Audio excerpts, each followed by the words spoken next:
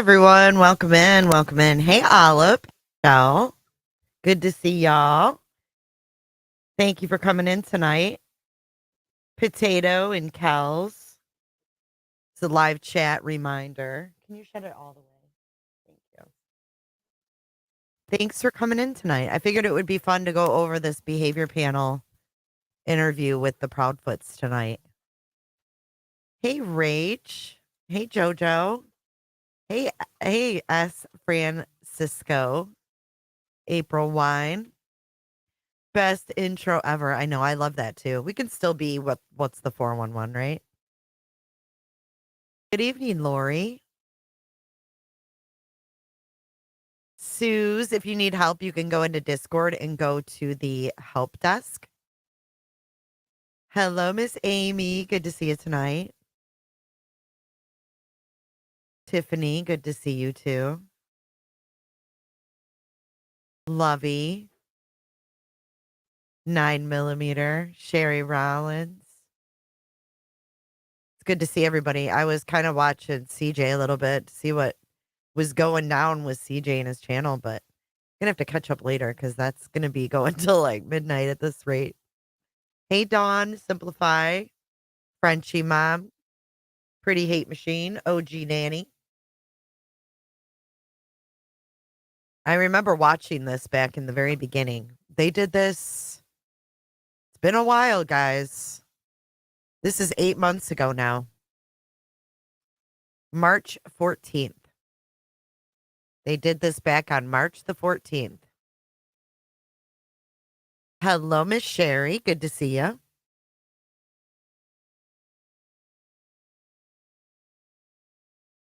Autism Mom is our Miss Sherry.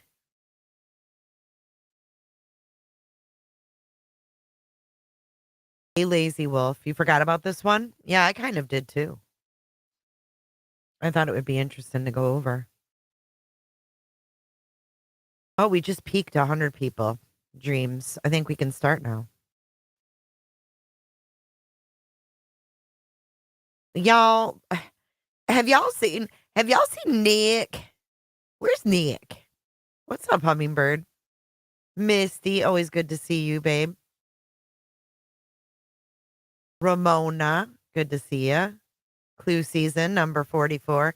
If you guys could hit that like button, that'd be great. It's a free way to support and get this video out into the algorithms. Potato says, just to give a pre-warning. I will probably fall asleep. Wait, where'd it go?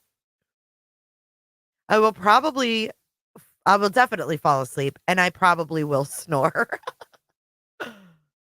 Y'all are gonna, I'm gonna be wheezing. I don't know where Hong is.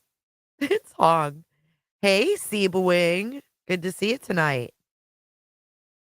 Oh, calling Miss A. I'm calling Miss A. I'm calling Mr. E. I love how she calls her Missy instead of Mrs. E. Happy Beach. It's not me, it's the dog. It's not me snoring. If you hear snoring, it's my son. But I'm gonna be wheezing. Hold on. Hold on, guys.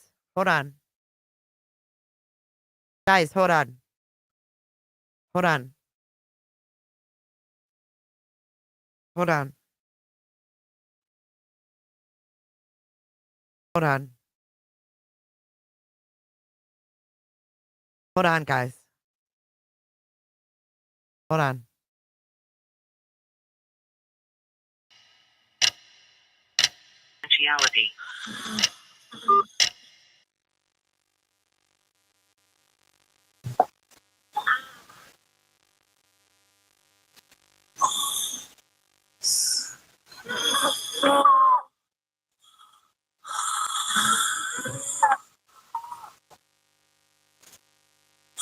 Yeah, I'm good. I'm okay.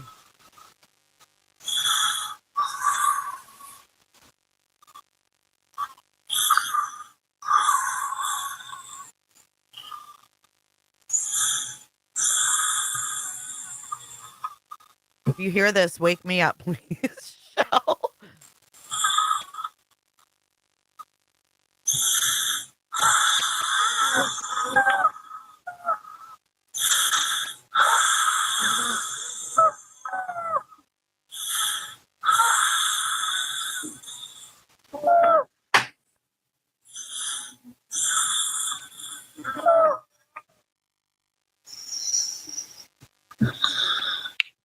bicycle. And she gone. It is scary, Amy, for real. It's very concerning.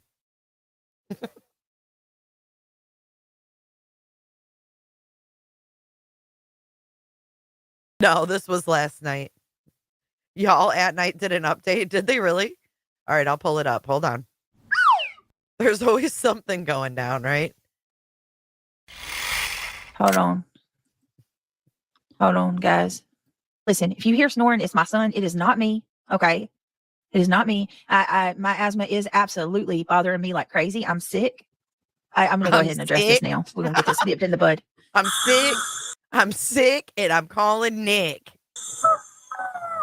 He's snoring like a mofo right now. You clearly hear me talking. I'm awake, okay? My asthma is bothering me, so you're probably going to hear wheezing. I apologize. I'm sick. Me and Christian both have something, and I'm heavily congested, trying to do the best I can. I took a puff off my inhaler, but my son is currently sawing some damn logs behind me as well. So with that being said, I apologize in advance. I am not going to sleep. You probably will hear snoring simply because it's pretty loud right now. I'm surprised you don't probably hear it. Will. And yeah, there's that. Any questions? I will gladly answer. Yeah, I just need to get that out because I know people are just waiting for that, and I figured I'd go ahead and address it now. Britt, I want to say something. Okay. I don't usually get upset, but I have to tell everyone, and I don't know if it was trolls or the people that were gifted membership that don't normally come here, but you have to have respect for Brittany if you're here and you love her.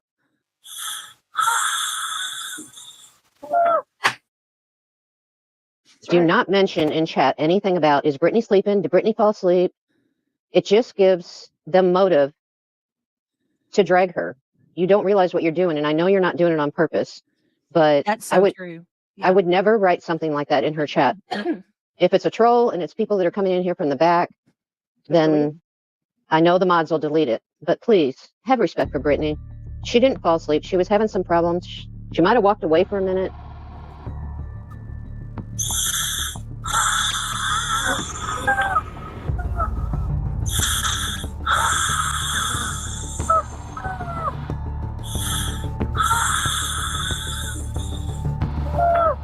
It's so true. I mean, listen, Nana's even saying it. If Nana can see it, like if you guys are like, you know, if you genuinely want to know that, email me and ask me, did you fall asleep? Like, don't ask in the chat, because they run in and they grab that and they say, look, she's going off on her people for saying she's asleep. Like, what are you, the sleep police? My God, please stop, please. You know what's so crazy about it? Like, it really is getting old. It really is getting old. I think they're trying to make me not want to go live at night, honestly. It's not getting old. It's disrespectful, and I'm sorry. I'm mad about this, but I was very, very upset when I Nana saw says it's not getting old. And I didn't know who it was. I didn't look. It didn't matter to me. I just don't like it. Yeah, me either. Yeah, crazy, huh? Here's the at night update, which is weird. Why do they have to post all at once? They post 3 different things. If you have any information, they say in this one. See, I'm sick of their bullshit too. 11 minutes ago. And then this one, this flyer, like, who's going to read all that? Who's going to read that? Look at how wordy this is. It's all chat GPT and shit. I'm really getting tired of this. Look at this. Breaking. These are all 11 minutes ago. And if they think I'm going to read all this, they're out of their fucking mind. Emergence and initial movement. 6:22. Surveillance captures green hoodie emerging from the shrubbery or the bushes. She is seen. Now it's a fucking girl in the green hoodie. She is seen moving cautiously between Mrs. Proudfoot's parked vehicle and an adjacent car. Now this is a woman? Dude, smoke them if you got them. Now hoodie person is a female. This is their news. Interaction outside the establishment. 6:23 p.m. Outside, Green Hoodie initiates a brief hand-to-hand interaction with Mrs. Proudfoot near their car. The exchange appears deliberate, but happens quickly, making the exact nature of the interaction unclear. Green Hoodie maintains a calm demeanor and does not appear hurried or agitated. Following the interaction, Green Hoodie enters the location with her hood down, making her face clearly visible. Are they trying to get people to go after Miss Proudfoot now? Or I mean Miss Bowersocks?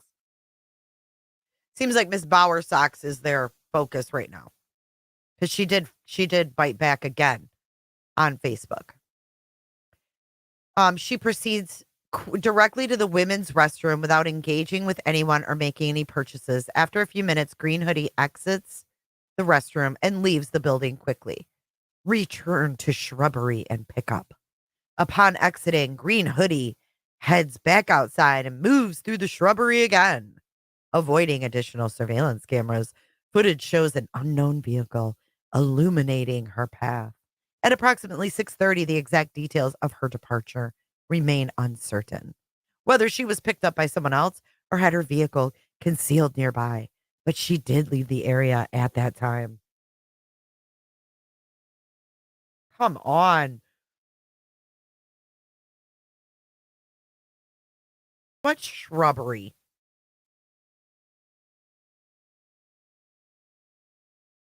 Continued, it says. Okay, now look, you scroll up and there it is again.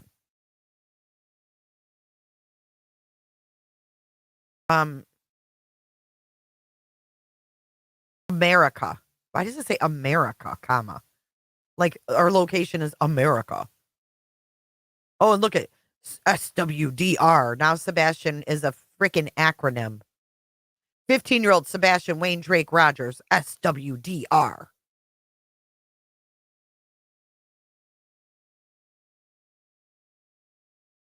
Based on information gathered from interviews and witness accounts, it's highly likely that Sebastian is no longer in Tennessee. However, all indications suggest he's still alive. Dog's sources have no knowledge of this woman before or after the unsettling encounter that transpired on that fateful night. Then they have this shit again. Return to shrubbery and pick up. At approximately 6:30 p.m., Green Hoodie either enters this vehicle and is picked up, or she walks to a vehicle of her own, which may have been parked out of view in the adjacent parking lot of the nearby shopping center. Now we're going to a nearby shopping center. The shopping center includes businesses such as Vanderbilt Pediatric Ophthalmology, Hendersonville, making it a plausible area for discreet parking to avoid detection.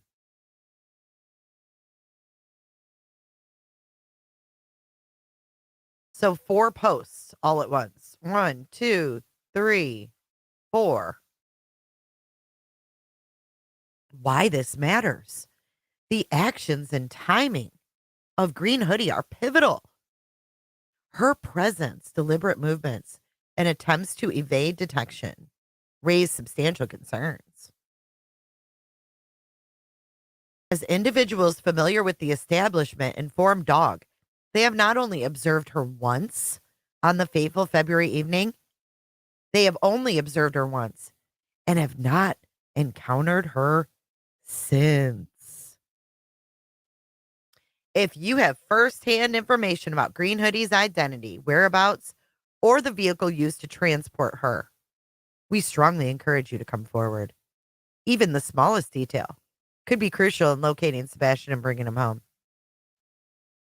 If you're the Green Hoodie, you can contact Dog's team directly. What's up, Gray Pearl? Hey, Christina. Hey, Lauren. Hey, if I missed you. Hey, Crimes. Yeah, what a bunch of shit. Look at this. Gender, female. Approximate age, 40 to mid-50s. Height, 5'5" to 5'7". Build, average to slightly stocky build. Hair, light to medium, brown or dirty blonde, short, slightly wavy, and somewhat unkempt. Okay. Okay.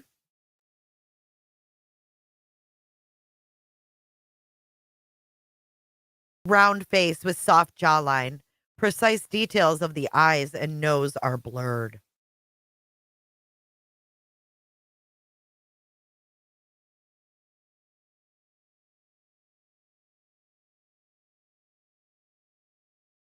Clothing, olive green hoodie with large white or off-white text graphics across the chest.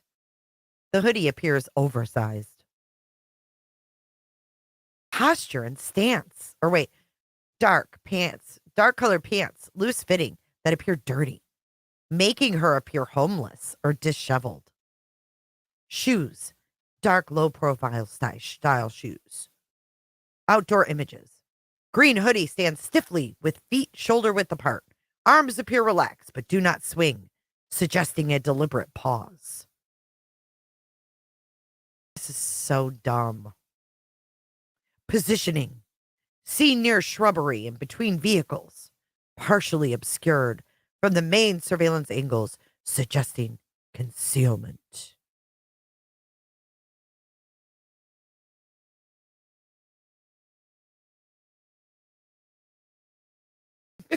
It's so dumb.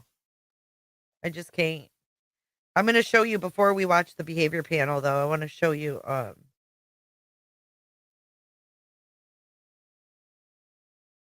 what Miss Bowersox said today.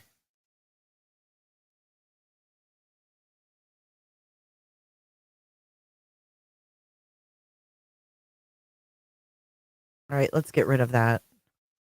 I can't read any more of that nonsense. It's literally Chat GPT.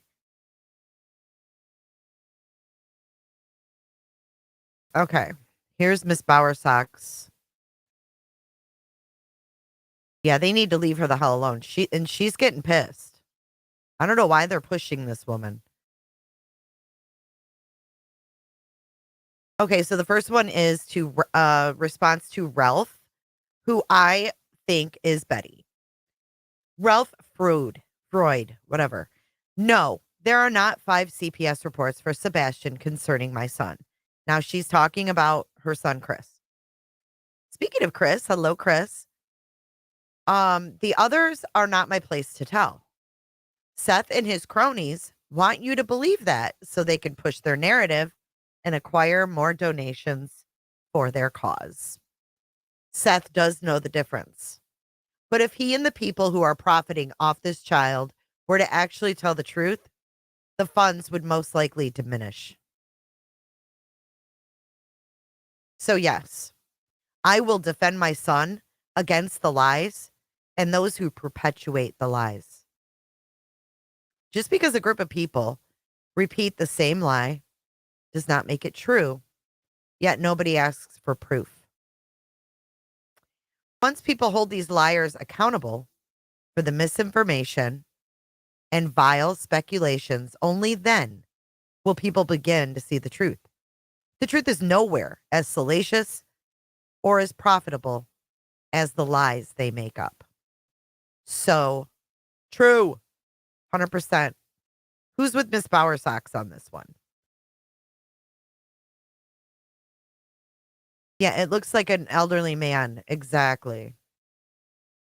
Hey, Michael. Someone turned nothing into something with those Texas Roadhouse videos and pictures. What's up, Queen Bee? Queen Bee's in the house. Queen Bee's in the house. I was so glad that you played that Seth and Pascal thing. I was like, oh my God. It was perfect timing.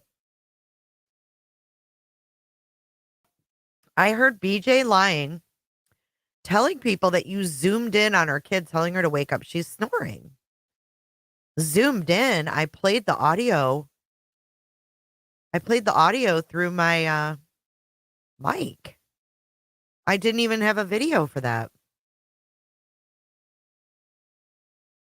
Hey, what's up, Cramit?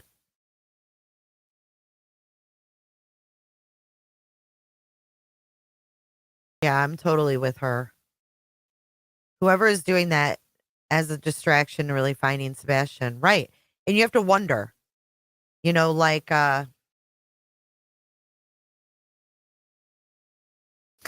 Brendan, are you writing a book? J for Justice Crime Investigations joking. Sounded like with all those words. I know, right? It's totally Chat GPT. Yeah, her kid wasn't on camera. I didn't even have a video of it. I just played the audio. So she can fuck directly off. Oh, dog posted too? I thought it was all the same. I thought it was all the same.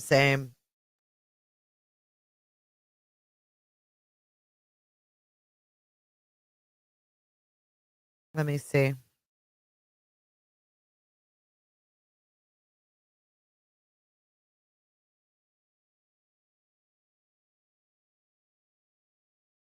Oh my God. Okay, it gets dumber. Let's read this other post and then we'll read dogs. Okay. This other one, Kathy says, Claire Duke, you are absolutely correct. Cram it. Thanks for becoming a cooter. Claire Duke, you are absolutely correct. I don't need to buy favors with God. As far as Nina Gomez is concerned, she is great at lying and manipulating people. Ask her if she would like me to publish every text message and videos, especially the one from the Albuquerque Police Department body cam of the officer that went with me to pick up my granddaughter. FOIA anyone? FOIA anyone? Let me repeat that. Ask her if she would like me to publish every text message and videos, especially the one from the Albuquerque Police Department body cam of the officer that went with me to pick up my granddaughter. I am sure she would be proud of the fact she finally handed over an infant with a wet diaper. No additional diapers, clothes, or bottles. In case you don't know that Nina Gomez is a liar and will say anything to get what she wants. That is a fact. And yes, I do have proof. Nobody would ever throw my granddaughter in my presence. You can believe the lies because God gives each of us free will. Hopefully one day you will see the actual truth. And for your sake, I hope that you will acknowledge your actions. Bing bong, Miss Proudfoot. Miss Bower Socks. We have Nash Native just became a cooter. And Cram It. Welcome to the Cooter Club. Come on in and close your legs. Hey, Beware Marching Band. Hey, Tricks. They flew there to pick up the child and she sent nothing with the child to be bitter, probably. If that happened, right? Crazy town. This whole thing, all these dynamics are fucked. All right, here's Dwayne Chapman. Let's go over here.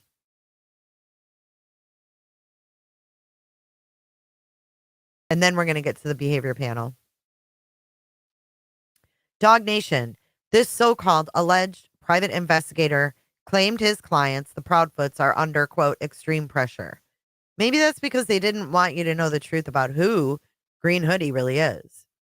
They said it was an elderly man, but guess what? It's a woman. Does they mean 3 to 4 people involved on top of several other felonies which carry life sentences? Are they also afraid of conspiracy charges? Last chance. Reward, $250K. Call the dog or Sumner Sheriff. Now it's not 255. Da, da, da.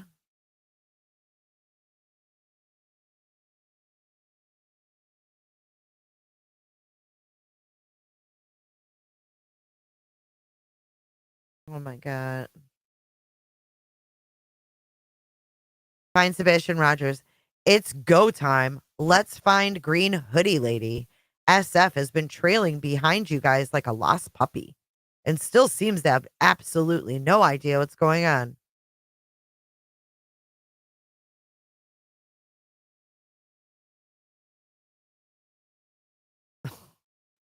Weird. Just plain weird. I don't know about you guys, but I think that's a bunch of shit. Robat is in the house. Uh-oh. Something just fell. Can you guys hear me? Hey, Facts and Truth. Nicole G, good to see ya. Andy said, I stand with Kathy Bowersox. It's about time something is said about these morons. I agree.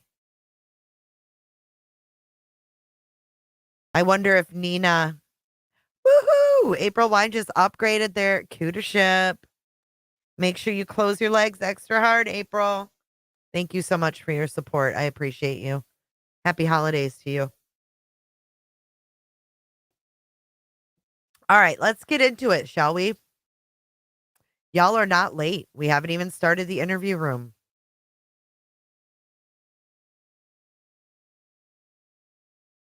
Yeah, what's new, Crimes? They keep doing it. Hey, Tebow. How can the haircut change from the outside to the inside photo? Good question. Good question. Right. It took them this long to figure out, oh, it's not a guy, it's a girl. They're making a lot of leeway. What's up, Mystic? What's up, jammers? All right, let's do this, sweet crazy. Here we go. Again, this is back from mid-March. The behavior panel. Parents of a little fella named Sebastian Rogers. Greg, why don't you tell us about the videos we're going to watch? Yeah, so Sebastian Rogers is a 15-year-old missing teen who is somewhere on the autism spectrum. We'll give me a 1 in chat if it's loud enough for you guys. Learn that from the parents as they talk about it. He was last seen on February 26th. He left the house with no shoes, took a flashlight only. When we say left, we don't know how or when or with who or if with who. So we're going to watch this video and work through it. This investigation, this has now become an investigation. It was a massive search for several days. Hey, and we're going to look at the parents' first interview on 7 March of 2024. So first, just express, I can't even imagine as a parent what you two are going through. How would you describe the situation right now? How are you coping? We're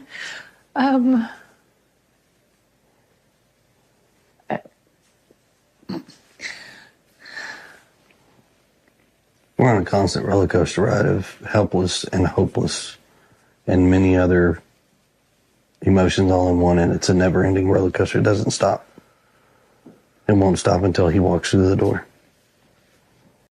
You know, you have to stop and ask yourself, who's running this clown show?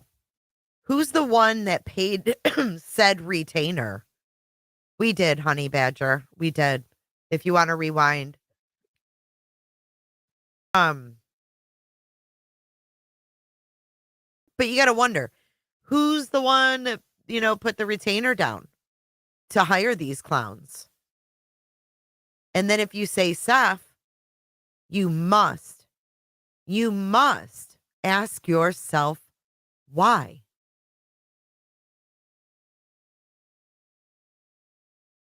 You must ask yourself why. Why would someone hire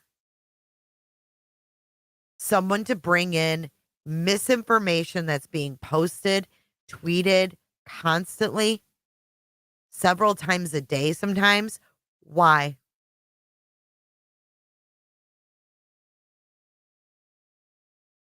There's no reason, if that boy ran away, that Seth would need to do that. Give me one good reason that Seth would need to do that if his son ran away.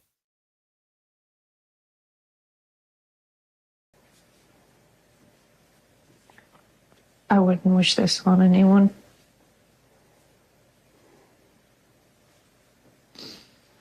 Not anyone.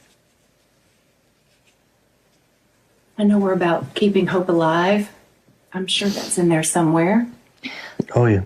He's gonna Always. come home. He's going to walk through that door. And the street will be flooded again with family and relatives all waiting to hug and love him. And That boy's gonna have more friends than he knows what to do with when he comes home. so, All right, Greg, what do you got?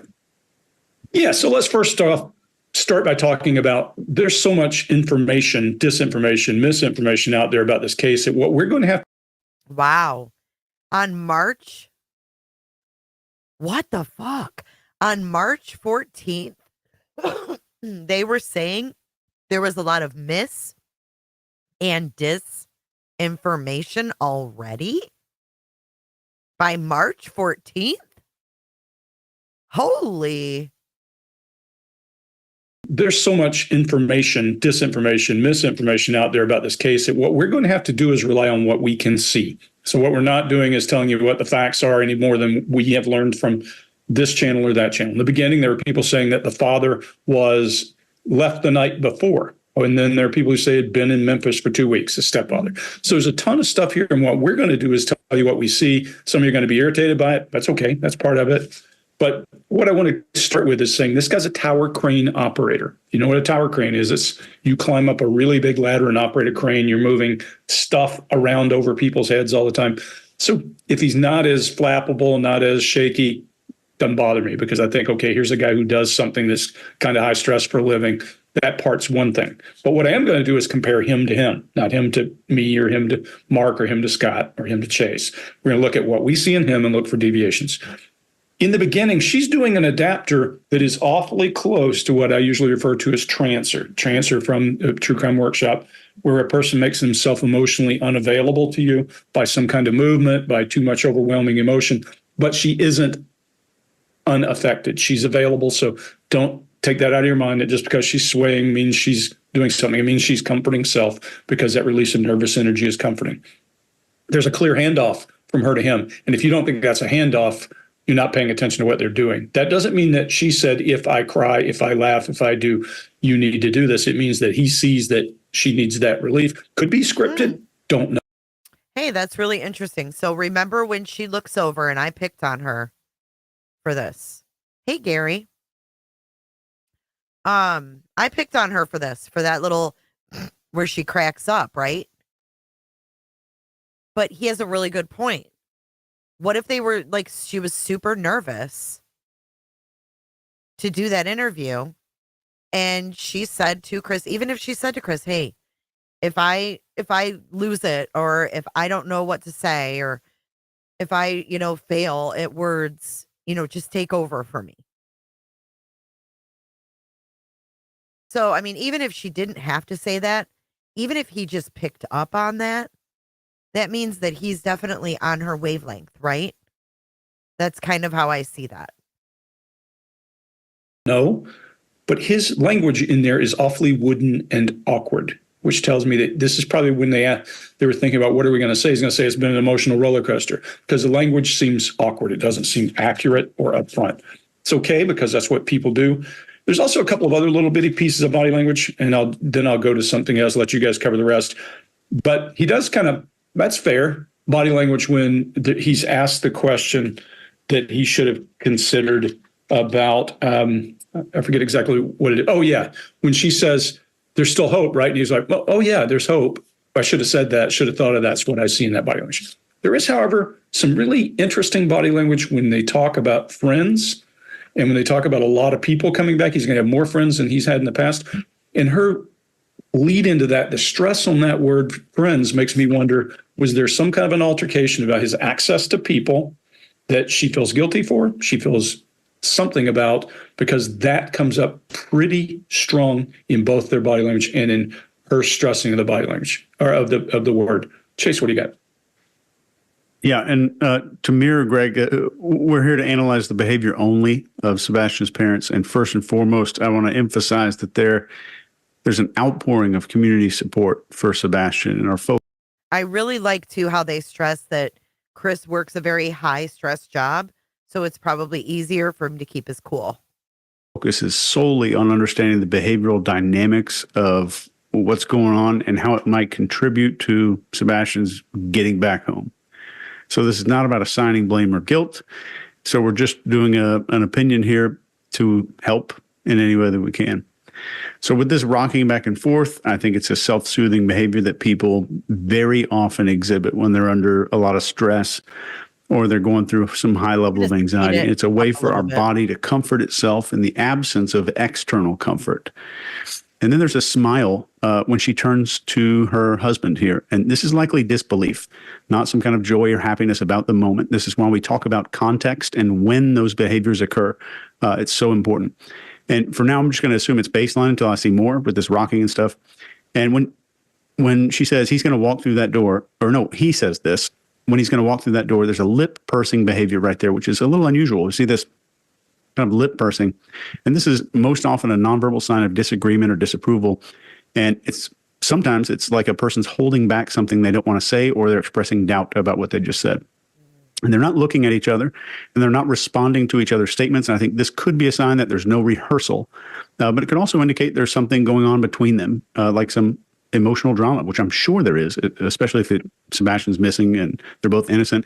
And in the videos we've seen like this one, where we do know the outcome, this behavior is more common in people who are innocent, but there could be more to see here. And I think the single behavior doesn't spell anything definitive.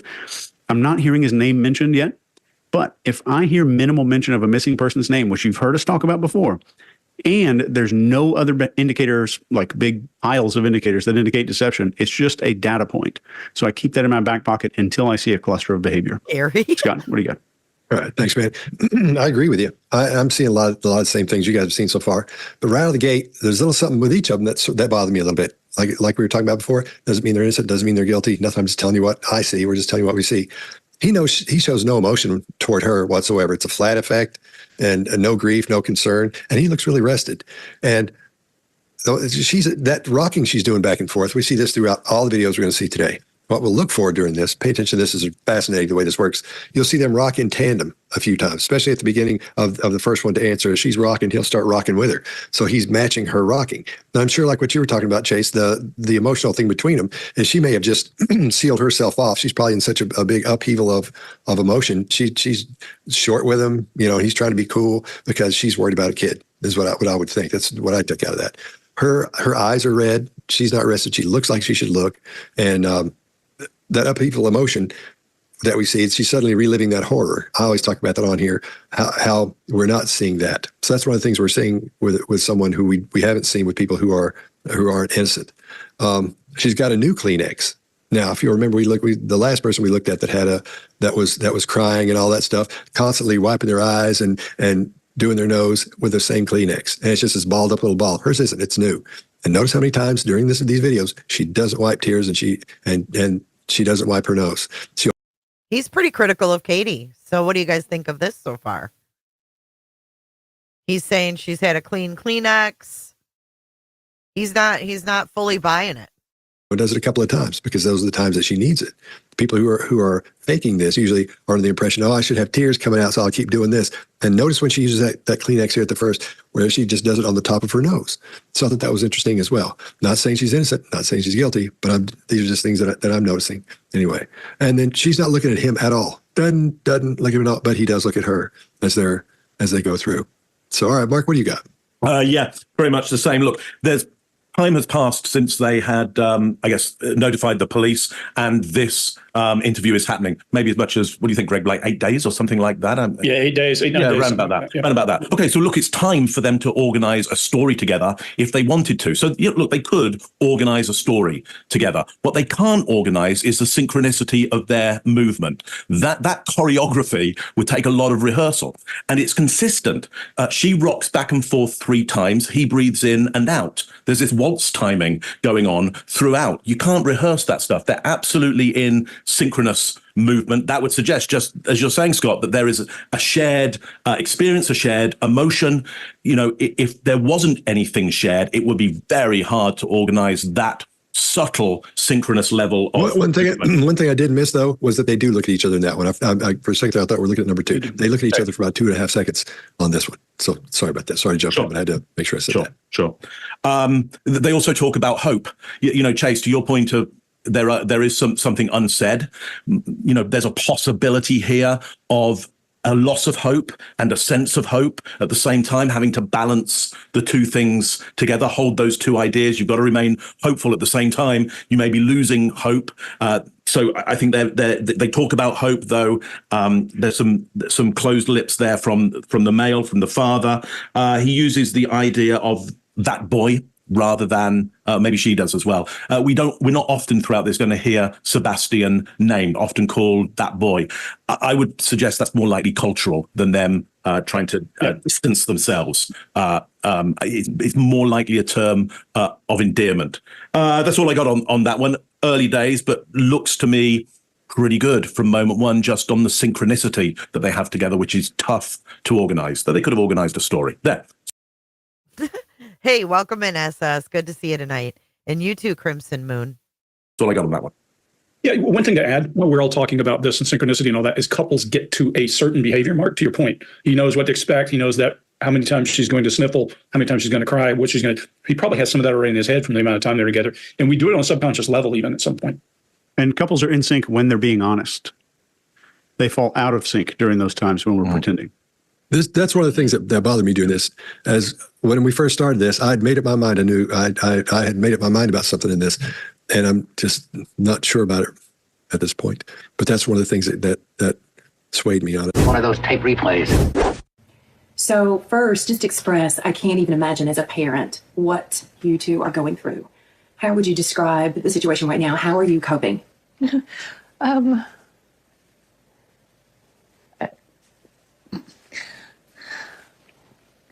We're on a constant roller coaster ride of helpless and hopeless and many other emotions all in one, and it's a never-ending roller coaster. It doesn't stop. It won't stop until he walks through the door. I wouldn't wish this on anyone.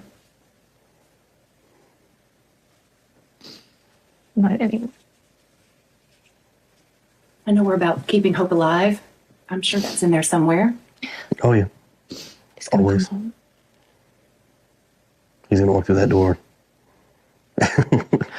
And the street will be flooded again with family and relatives all waiting to hug and love him. And That boy's gonna have more friends than he knows what to do with when he comes home. So here we are, 8 days now searching for him. Walk us through that Sunday night that he went missing. So walk us through, we've got so many people who really want to know, okay, how did this happen? So kind of just walk us through that night. We were out and about that day. We were having a really good weekend. We got home. Everything was pretty normal. He was playing in his room. When I told him to go to bed, he did. He said, "Good night, Mom. I love you." Said goodnight to his puppies. A little bit later, I wound up going to bed, and when I woke him up for school, he wasn't there. So in your mind, that's usually around what time? When do you normally wake up? Around 6 o'clock? So were you instantly thinking something's wrong, or were you like, he may just be in the shower? I took a second and walked through the house looking for him in case he'd gotten up and was trying to get breakfast or something, because he did that sometimes. About 3 minutes in, give or take, I was on the phone with my husband. I said, "I can't find him." He said, "What do you mean you can't find him?" I said, "He's not in the house."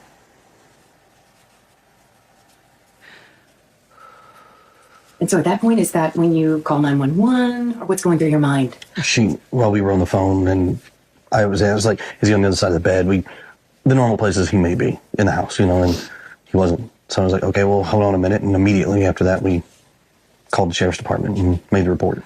I ran all over the house, outside, inside. I looked in every closet. Within minutes, they were here. They responded within minutes, and here we go. All right, Chase, what do you got? There's one line in here that got to me when I was watching it, and it's when I woke him up for school, he wasn't there. Reminds me of a sheriff in Texas who said, "It'll kill you big enough to die."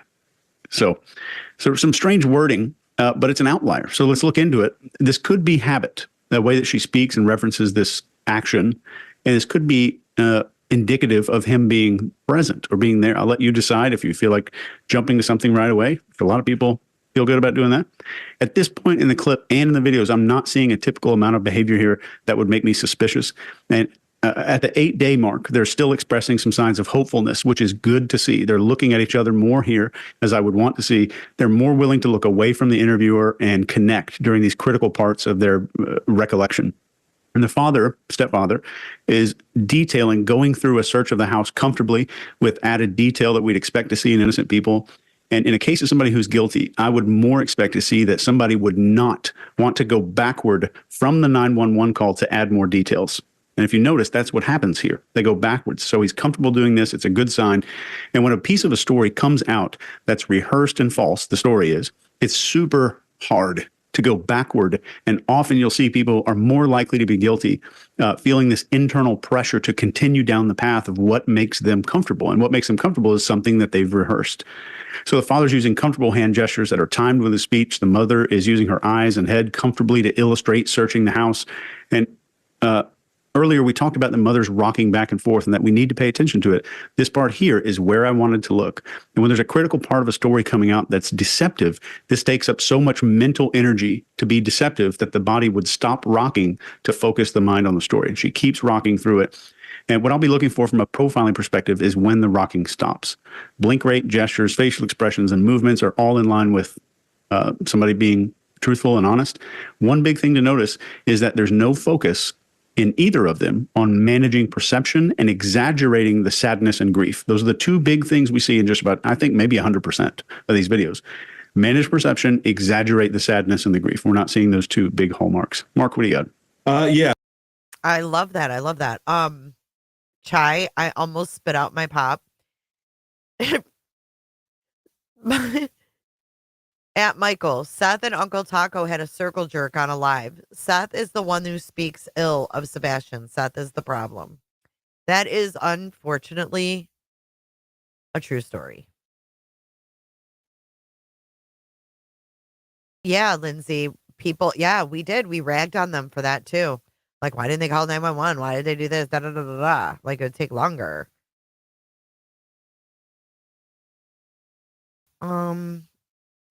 Michelle, if they're attacking the Proudfoots too, I'm out of here. I'm too emotional about this, but I am what I am. No, they're not attacking. They're very fair. Andy, that is terrifying. All I've seen is everything about the drones tonight. You heard it here voiced. You heard it here voiced. When I asked him to go to bed, he did, and there's a little bit of an exhale of laughter around that.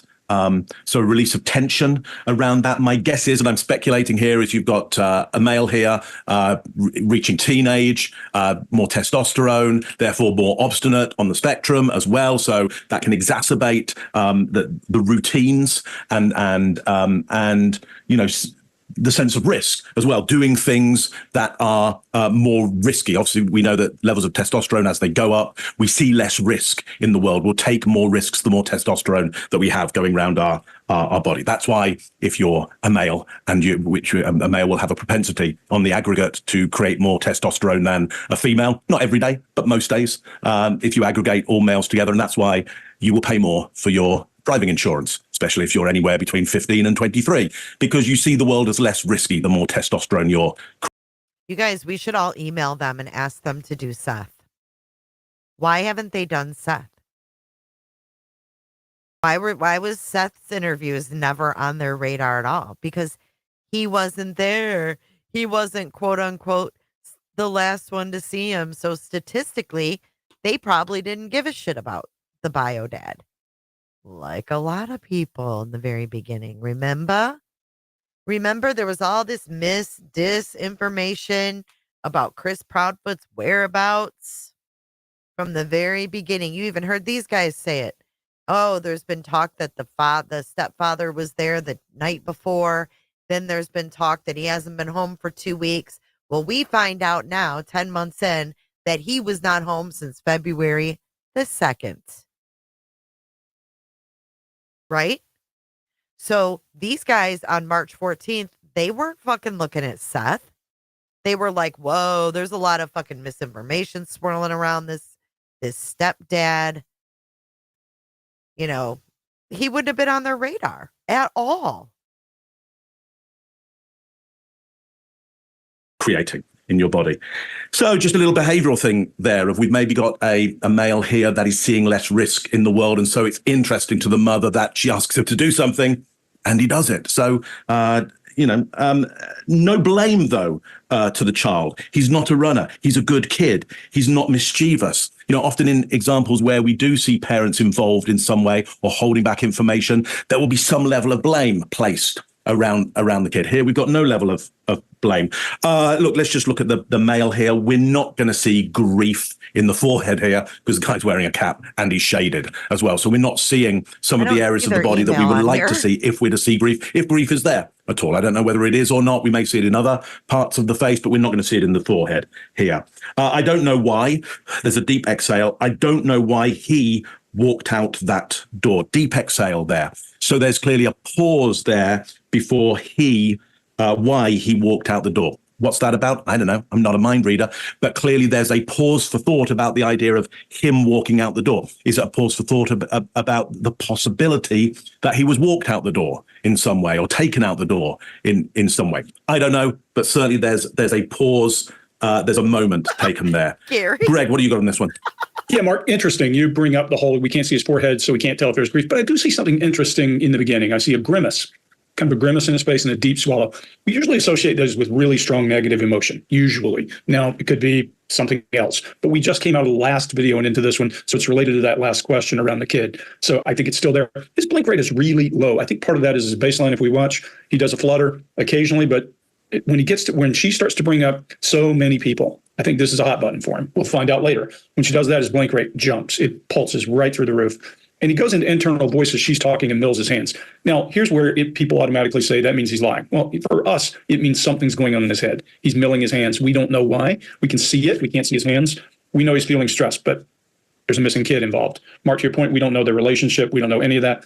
One interesting and odd part of body language to me that does occur. She says, we had a really good weekend. And he's down to his left in internal thought and disengaged with his eyes. And then he raises his head and nods yes. Well, if he's not home, how does he know what that was? Or is he just supporting her is the question. So we'll look for a pattern of that, looking for where he's trying to endorse something versus just supporting what she's saying. We really can't tell. And I agree with you, Mark, when the mother laughs about he did go to bed, he's been defiant. Clearly, you can tell that. And here's an interesting one. I've tried to find out. Okay. So they picked up on that, if she says to go to bed, he probably doesn't a lot of the times. So that's why, I told him to go to bed and he did. And she kind of chuckles. And maybe she's a little kind of taken back too that, how she said, I'd understand if we'd been fighting.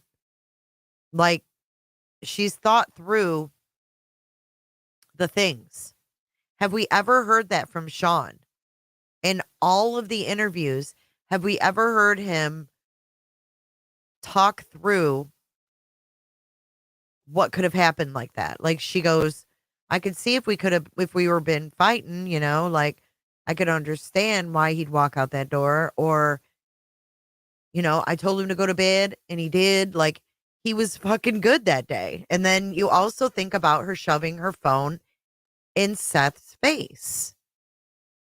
We had a good day. He was happy. Like nothing was wrong is the feeling that I'm getting.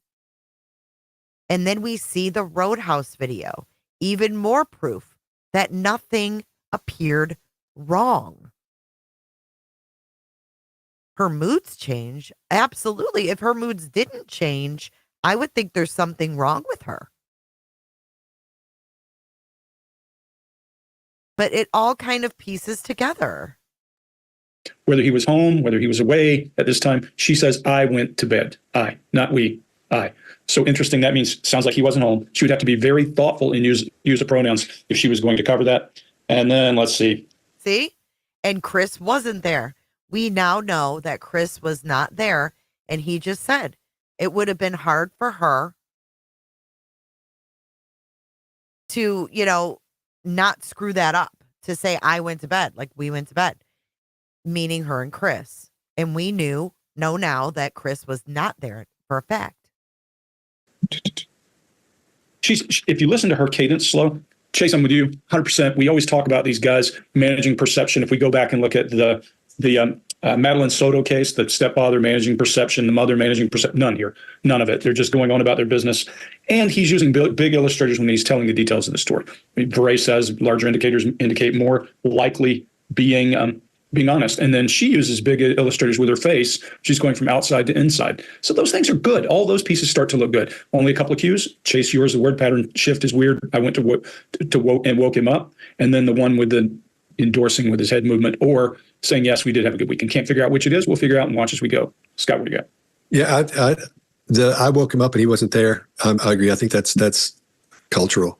Because people talk like that, and I'm from there, not Hendersonville, but from the South in this area, and spent many years, in that area. Know a lot of people in Hendersonville. That's the way they talk, and so I wouldn't think there's much to that. Maybe, I don't know, but that's the way I'm looking at it. What bothers me about this is he said we called 911, and then when the sheriff's department showed up, he said they showed up within minutes and here we go. So it's this lateral logic thing where you're presented with some facts and you assume the dad is home during that, like when all that's happening, where he couldn't possibly be home if she just found out and called him and then he came, and then when he was in, where was he? We found out in Memphis, Georgia? Yeah, but Memphis. But let's also realize just because this is a thing we deal with all the time. If that were the case, Wendy Adelson. Well, we know that they were on a 3-way call. We know now that they were on a 3-way call. And that whole thing would not be an issue. You don't have to have proximity to have involvement. So, yeah, I think it's fair to still look at him as if, right? Yeah. So it still makes me wonder, when I first started this, I was under the impression he was at home that night and then went to Memphis that morning. So I figured maybe he's... See, they had misinformation. Where did they get this information from? I would love to freaking know.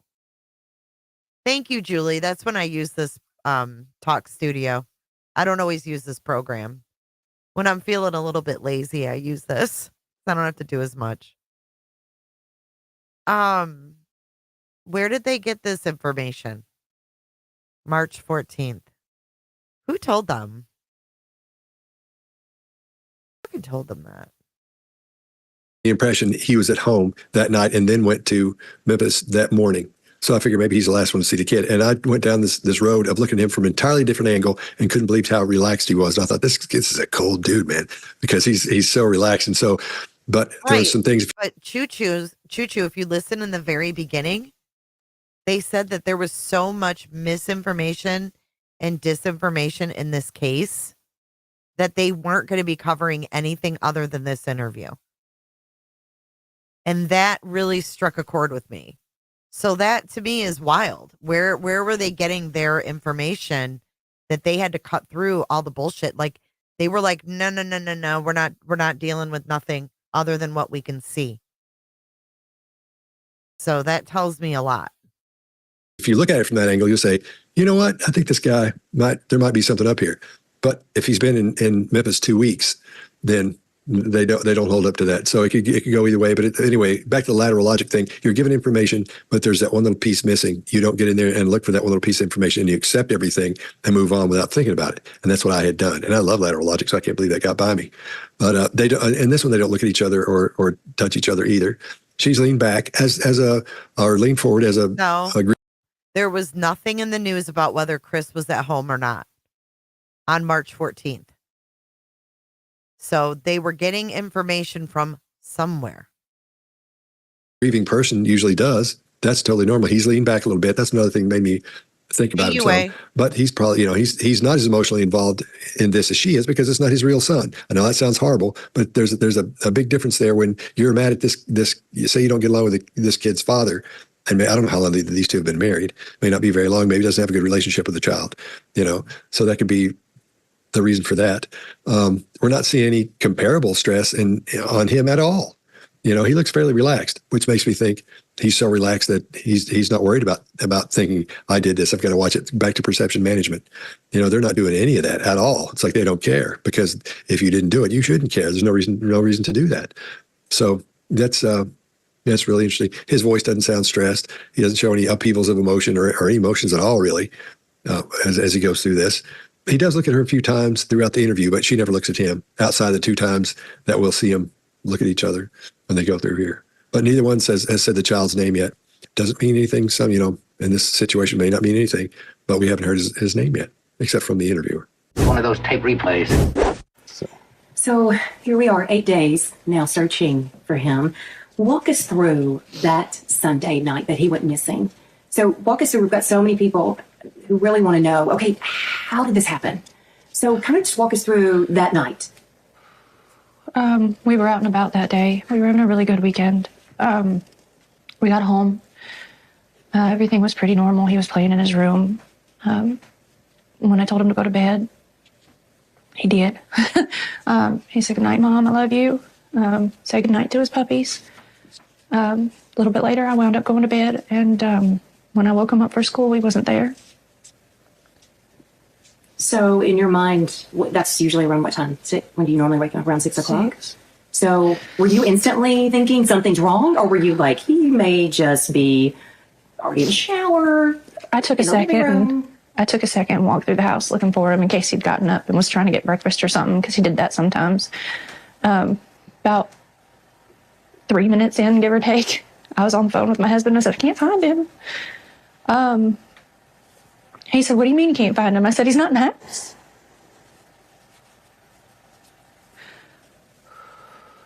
And so at that point, is that when you call 911, or what's going through your mind?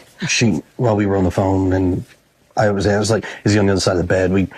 The normal places he may be in the house, and he wasn't. So I was like, "Okay, well, hold on a minute." And immediately after that, we called the sheriff's department and made a report. I ran all over the house, outside, inside. I looked in every closet. Within minutes, they were here. They responded within minutes, and here we go. So you said you were on the phone with her, so Yes, you were not home. No, ma'am. Okay. I was at work. I'm a tower crane operator, and I was working in Memphis at the St. Jude Project. So it's, I have an earpiece in that talks to my phone. I have another earpiece in that does the radios. So when she was talking to me, I was like, "What?" I was confused. We talked about where he could possibly be, and then we went from there and led to calling the cops, and here we are now. And within minutes, they're there at the home. Yes, ma'am. It was rapid fire. They had cars. They had cars from here down to the main road, as far as I could tell. So what's going through both of your minds? I mean, are we panicking? Is it this, "Oh, I think he's probably at a neighbor's house," or what are you thinking? My son doesn't run. He's not a runner. He's never run away before.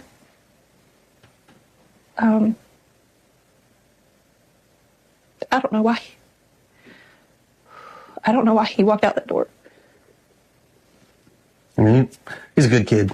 He's not a mischievous child by any means.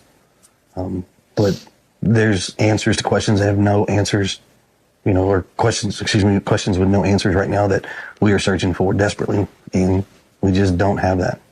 Chase, what do you got? One thing I would really expect to see with these questions that are being asked is what we call target locking behavior. And this kind of pairs in with something called confirmation glance. And this one behavior I've seen in somebody who's guilty every time they have this behavior. And it's Listen, Michael McAllister, you want to know why she probably fucking left? Dude, do you even know that Terry Lynn, Terlin's Ken, was talking about the layout of Katie and Chris's house within days of Sebastian disappearing when she was home by herself? Do you know how fucking creepy that would feel?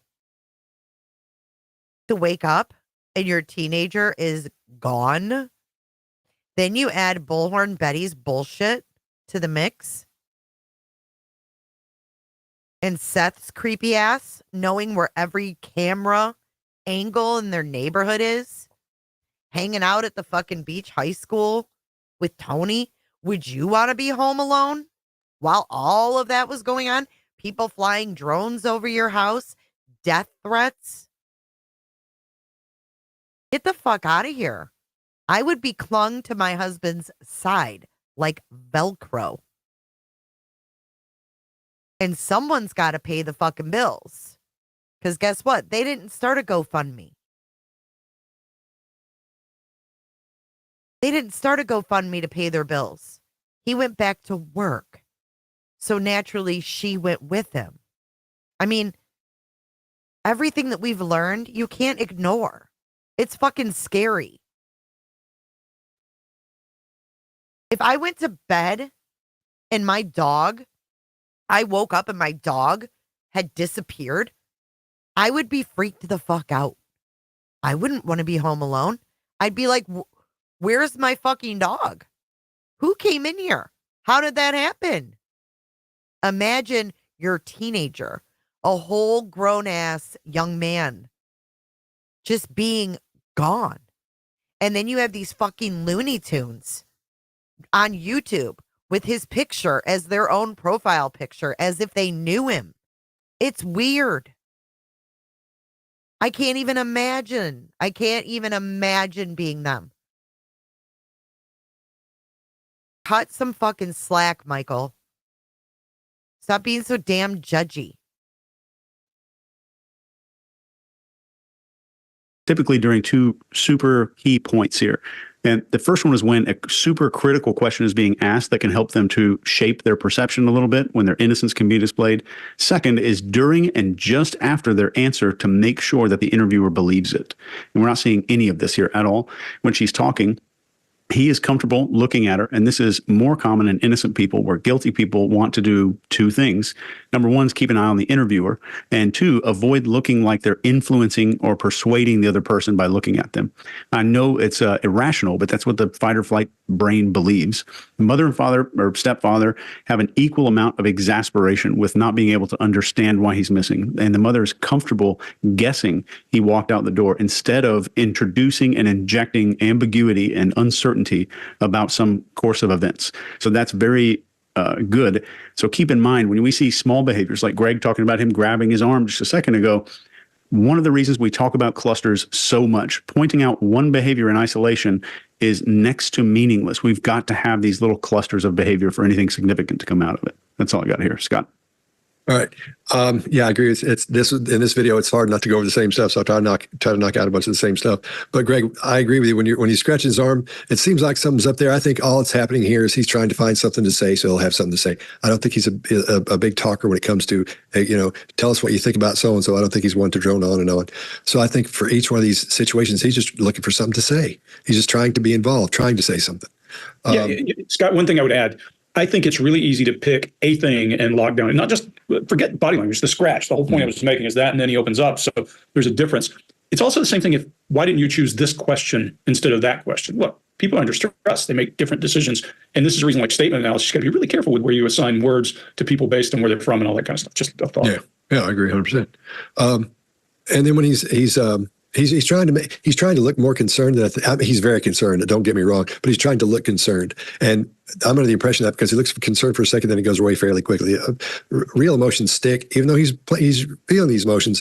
He's not deep in it like his wife. And my father always said, if in a marriage, if one of you is in the ditch, in other words, one of them is down, so got a lot of stuff going on, you can't get in the ditch with him, or you'll both be in the ditch. So Yep, I think that's exactly how Chris views their situation in their marriage.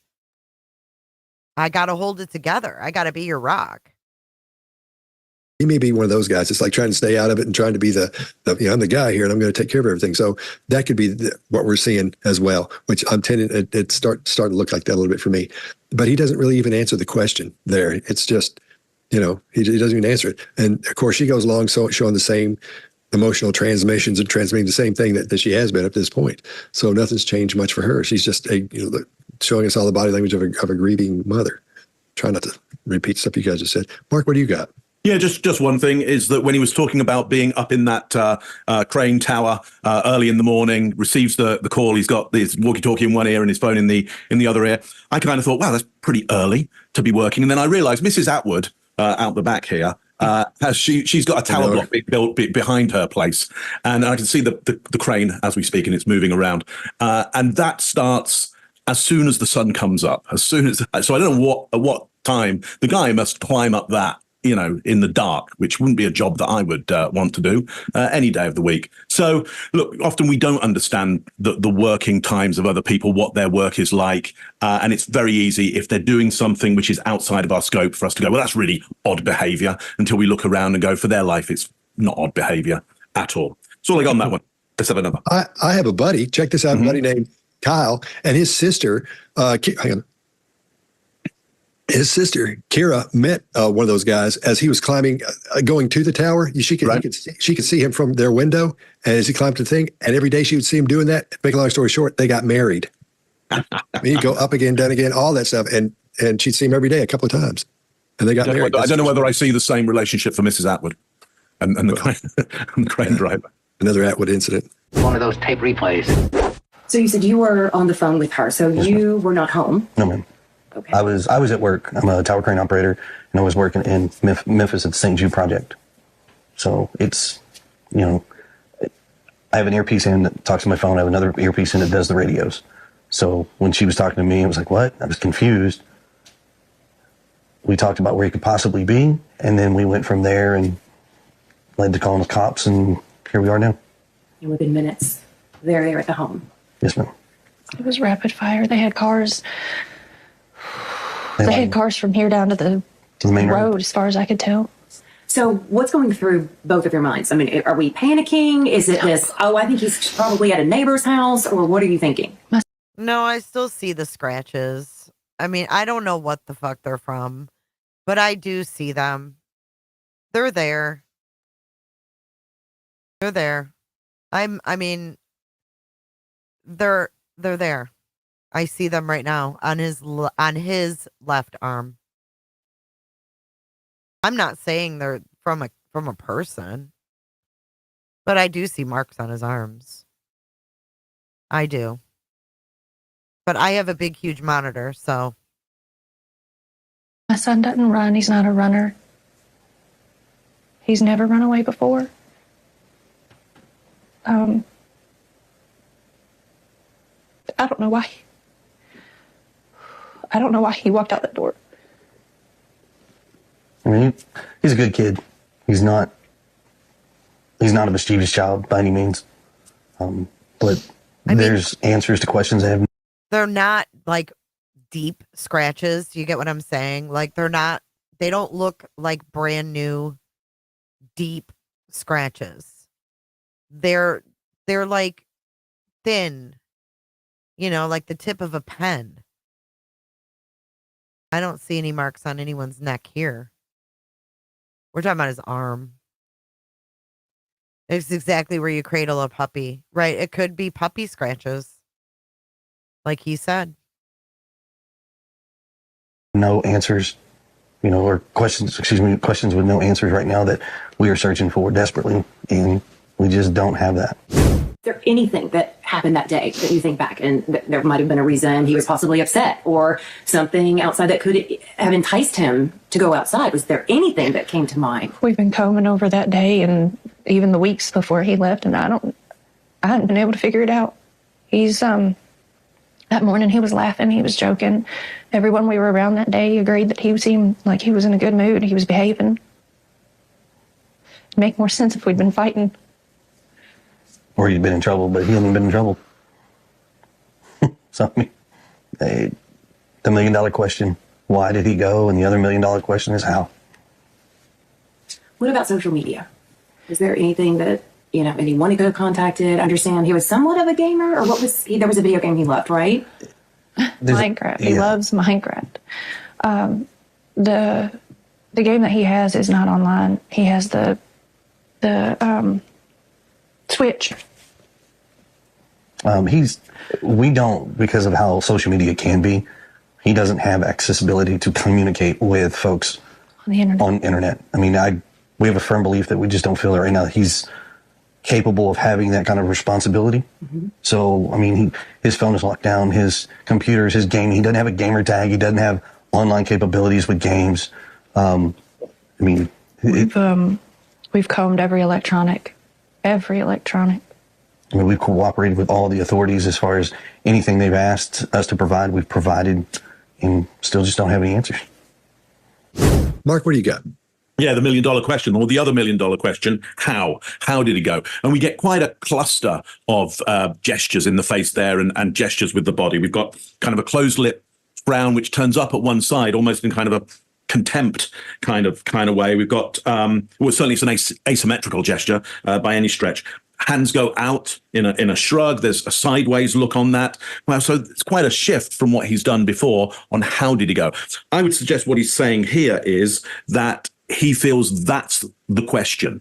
How did he get out there? That's key. And I guess at this point, it's moving from a search to an investigation. And so I guess he's putting the stress on this. The how needs to be investigated, not the where is he? Where is he? They don't know where. They haven't found him at this point. We now need to go back and work out how did he leave? And it's maybe, I would suggest the stepfather is saying he didn't leave potentially on his own, or that's a possibility that needs to be looked at. If somebody's to think he's guilty of something, that's an interesting place to go. If you're guilty, to go, let's investigate this, let's work out how he left, to put stress on that. If I were guilty of something happening in that house, I'd want people to be looking out, not in for stuff. Greg, what do you got on this one? Yeah, I agree with you, Mark. There's a whole lot of adapting, and when they're asking him any reason, he's feeling awkward, you can tell. But this guy also, if we pay attention to him, most of his eye movement, the entire thing, is going to be down left, where we think of that as internal voice, as he's digesting questions and how things are behaving. I don't think it means he's calculating and doing all that. He's now moving, and he's got a heavy internal voice, and his respiration's up. I think this is the crux of the matter. What happened to this kid? Where did he go? I think some of what you see in that kind of contempt or twisted face is when they call him a gamer. I think he's thinking, that might be a stretch. He plays a game and he does this. He doesn't have a tag. What would be interesting for me is we all know that people who are on the spectrum, those especially who are really profoundly affected, often can be very good at remembering exact things. I would check the father. He's used the word he has no gaming tag. Father may have his own accounts. Kid may have ability to get into that, figure out how to make contact with people in a way that he doesn't understand. So I'd look at all that kind of stuff. But she's certain that this kid left. She appears to be certain. Now, we all know that when someone is missing, it's a lot easier to think that they left than they were abducted or somebody did something to them. So it's always a way of holding out hope. Chase, I agree with you earlier with his person. Well, what else would she think other than that he left? I mean, he's 15. I'm doing a poll, NH girl. What do you want the options to be?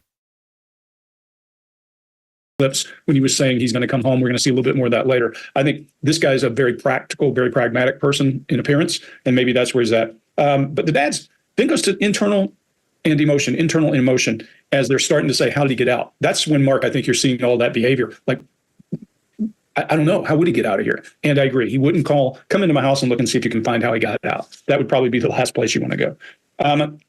When he does here's one thing that you shouldn't do. You shouldn't do when somebody says, hey, tell me whether you're innocent, and you say, we're cooperating with the police. That doesn't look good. It doesn't look good. And that's the one thing, one of the first things I saw about this in the beginning was a little clip from him on one of the news channels that says, we're cooperating with the police. That immediately gets your hackles up and you go, well, we better go check and find out what's going on with this guy. Scott, what do you got?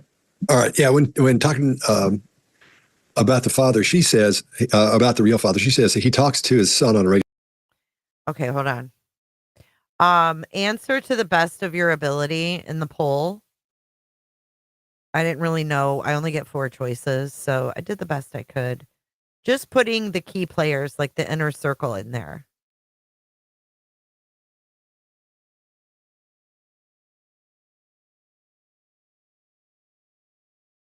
Cobalt blue. Wish you were not so biased. What does that mean? Me? How am I biased, Cobalt? Like the usual options, Proudfoots or Sean, or maybe some. Yeah, okay.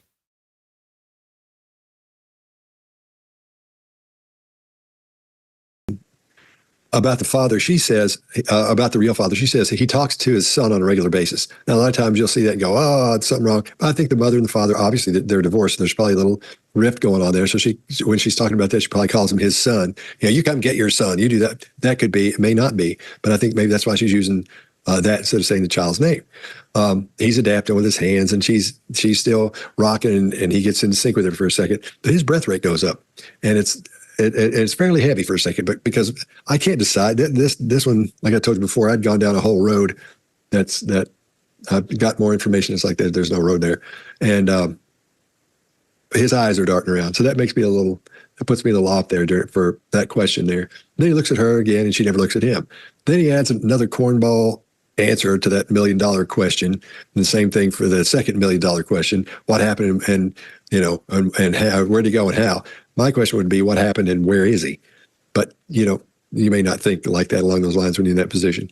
And like you were saying, where'd the question about cooperating with all the authorities come into play? Where do we hear that? He just threw that in there. I didn't see any place to even spark that as he went through. So maybe he's, I don't know, maybe he's worried about that. I can't really tell. But his so far his innocence has been in question here. So why would he add that? That makes me suspicious there. And then again, toward the end, they start sinking together as they're rocking. Chase, what do you got? Yeah, I agree. And when he says it make more sense if we had been fighting, this statement is really revealing. There's a good chance parents who are involved would be far less likely to bring up any mention of fighting or anything negative. They tend to default to pretending that everything was perfect. Nothing bad ever happens. The dad also mentions him being in trouble, which is also a good indicator that he's genuinely missing here because it's not trying to pretend to be perfect. There's a strong confirmation glance after the mother says the word switch, and she's looking over to him right at that moment when she's talking about the Nintendo machine. This is most likely to see if the reporter, or she looks to the reporter to see if the reporter knows even what that is, because it's probably still a foreign object to the mom. So she's making sure the reporter knows it. Then they're talking about not having the answers. This is common. They're not introducing finality, complexity, or ambiguity into the situation. There's a huge difference between being at a total loss for what happened and what we've seen in other videos where the parents speak in terms of the case being unsolvable, all resources have been exhausted, everything that could have been done has already been completed. This is very different than that. So their behavior overall is apathetic and sad and not concerned with displaying emotion and managing perception. Those are the two big things that are missing here. There's not a lot of display of emotion, deliberate display, and managing perception. And keep in mind that nothing we say means anybody's innocent. And in all of our videos, people tend to think we're analyzing people or the case, but we aren't. What we're telling you in every video is about the presence or lack of behaviors.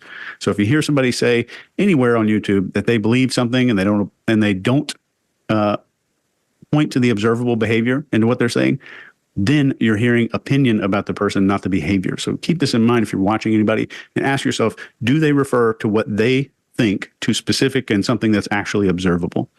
And y'all talking about him going into the how, I would say with him talking to police in 90% of these cases, if you find out the how, that usually leads to where. So that might be something he picked up from the detectives. Mark, what do you got? I've been. All right. I think we're all done. Yeah.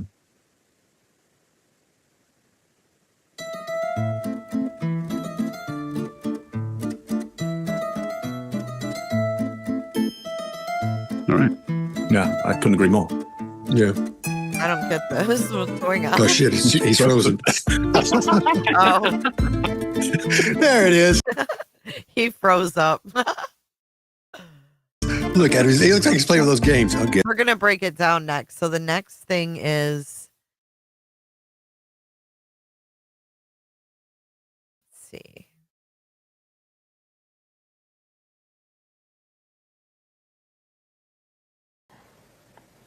So, the $1 million question, why did he go? And the other $1 million question is how.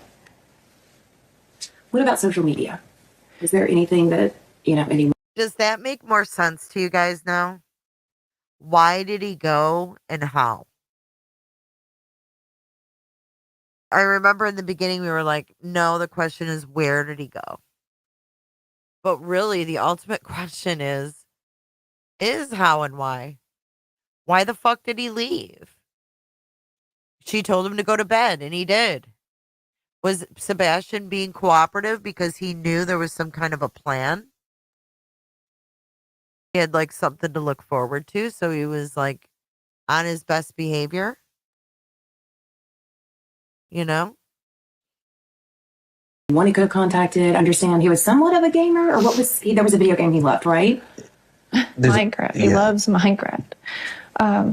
The game that he has is not online. He has the Switch. We don't, because of how social media can be, he doesn't have accessibility to communicate with folks on internet. I mean, we have a firm belief that we just don't feel that right now he's capable of having that kind of responsibility. So, I mean, his phone is locked down, his computers, his gaming. He doesn't have a gamer tag. He doesn't have online capabilities with games. I mean, we've combed every electronic.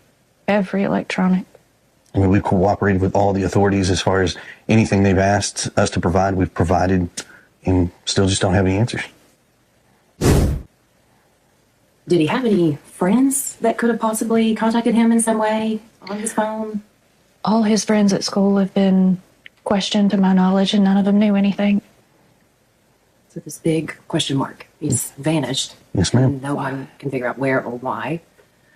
All right. So let's talk too about the relationship involved, because the biological father is very much involved in Sebastian's life as well. Yes, ma'am. Very much. Right? And how would you describe that relationship, the two of them and the four of you? It's relatively good. I mean, we talk regularly. He talks to his son on a regular basis, sees him on a regular basis.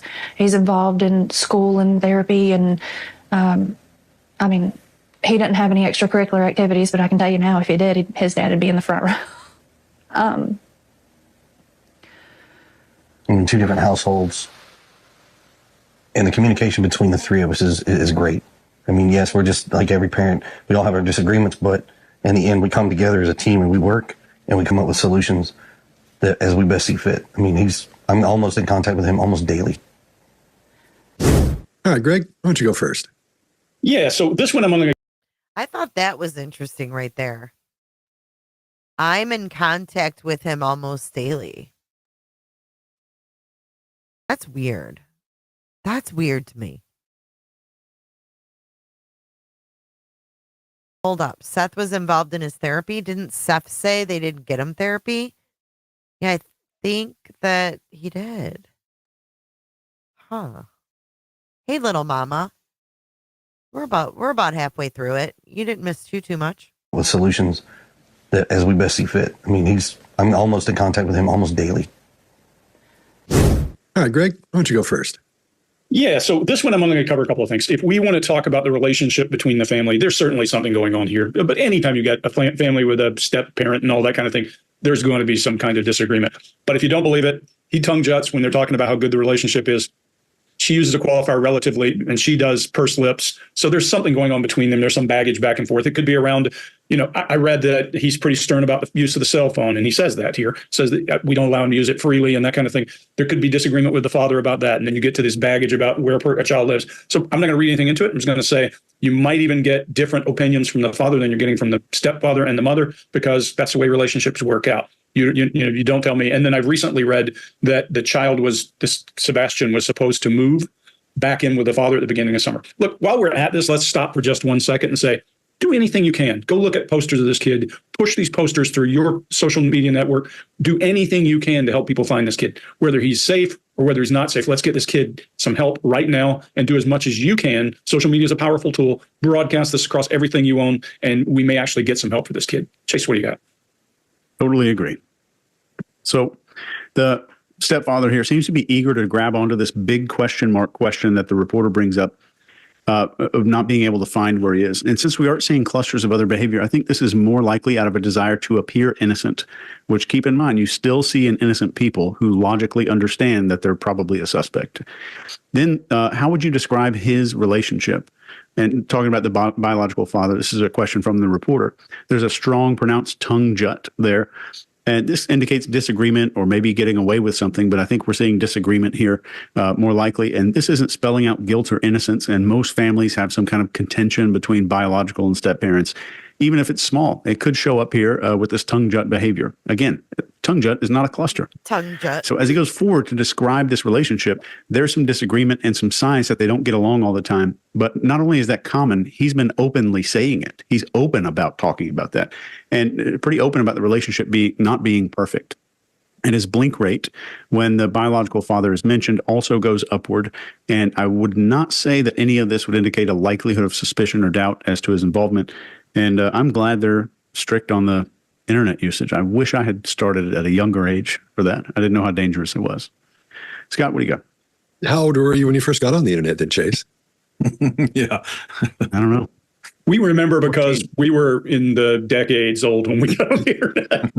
I remember when it started happening, and on the news, they were talking about this thing called the internet, and they would spell out this HTTP, www, and all this whole thing. But at the time, I was like, wow, look at AOL Messenger account. On CompuServe. who is it to? At the end, he wrote the editorial at the end, hey, double, isn't it? An AOL account, he would have somebody wrote me back. You'll know all the systems. Okay, we're all old. Okay, we get it. Yeah. Chase is like, yeah, okay, guys. Scott, what do you got? Okay, sorry, man. Yeah, as she starts her answer, they start rocking in tandem again. So for a few seconds, so they're locked up. I think emotionally, they're feeling the same thing, although she looks dramatically different than he does. This happened a couple of times already, as we've talked about. So it's really interesting to see that happen. It's like, again, it's like matching and mirroring. That you do things you're not conscious of that make you look like that person, or you do things with that person that you're not conscious you're doing. So the big when she says he says the big question mark, she says the big question mark, he's vanished, and the mother whispers like that. I think what's going on there is when, like, quite often when you get in these traumatic situations where it's so much trauma, and you hear them say, well, tell me about whatever, and years later they go, I don't remember that week of what was happening. I don't remember what happened. I remember you being there, but I don't remember anything. I think that's where she is now. I think she's so traumatized she's not going to be able to remember what this interview, doing things like that. That's what that looks like to me, because I've seen people like that before, or go through that, and then when you talk to them, they say, I don't even remember being there. I don't know what I remember that, but I don't remember actually being there. I was gone. So I think that's where she is at this point. And then after the second question, that's when he sticks. We see that little tongue thing come out. Hold on, guys. Hold on. Heart-shaped box. I'm not saying the parents are at fault. They use Seth as a threat. If you don't act right, you will have to live with your dad. And Sebastian dipped.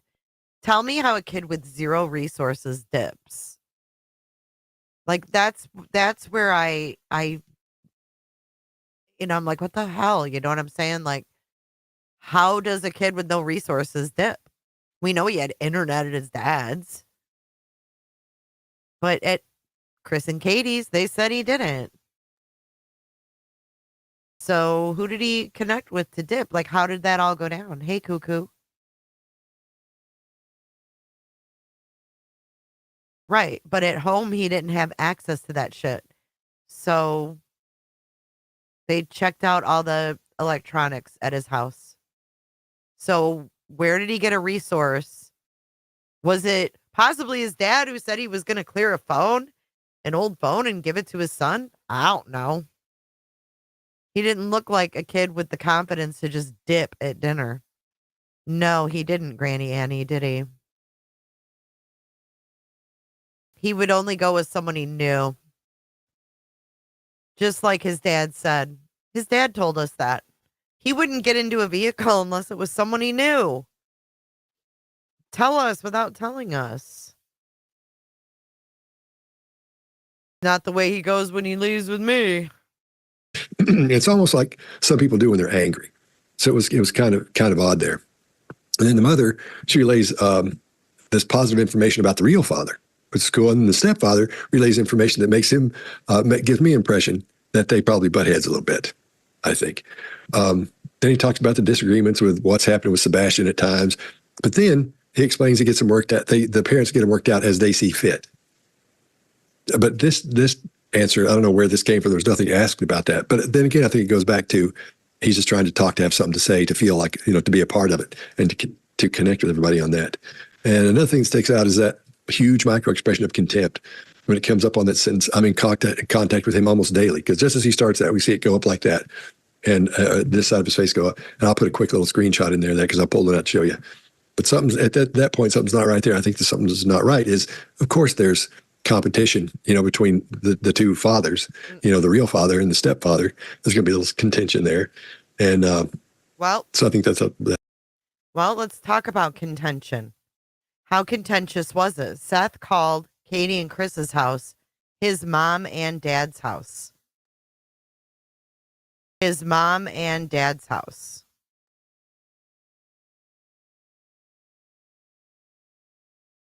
That's what that's about. And remember, we still haven't heard either one of them say his name yet. No, the only person that said his name is the reporter or the interviewer. Mark, what do you got? Yeah, simply a reiteration of everything that's been said here. Certainly the stepfather here becomes more alert the moment the biological father is brought up. I think that's reasonable given the politics of the situation here. It's not irrational to think that would happen to some degree. It's pronounced here because we don't see the father do very much. Anyway, he's not big, demonstrative with his feelings, so it kind of stands out a little bit here, but it's not out of the ordinary for the situation, I would say. One of those tape replays. Did he have any friends that could have possibly contacted him in some way on his phone? All his friends at school have been questioned to my knowledge, and none of them knew anything. So this big question mark. He's vanished. Yes, ma'am. No one can figure out where or why. All right. So let's talk too about the relationship involved, because the biological father is very much involved in Sebastian's life as well. Yes, ma'am. Very much. Right. And how would you describe that relationship, the two of them and the four of you? It's relatively good. I mean, we talk regularly. He talks to his son on a regular basis, sees him on a regular basis. He's involved in school and therapy. And, I mean, he didn't have any extracurricular activities, but I can tell you now, if he did, his dad would be in the front row. I mean, two different households, and the communication between the three of us is great. I mean, yes, we're just like every parent. We all have our disagreements, but in the end, we come together as a team and we work and we come up with solutions that as we best see fit. I mean, I'm almost in contact with him almost daily. Let's talk about Sebastian. Tell me about Sebastian. How would you describe him? Sweet, stubborn. He loves to help. He loves running, and he loves to play his games and his fidgets and Uno. Lord, that's one of his favorite games right now. Favorite color is green.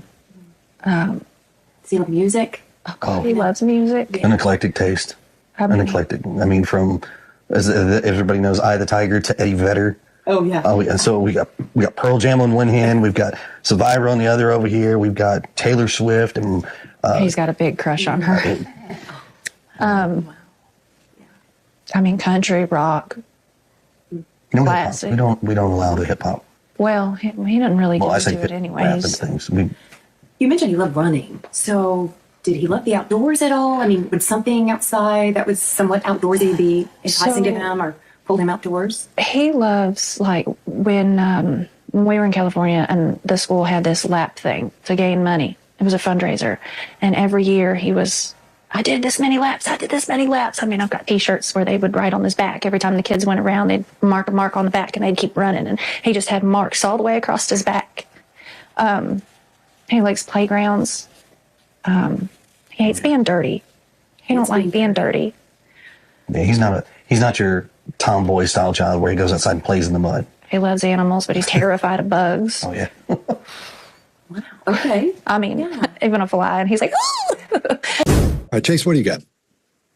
Both of them are expressing truthful recall when they're listing all these things that Sebastian likes to do. They speak about him in present tense, like he's still around.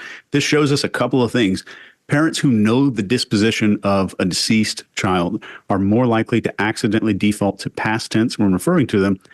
And parents who speak in past tense about a child who aren't involved can show that there's a finality to their feelings, like they no longer have faith in the child returning. So all the expressions here are genuine and unforced. And when they're both of them discussing his likes and dislikes, they're comfortable. All the facial expressions, the gestures, the movements match the syntax and the timing. They speak about all the things in present tense with genuine joy. And parents who are involved with a disappearance, even if they can look back fondly on a child's behaviors, are still having to manage perceptions and maintain deception, which keeps them from being this fluid and unconstrained in their descriptions. So this fear of being discovered mutes and muffles these expressions that you're seeing right here in this video that look very genuine to me, at least. Mark, what do you got? Yeah, the same. Look, very positive comments around the child. Only one negative one, which is about him being stubborn, which is then kind of laughed off, I think, in a very natural way. To be positive about him. And there's every reason why a child on the spectrum reaching teenage years is going to become more and more stubborn often in their behaviors. Not every child of that nature, not every child, but there is a possibility that this will be a thing for that family at the moment. They get really animated about the Sebastian's love of music. Clearly that is a joy for them. It's they're proud, both of them. They're proud, especially the stepfather, I think, shows that real engagement with the son around that music piece. They're proud of his love of music and his engagement with the music. And I think the stepfather seems to show some kind of strong relationship with the son around that music piece. Not the kind of thing that I would expect from two people who've been involved in some kind of crime around the child.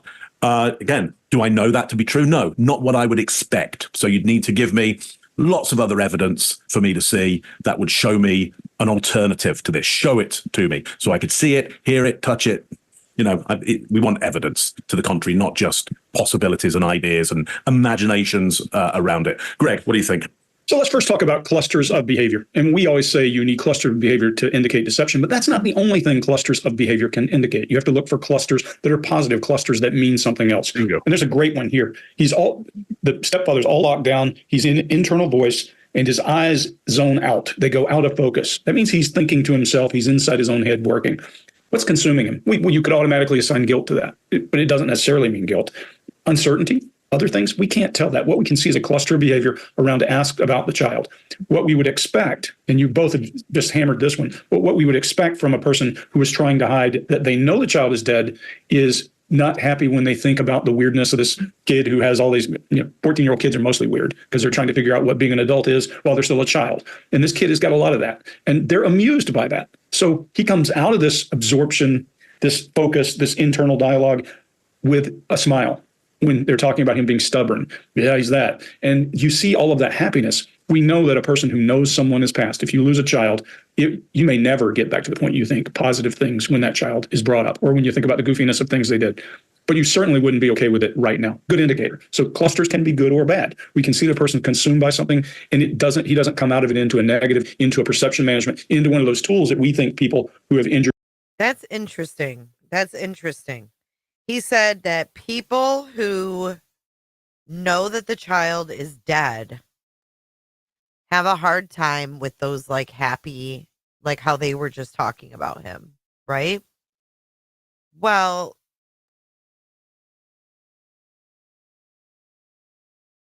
fuck, I lost my train of thought. Sorry. Injured somebody or hurt somebody have. And he uses great illustrators when he's talking about, he loved music here, he loved music here, Pearl Jam to look at that all these things together. So all of these pieces and then real smiles as they talk about. Oh, I know what I was going to say. Remember all of the vigils? And Chris is like, vigils are for people that are dead and didn't want to partake. It made me think of that. Like, the difference between Seth and Chris and Katie with the vigil thing. I don't know. Bugs and his panic when he would see bugs, they're amused by that. All those things are a cluster that usually would indicate that this person's not involved. So I'm going to call that one out loud and clear. And Mark, to your point, can I be wrong? Sure. I'm not 100% right. If you think you're 100% right as a body language reader, you have no clue what you're doing. Let's just call that out right here. That's all I got. All right. Should I go? Oh, I thought you'd go. Yeah. In that case, Scott, do you think you're it always seems like I go because I talk first. That's why I'm last again. So I've forgotten. It's okay now. I'll be okay. So just not to reiterate all the stuff you guys went over, not to make it boring. The one thing that I think when they were talking about music, and they started talking about, he started saying how he doesn't let him listen to hip hop, and she says, well, he doesn't like that anyway. I think he was just putting that in there so to show that he cares about what he listens to, because I think music is probably important to him.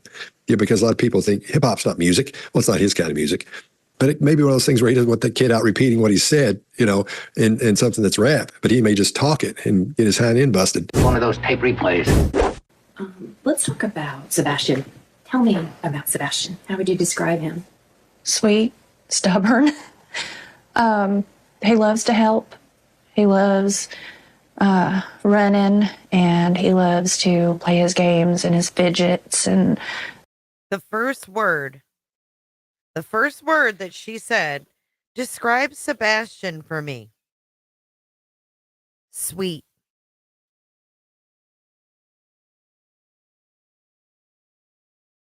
Sweet. What does Seth say when he's asked about his son? Unique. He's like me. Likes his video games. She says sweet. Uno. Lord, that's one of his favorite games right now. Favorite color is green. Does he love music? Oh, God, he loves music. An eclectic taste. An eclectic. I mean, from, as everybody knows, Eye of the Tiger to Eddie Vedder. Oh, yeah. Oh, and so we got Pearl Jam on one hand, we've got Survivor on the other over here, we've got Taylor Swift, and he's got a big crush on her. I mean, country, rock, classic. We don't allow the hip hop. Well, he doesn't really Well, I get say into it rap and anyways. things. You mentioned he loved running. So did he love the outdoors at all? I mean, would something outside that was somewhat outdoorsy be enticing to him or pull him outdoors? He loves, like, when we were in California and the school had this lap thing to gain money. It was a fundraiser. And every year he was, I did this many laps. I did this many laps. I mean, I've got T-shirts where they would write on his back. Every time the kids went around, they'd mark a mark on the back and they'd keep running. And he just had marks all the way across his back. He likes playgrounds. He hates being dirty.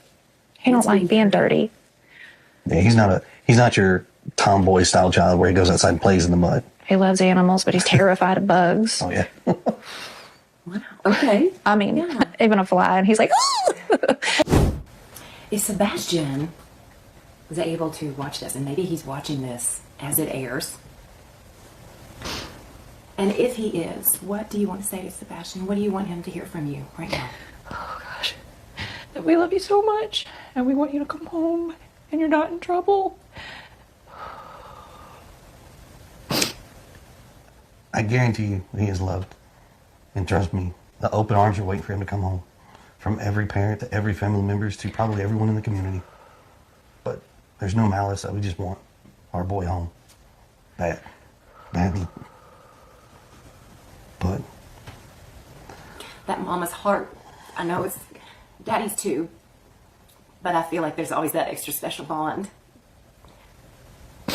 Can you walk us through what you're thinking right now? I just want my baby to be okay. I don't know where he's at. I don't know where he's at.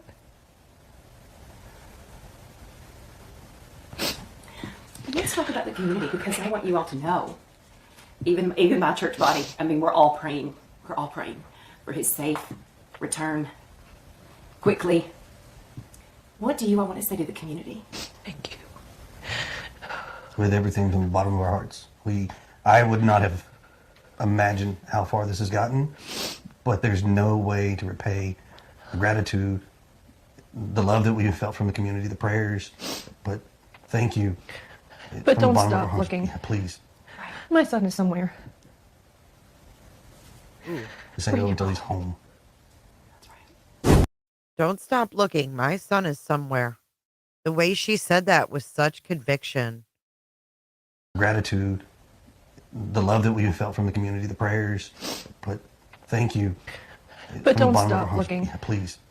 My son is somewhere. Just ain't over until he's home. Bring him home.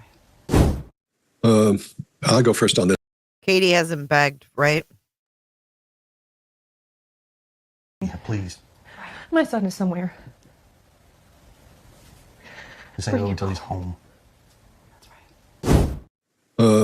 I'll go first on this one since I've been going last every time, just about. So I think she gives a heartfelt answer. That's coming right from the heart. That's a mother who's grieving right there. And he doesn't know what to say, so he goes in this cornball thing about the family and open arms and all that. But the thing that bothers me is when he says there's no malice. That's lawyer talk. So, and then he tells, I'll skip that part. Well, about the lawyer talk, we have to remember he's been in a custody battle since 2017. So I'm sure he's picked up on some lawyer mumbo jumbo over the years. So that probably says he's probably spent some time in court. Obviously, he has. And then when he says that, for the reason he would be in court talking about malice, makes me think he might have a little bit of a temper on him. But it's neither here nor there at this point. But it sounds like he's trying to convince the mother that he feels for the child. And then we see that upheaval of emotion on her. And that's the thing I always talk about. What's missing from someone who is innocent? You see that. And I think that was when she closed her eyes and she's rocking back and forth and talking in a real quiet volume. And then it hits her again, that horror of what's going on. And she almost loses it there. She shakes out of it, and then she ends up putting her hand to her mouth. Now, if it had been fake, I think what would have happened was she would have done that and put her hand up to her mouth at the same time. But it was just, it was not even a thought, but it came up after that. I think we almost watched her lose it. I think we were really close on that. So I think that's real. But I don't think the dad knows what the word gratitude means by the way he's using it. So I think, again, that lets me know he's just talking and adding stuff in there just to have a lot to talk about during that. Greg, what do you got? Yeah, I think this emotion is real. I'm going to probably be a little bit of outlier here, but I think the emotion is real. I can't tell you why. I mean, we can assume we understand why, but if it were not real, listen to the interviewer. Now, the interviewer, interestingly, has been using the past tense to describe this kid all throughout the interview because, that's what she does for a living, and she's gotten to that point. When the mother comes apart is interesting because they ask the question, if he can hear you. Now, I'm going to assume that that's because she's taking the gravity of the moment, but also assume if you had some part or feel like you had some part, even if it's just guilt because the kid is gone, you would have that same emotional outburst or emotional release. Because if you think you caused the person to disappear, if you think you did something that caused that kid to run away, and then something happened, you would feel a hell of a lot of guilt. So is it guilt? Is it feelings of sadness just from sadness? Can't tell that. What we can see is it's real emotion, heartfelt, feels it, and you can tell it by the person coming in. There's also one on his side that makes me feel a little uncomfortable, not the malice piece. Well, agreed, that probably is something he picked up from someone else. He says, we just want our boy here, but with a big old tongue shut. That's awkward. Now, that could be, Chase, you brought it up early, that he has a feeling of something, he's trying to project something else, but it's awkward. This is the single most awkward thing in the entire video to me. And it would not be if he just said, we want our boy home, but if he didn't do the tongue shut, I'd say, okay, just one weird pattern of words because he's had a couple. But it just makes me want to lean over and tap him and say, why do you say but? Why? Are you losing confidence in the search? I would make it about something else to get him to talk. But look, guys, this is an emotional time for these two people. It doesn't matter what's causing it. But this area, I would focus on those. What if what was causing it was actually the strife with the Faith Sebastian issue? What if that is what was causing him to do that? Not necessarily that he did anything to Sebastian.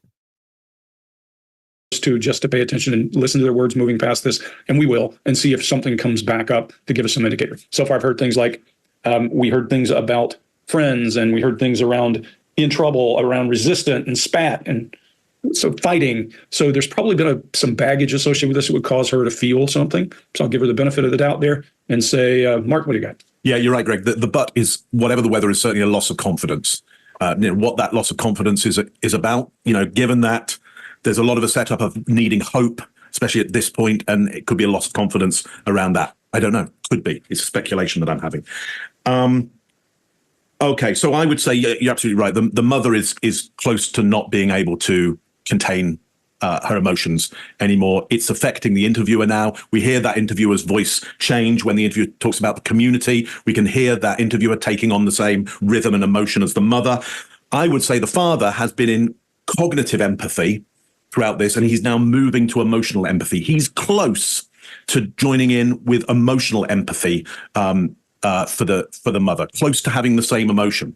My assumption is he's been playing the role of strength and order during this, just as maybe Chase or Scott, I can't remember which of you said, if both people start taking the role of going down that well of emotion, like who's there to control that? You've got to have, if everybody goes down that route, it's complete chaos. Nothing wrong.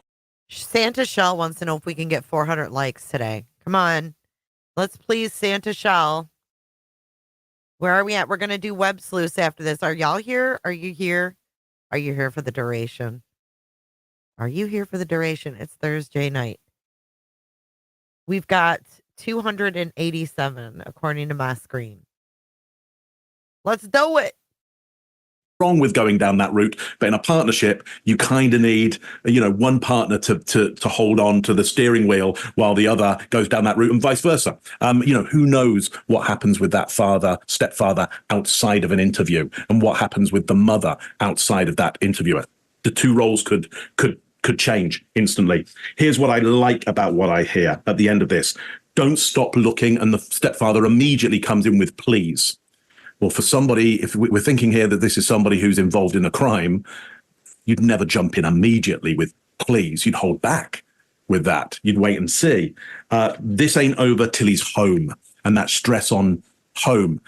So look, I think for me, from what I see there, from the evidence that I see in this particular video, there seems to be quite a conflict here between the hope of getting the kid home and a reality at 8 days in as to but what's the likelihood at this point? Statistics Leslie, never look good at 8 days. Chase, what do you got on this Leslie one? and Billy. Yeah, y'all have some really great points, really insightful points here on this. And I agree, this is what true grief looks like. When the reporter suggests Sebastian's watching, you can see it on her face when she's trying to come up with this. These expressions are almost impossible to fake. But if you're on the other side of the fence and you were thinking of maybe people are really good actors, hold on for a second. These actors that you're thinking of do several takes. They know the script. They prepare ahead of time for the script, and they prepare the emotions to display. And this reaction was instantaneous on her face in response to a question that she didn't know was coming. So when she says, "Oh God," there's the emotional pinnacle of truthful expression and genuine grief there. So just imagining him watching is causing this reaction, and the thought of being able to speak to him. I've watched 1,000 of these things, give or take, and I've never seen a reaction like this in a person who was guilty or involved. Never. And when she's saying, "I just want my baby to be okay," so often we hear people who are involved saying they want answers. Keep that in mind. They want answers to some of these questions. This woman doesn't care about how people see her. She's not managing her words and how she's being perceived. So when you're guilty and you know the disposition of a child, there's plenty of emotional and cognitive room to worry about how to come across. And when it's genuine grief, the desire to manage perception goes out the window. Keep that in mind. You can hear the emotional empathy, Scott, like you point, or whoever that was, in the reporter. And you don't hear this in other cases with the reporters, ever. Let's have another. Follows me around when it comes to the videos. I'll get to the other. Go to the next one. We're going straight to 11? Or are we doing Next. think we Go to 11. 11. Next video. One of those tape replays. If Sebastian was able to watch this, and maybe he's watching this as it airs, and if he is, what do you want to say to Sebastian? What do you want him to hear from you right now? Oh gosh, that we love you so much and we want you to come home and you're not in trouble. I guarantee you he is loved. And trust me, the open arms are waiting for him to come home. From every parent to every family members to probably everyone in the community. But there's no malice. We just want our boy home. Badly. Badly. But That mama's heart, I know it's daddy's too, but I feel like there's always that extra special bond. Can you walk us through what you're thinking right now? I just want my baby to be okay. I don't know where he's at.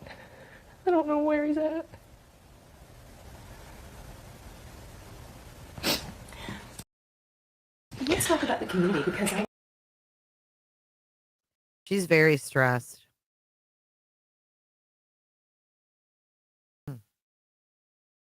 We're pretty much done with that. Thank you, Under Your Scars. Thanks, Jay. What I don't get in this case, Summers, how can you just lose a child and no repercussions? At least be a charge, especially age or autistic. It's not okay. Yeah, I agree with you. It's baffling. Let's see the poll. What is the poll? Okay, so who would you say is mainly responsible? Seth did something, 34%.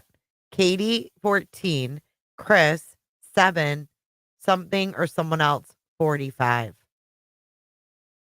Wow. That's crazy. My, how things have changed. We're gonna go into the web sleuths.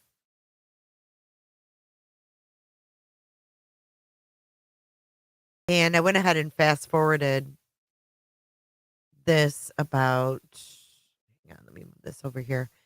About an hour into it,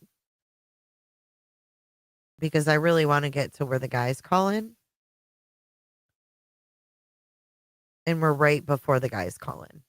So again, this is web sleuths, and the date. So the date on the one we just watched was March 14th. This one is April 27th. Oh, I have another super chat to thank for. Hang on. I missed one. Thank you guys for your support tonight. Leslie and Billy. Thank you, Jay. I love you, and watch out for drones. I know you too, Leslie and Billy. Stay safe from those drones. That's some crazy shit. All right, again, April 27th, Web Sleuths live.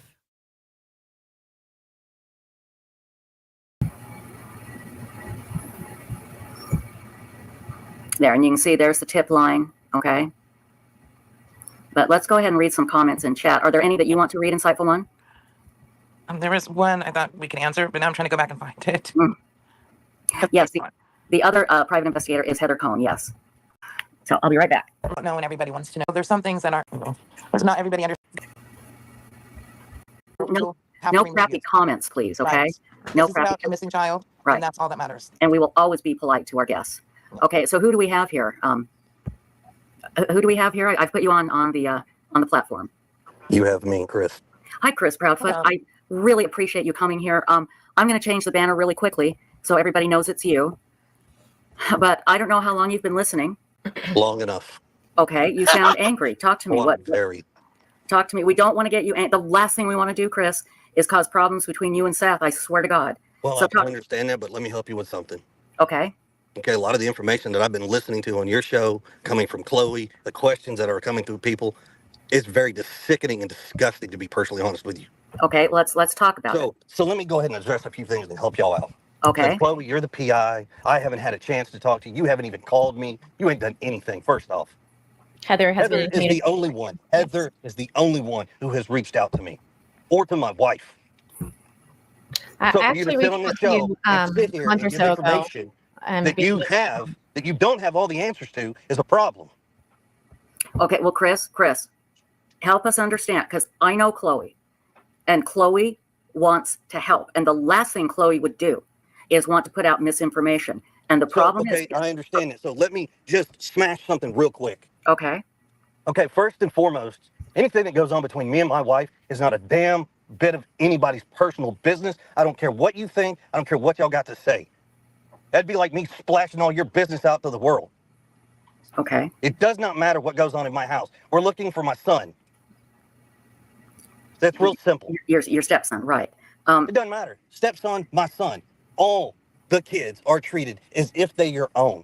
There is no title, a stepson, a son. It does not matter. That boy is loved by me just like he is my own. Just like he's my own. Okay, Chris, may I ask you something? Yes, ma'am. Okay.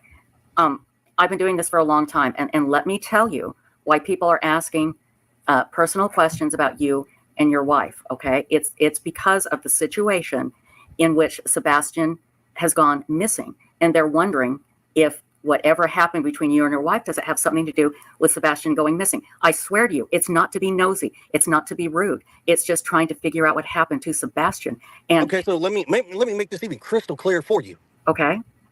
And everybody out there that's got all these negativity, disgusting comments and questions that y'all think you know anything about, when honestly, you don't know a damn thing. And that's the problem. You assume, you speculate, all this crap. You have no idea what me, my family, my wife, everybody involved is going through, to include Seth, his mom, and everybody else. Okay.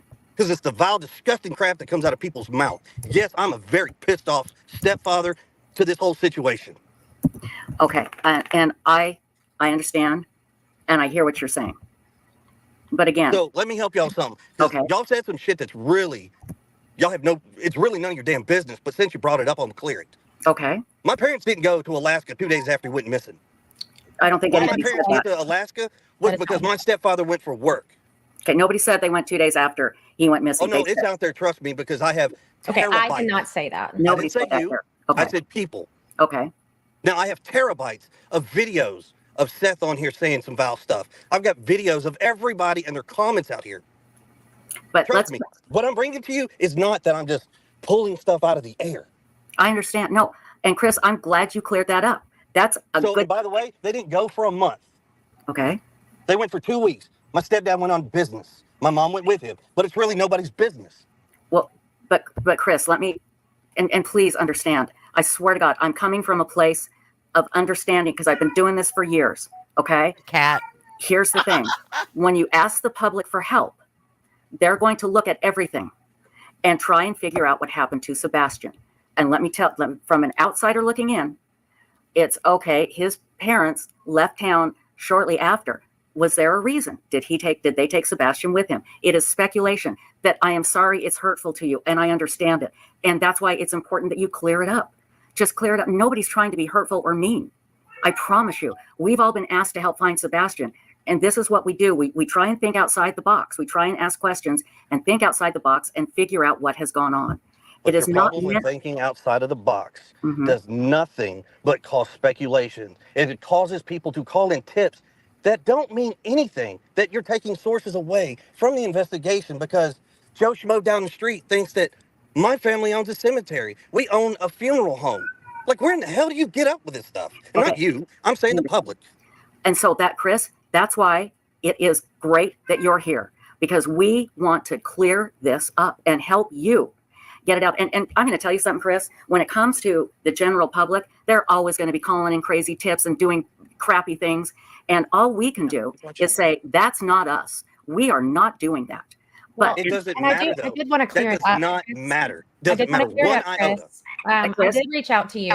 It does say Chris Proudfoot. Chris Proudfoot. On March 17th, publicly and privately. You responded to me publicly. You asked me to ask my question publicly. I did. Public. Yeah. You send me messages along with thousands of other people. I understand that. And that's why I took it public. And you did respond to me and ask me to ask my question publicly because you wanted whatever answer you were going to give to be public to clear it up. What was the question that you asked me? Since I neglected your question. And that's not what I'm saying. That's not what I'm saying. I want to make it clear that I haven't not tried to reach out to you. Chris, I know you're mad. I can feel it. Listen, I don't think she's babying anyone. Okay. She's not trying to mother anyone. She's conducting an interview where she wants him to talk. Right. He popped up there. She had Seth's paid freaking PI up here. He pops up, wants to come up. She's just trying to keep him talking. I mean, what do you want her to do? A lot of us were in this same boat. That, the last one that was their house he went missing from, yada, yada, yada. I can hear it and I understand it. You've got to believe me when I tell you this. Please, if you can dial it back a bit and get us some of these answers and let us help you clear up this bull so it doesn't interfere anymore. And like I said, you're always going to have crazy people interfering and coming up with rumors, and it's so maddening and frustrating, and I hate it. It pisses me off more than anything, and anybody that knows me knows that. It pisses you off? You're not in our shoes. I know. You haven't been in our shoes. Okay, well, you don't know that, but I haven't been in your shoes and missing a child, no. But believe me, I can understand what you're going through, and what I'm saying is we can help you, Chris. We can help you, all right? Anybody here in this chat that asked about a cemetery, it's because somebody else brought it up. Just tell us. Exactly, and my question comes back to, where do these people come up with this crazy crap? That's $1 million question. I don't know. Yeah, online. Let's clear it up. Let's clear it up for you. Let us help you. You're saying online? Is that what you're saying?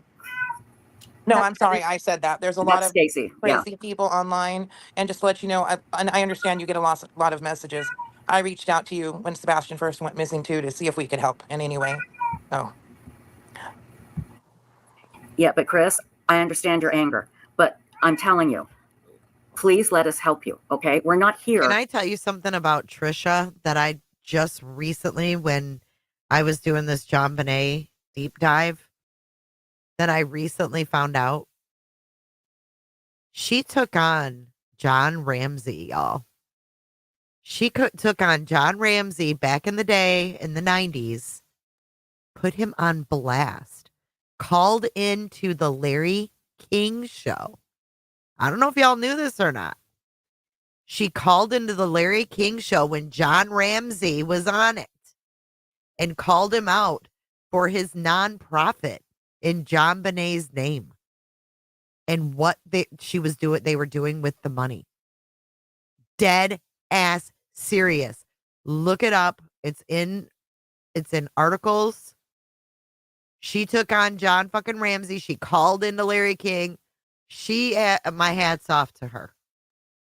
Forever. She is the queen. to point fingers at you or whatever. But the problem is, and this is what we were talking about earlier, Chris, when the public is asked to help and then no information is provided, then people, because of social media, and social media is here to stay, unfortunately, this never used to be a problem. Never. Until social media. And it's terrible. I will be the first one to admit it's terrible. But let us help you clear it up. Okay. So you don't own a cemetery and you don't own a funeral home. Is that right? Yeah. Okay. So, everybody stop with that bullshit. All right. Here, let me add this to the thing. We don't own a private plane. We don't own 78 pieces of property. Mm-hmm. We don't own a private yacht. What else do you guys want to come up saying that we own? Like we're millionaires or something, like we've got this money growing off trees, which, by the way, it'd be great if we did, because I guarantee we wouldn't need anybody's help because he'd have been home by now. Right. No, I understand. No, Okay, that's the only time that Chris mentioned the money is right there. Right there. And I will show you we have a brief clip. Oh, we have to watch this. Okay, we got it. We got to watch this. This is Trisha Griffith. Y'all, we're taking a little sidebar. It's Trisha's cat. It's upset. It's stressed out. This is Larry King. This is this is 2004. The Ramseys are questioned by a caller who turned out to be Trisha Griffith, owner of Web Sleuths and Forum for Justice, about the John Bonet Ramsey Children's Foundation. All right, here we go. Let's take a call for the Ramsey. Salt Lake City, Utah. Hello. Hi, Larry. Thanks for having me on. Mr. Ramsey, you talk about giving back to the community. In your book of Death of Innocence, you talk extensively about the John Bonet Ramsey Foundation. That foundation was closed. It virtually did nothing. Yet in your book, it still says the proceeds from the book sales are going to the John Bonet Ramsey Foundation. I'm wondering if you can explain that. And also, could you please tell everybody that in the civil case, the judge was only presented with what Linwood, your civil attorney, showed her, and without benefit of the actual police files. I'll hang up and listen. Thank you so much. All right. Okay. I'm sorry I didn't hear the second part of that question, but regarding the foundation we set up for John Bonet in her honor, we did the same for our daughter Beth when she died in 1992. It's a compassion that just, I think, flowed out of us. We weren't sure what we were going to do with it, but we wanted to do something to honor her name. With Beth, our plan was to get the family together once a year and make a decision on what we could do with what we had available to give, and make that a family decision. Certainly we set that up with John Bonet. That was our plan as well. We have done some of that, not to the extent that we'd hoped. Frankly, we had hoped that we could recover substantial damages from a lot of the very slanderous and wrong stories that were put out there about us. We did recover some things, but most of those were on behalf of our son Burke. And so we've not yet, I think, done justice to what we had intended in our hearts for that to be.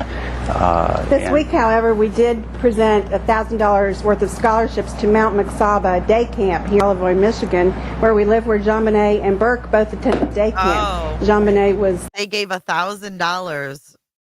The camper of the year one summer, and we were very happy that the foundation was able to provide some scholarship monies for campers this year. Yep. And then he went on to say that money was all his money anyways. But yeah, that's Trisha. That's our girl. That's our girl 20 years ago, y'all. Yes. Yes. All right. We're going to go back to the Chris and Katie. If you guys want to dive into that in a few, we will. Let me know in chat. Like we're millionaires. There's articles on it and shit. Or something, like we've got this money growing off trees, which, by the way, it'd be great if we did, because I guarantee we wouldn't need anybody's help because he'd have been home by now. Right. No, I understand. No, I completely understand. Okay. But understand, when the public is asked to help with social media, this is what social media does. And it can be your worst nightmare or your best friend. Yes. And let us help it. And I can give you examples. I can have you talk to people that have said, yes, the people at Web Sleuths, they've helped us. They've been great. Okay. Yes. But hey guys, I understand why Chris is angry, because it's coming 24 hours a day, 7 days a week. Horrible crap about him. Okay. And his family. I get the anger. So we're going to help you. The first thing I'm going to do is I'm going to let my cat out before she drives everybody crazy. So I apologize. So hang on. Chloe, is there anything you'd like to say while I let my cat out before she drives me nuts? I will ask the question. I'll actually read you the message I sent you. Her interviews are a mess. This is March 17th. Good afternoon, Chris. I wrote this in a chat you're involved with, but I'm worried it may be lost because there's so much chatter. First, let me say I'm a Tennessee private investigator and have been praying and actively bringing awareness to Sebastian from day one. His case is near and dear to my heart. I had a question. I know Sebastian went to his dad's every other weekend or so. Did you come home on those weekends? Not a specific date, but just in general. Or did Katie come and stay with you? Are you often gone during the week? Just curious about Sebastian's day-to-day dynamic with his parents. And then I messaged you again after I posted that question publicly. You asked me to post it publicly, and I did, and then I wasn't answered. And I said, hey, Chris, just messaging again. So it'll be at the top. I know you said you get a ton of messages. So, and again, we understand that you get a ton of messages. We absolutely understand that. Is there somebody else in our chat room? I can't see it. Heather. Heather, do you want to come up? I guess she does. I'm here. Oh, she is? Okay. Oh, hi, Heather. I didn't see you there. Hi. Okay. There was a lot of talk. I didn't really have a chance to say hello. And this Heather is the other private investigator. Yeah, I know who Heather is. Okay. Heather, would you like to say anything? Well, so I spoke with them earlier today, and obviously, as you know, Mr. Proudfoot did message me and ask for a number so he could come in. And I think that it is past due. I think that it's a good thing for Mr. Proudfoot to address some of the allegations that are being made.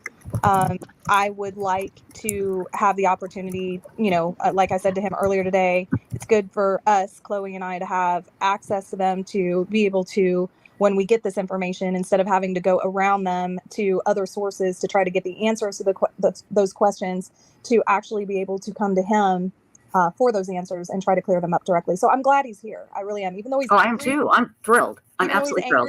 I'm glad he's here, and I've spoken to him before, and he's been very upset with me. Can we get those thumbs up, please? Is this what you have to do to get thumbs up? Can I get those thumbs up? Is that how people do it? Hold on. Let me do my intro. Can I get those thumbs up? Me before, but once he calms down, I think maybe we can get somewhere. Maybe we can get somewhere. Yep. Okay, so let's address something real quick with your viewers who say I'm drunk and belligerent. No, I'm just a pissed off dad. So let's get that real clear. Hey, everybody, mods. So if you want to keep your comments and that's how your audience wants to play this game, no. Then no, I'm not going to clear up anything or turn the chat off. If you want to clear this up, let's get it right. And let's take all the stupid people out of this equation and answer the deals. Okay, Chris, hang on. Mods, if anybody says anything. Mods, he's like, let's just take the chat off. Get the stupid people out of the way. The chat off. If you want to clear this up, let's get it right. And let's take all the stupid people out of this equation and answer the deals. For real, like, fuck the chat, basically. Fuck the chat. Let's fucking talk. He's definitely not afraid to talk. Okay, Chris, hang on. Mods, if anybody says anything rude about any of our guests, I want you to ban them. Kick them out. Okay? It's like this. If you ain't got nothing factual about me to say, keep your mouth shut. Well, okay, but Chris, they don't know if it's factual. Exactly. Okay? So that's the best recommendation I can give them. Well, but they want to ask questions, and let me tell you why. Questions are one thing, not a statement where I'm belligerent and I'm drunk, because guess what, folks? I could read the comments that you post. I know. And I'm telling everybody, if anybody says anything rude, they're booted from chat. Mods, if you could boot them. Stacy, could you get Ping over here to help us? Anybody? And the other part of this is, if it's nothing in regards to Sebastian, I really don't give a shit, people. No, and I agree, Chris. And I mean, I don't know if you heard, I didn't want to discuss. Oh, I asked a lot of questions and she wouldn't discuss it. Absolutely. I think it's semantics at this point. He's been missing for 2 months, and I don't know how his bathroom habits are going to help me find him. Exactly. Mind you that children with autism do have. Did you hear what she said? I don't know how his bathroom habits are going to help me find him. Bladder and bowel movement issues to control themselves, but I'm not really worried that people can't read and do their own. Well, but Chris, let me tell you. I mean, I'm not going to sit here and care about that either. Let me tell you why that was brought up. Okay, it's because of what Seth said. Seth said, at his house, yes, you were correct. No, you were correct. You just hit the nail on the head. You just hit the nail on the head. Seth has opened his mouth. He has said a lot of things he probably shouldn't. And he needs to learn how to close it, because quite honestly, none of that has anything to do with finding Sebastian. Right. And you know what? But Chris, let's keep it that way, because Seth has said he is not going to do that anymore, and he hasn't. Bullshit. Let me explain to you why. That Sunday when I went to that vigil and spoke to Seth very calmly, very respectfully, we were having a good conversation while everybody stood behind me and would snap the little pictures and stuff. Heather came up in the conversation. She saw us. It was not an aggressive conversation. It was actually a good one. But see, it wasn't 3 hours later. Seth was on YouTube on somebody else's show, sitting there. He's blaming Katie, my wife, for Sebastian's disappearance. Now, unless you got cold hard facts, which you don't open your mouth. Because all you're doing is making an ass out of yourself because you're assuming. Say that everybody is grieving and handling this situation differently. I won't comment on if I agree with any of the ways that people are acting at this point. I do think, in the last week, we've been trying to build a bridge. Kelly. And I know it's difficult and it's not going to be just clean and perfect, but I think if we can all just refocus and try to not focus on the other things people have done that make you angry. So here, let me explain to y'all something that y'all don't get a chance to see, because unfortunately we're meeting on a very bad circumstance. Okay, but Seth can contest to this. So Seth comes to Tennessee. Oh God, he gets here his job in the security force. He wants to be law enforcement. He has had a dream of being law enforcement since I have known him. Okay. There was a chance for something that came up, and I called him and said, look, I think you should apply for this. I think you'd be great at it, which is the job he currently has. Okay. Now, he gets accepted. He's excited. He calls me and says, thank you, man. I really appreciate you helping me. That I have been a supporter and a cheerleader for him this whole time. Cheerleader. But y'all don't get to see that. And Seth's not going to tell you that. During the middle of the training, Seth decided one day he wants to call me, tell me he doesn't think he's going to complete it. But I told him, I said, look, you're going to sit there and you're going to go back in there and you're going to complete this training because your son thinks you hang the moon and the sun. So you need to go in there and prove to your son that dreams and goals can be met. I have been very, very supportive of him trying to do these things. I have told him on Sunday, I supported him then, I would support him now. But I will not stand by and watch somebody be straight up disrespectful and accuse people and say things that have absolutely no bearing. Absolutely nothing. Okay, well, again, if I could just. I mean, Chris, I would love for us to refocus and talk about recognize. We should all be able to recognize his frustration now, 10 months later. Even if we didn't even if we didn't recognize it then, we should be able in hindsight to understand and recognize the level of frustration. And quite frankly, he kept it kind of cool considering what we know. Not necessarily the investigation that we can't talk about, but what has been done, what you understand about dog tracks, what you understand about the circumstances. You know, I mean, we could go on and on all night, and I know we have a lot of really big feelings that are valid. But I think Heather would agree. We would just really love to redirect this back to Sebastian. And to be fair to all of us, we had no idea what was going on behind the scenes. We had no idea that Seth didn't want Chloe vetting people, right? We had no idea that Chloe was getting skeeved out by these felons that Seth was in contact with. We didn't know these things. So being that we didn't know them, we don't have all the facts. How can we blame ourselves for coming to a false conclusion? We can't. We can't. So Pine, you don't need to beat yourself up. You really don't. We go off what we know at the time. We can't do any more than that. We're not mind readers. We're not like all these fucking quacks out there with their cards and their rods and their fucking crystal balls, thinking they fucking know what happened talking to this kid. Fucking weird. We cannot blame ourselves for that. Because the anger doesn't solve anything. It's not truly all anger. It's disappointment. No, and I'm not saying that. And I mean, I'm not saying you're wrong. I'm just saying at this point, it's just not helping find Sebastian. Yeah. And it's like an energy vampire, you know, Right. And we're all tired. And I mean, I can't imagine how tired you are. I know how tired I am. So I would love to redirect back to what you know and what you think. And then I have some questions that I hope you can answer that will help clear things up. I'll answer questions unless it's something I have been told by law enforcement that I cannot answer. I've said that from day one, and I'm telling you now, it has not changed. So ask your questions. Did you pass the polygraph? Yes, I sure did with flying colors. And it was TBI Cobalt, I don't think they're babying. I think they're trying to calm him down. that gave it to you? Yes, TBI gave it to me along with another agency. Okay. No, that was kept quiet because it's nobody. We kept it all quiet.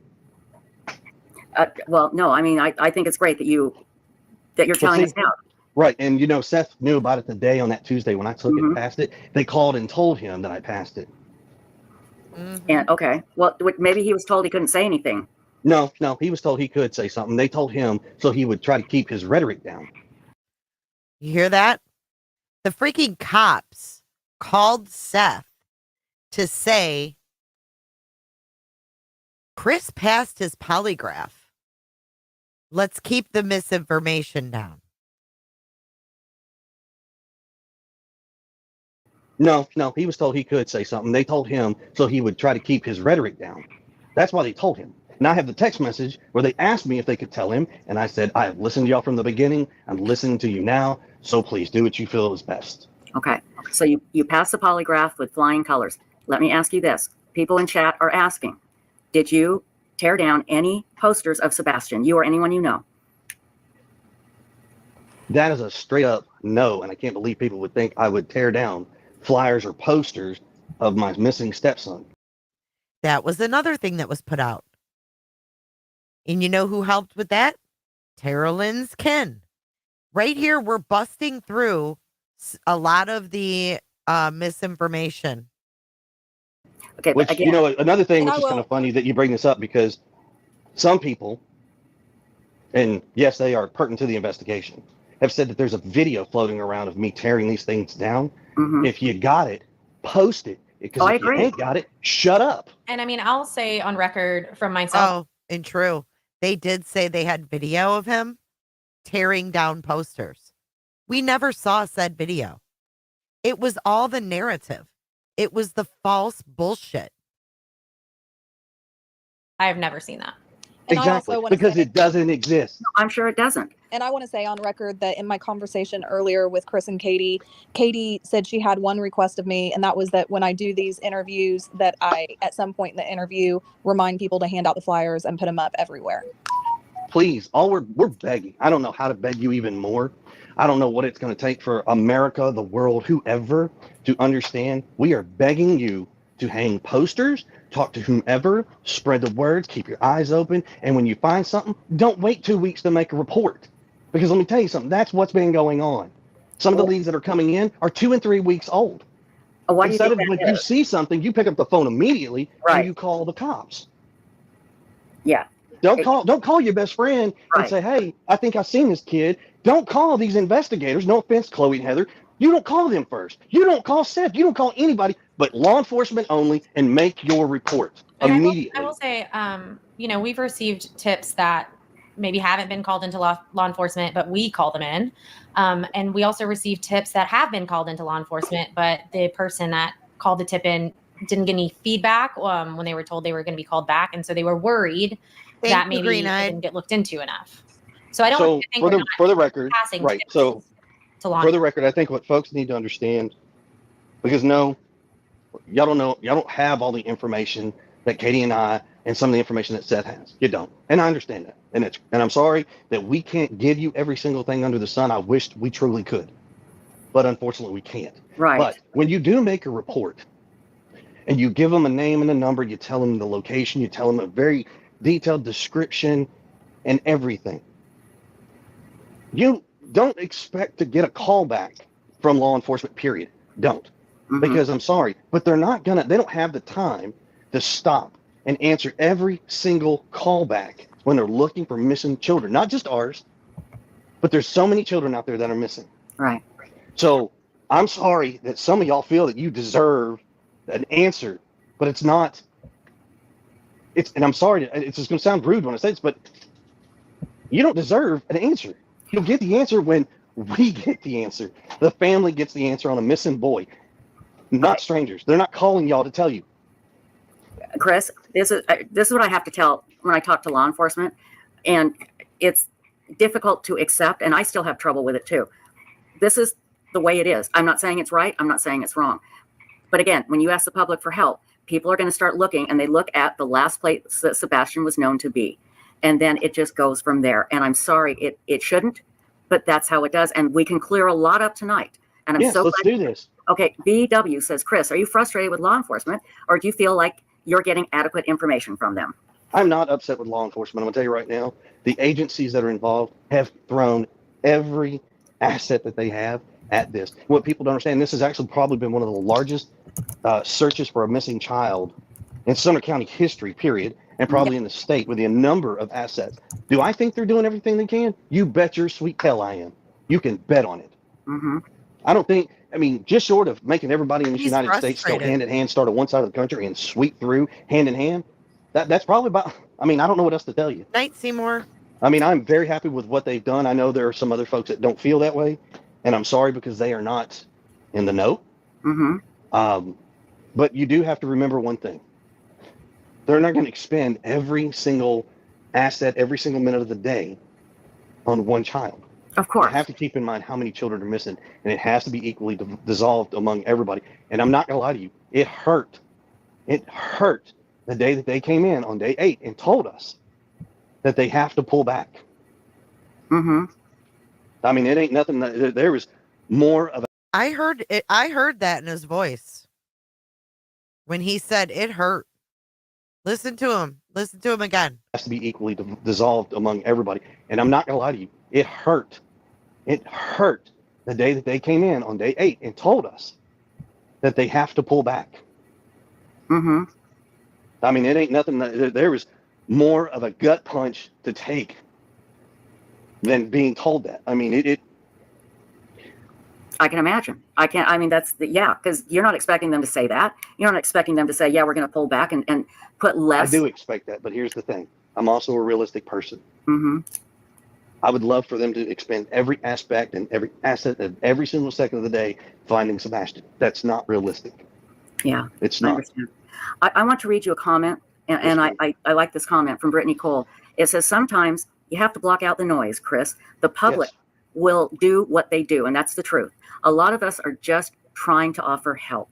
It's the bad ones that you remember, and not all the much bigger crowd of good people who are not doing this. And weeks ago, somebody asked me what I thought, and I had some information from court documents that could have been a lot of quote unquote tea for the internet to have, And I refused to release it because I Or documents on, let me ask you this, on who? Me, Seth, Katie? Katie. Okay. I refused to release it because number one, I didn't think it would help find Sebastian. Number two, it was a deeply personal thing. And also, when she was young? Yes. Okay, so let me finish. And I referred to the Michael Vaughn case where his parents got completely slaughtered. Yes, they By did. the public. Wait a for second. a very long time. Hold on, guys. I interrupt this interview to bring you the latest in misinformation. The latest in misinformation. Look at this. Look at this. This is live, Brittany J. Who's this? What the fuck? Take a listen. Let's watch her chat get all mad. Jay is streaming you. Let's listen. Let's listen in, guys. You ready? I mean, that's true too. So here's another confused. go ahead. I think this person is confused about what sex they are, because we're confused. What? Well, here's SW is here's the so thing, fucking rude. She's so rude. Here's the part that gets me. I'm gonna try to find it where Nick, I think it was Nick said that they lingered behind, like between both vehicles, Katie's vehicle and the other vehicle behind her. They stood between both vehicles and kind of like just waited for like a dude, that SF 4x4. She's like, I think this person's confused about their own sex. The fuck? So rude. Apparently, this must be on X, but it's funner to listen to Brittany J bring us the news. Look at Mr. E's crime cast. He's in there with a wrench. So many homeless and beggars. What if she was waiting for someone to come out and get in their car to go up and approach to ask for money? I mean, it's possible, yeah. I mean, I'm just trying to throw caution to the wind. Although I swear Leave me Katie handled her alone. something. Yeah, I feel like I thought Katie handed her something and then she handed Katie something. They're calling it a girl. You know, like now. there was a They're saying her instead of he. They do what they're told. They're now calling her. I need snacks. So when Sumner County Sheriff's Department was asked if Chris Proudfoot had friends within the agency, they replied he's not friends with the sheriff. Yep, I remember that when Laura Lodge said that. Okay, and Mr. East Crimecast just said there's little to no homeless in Hendersonville. Oh, really? That's what Interesting. Well, they it are. isn't. Go ahead. I'm sorry. That's what they are saying, because I never know if it's Mr. or Mrs. E. Yeah, so usually from the Mr. E's Crimecast account, that's Miss E. And Mr. E has another account he uses Hold on, called let me make- Mr. E. So Okay. usually the Crimecast account is Mrs. E. Oh my God. I can't. I literally can't. I have so many questions. I don't even know where to begin. Hello, everybody coming in. Yeah, hey, everybody coming in. Y'all come on. Oh, God, her voice. Okay, let's see what's going down on X. Let's go over here for a second. He is canon?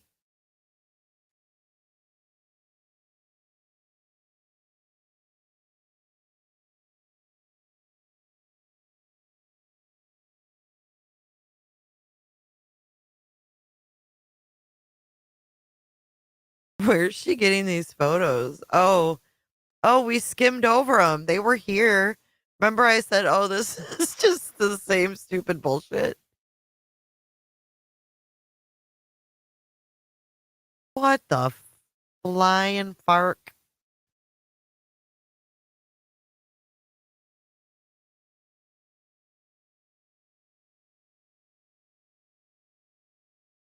Are you kidding me right now? It says green hoodie begins running towards the top left before vanishing nearby headlights.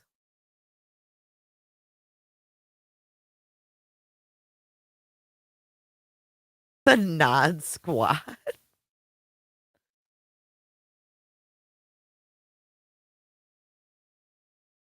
Here's the close-ups. I didn't even realize that's what these were. The fuck? Look at this one. Look at the bottom. Look at the bottom right. Who's that? Donald Trump? Is that Trump's head? Hey, Southern-ish. Thank you for gifting some memberships. I appreciate that. 10 of them. Holy smokers. That's a lot of new cooters. Y'all better close your legs on the way in. Thank you so much, Southern-ish. Look, Donald Trump's on the bottom right. If you received a cootership, please thank Southern-ish for her generosity. Yeah, what the hell? And then that late, it's like so fake. 618, 625, 625, 626. Have you seen me? Quote, green hoodie.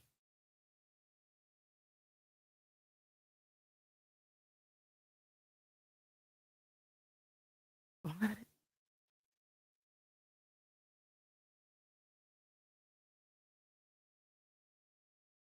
So I'm assuming that's where they're saying the shrubbery is back there.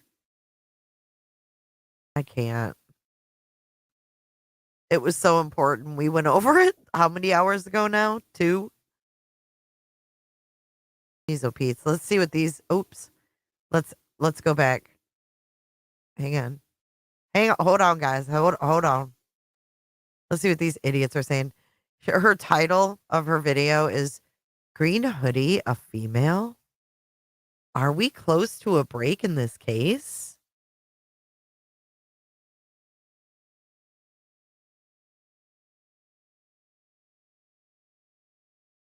Let's see what they're saying. All right. Shh. Don't tell them we're here. Hey, Samantha. Hey, my beautiful friend. Samantha says, has the green hoodie been questioned or they still haven't found this person? To my knowledge. Her knowledge. This person has not been found. Jen and Don. Hey, Jen and Don. Some say it don't.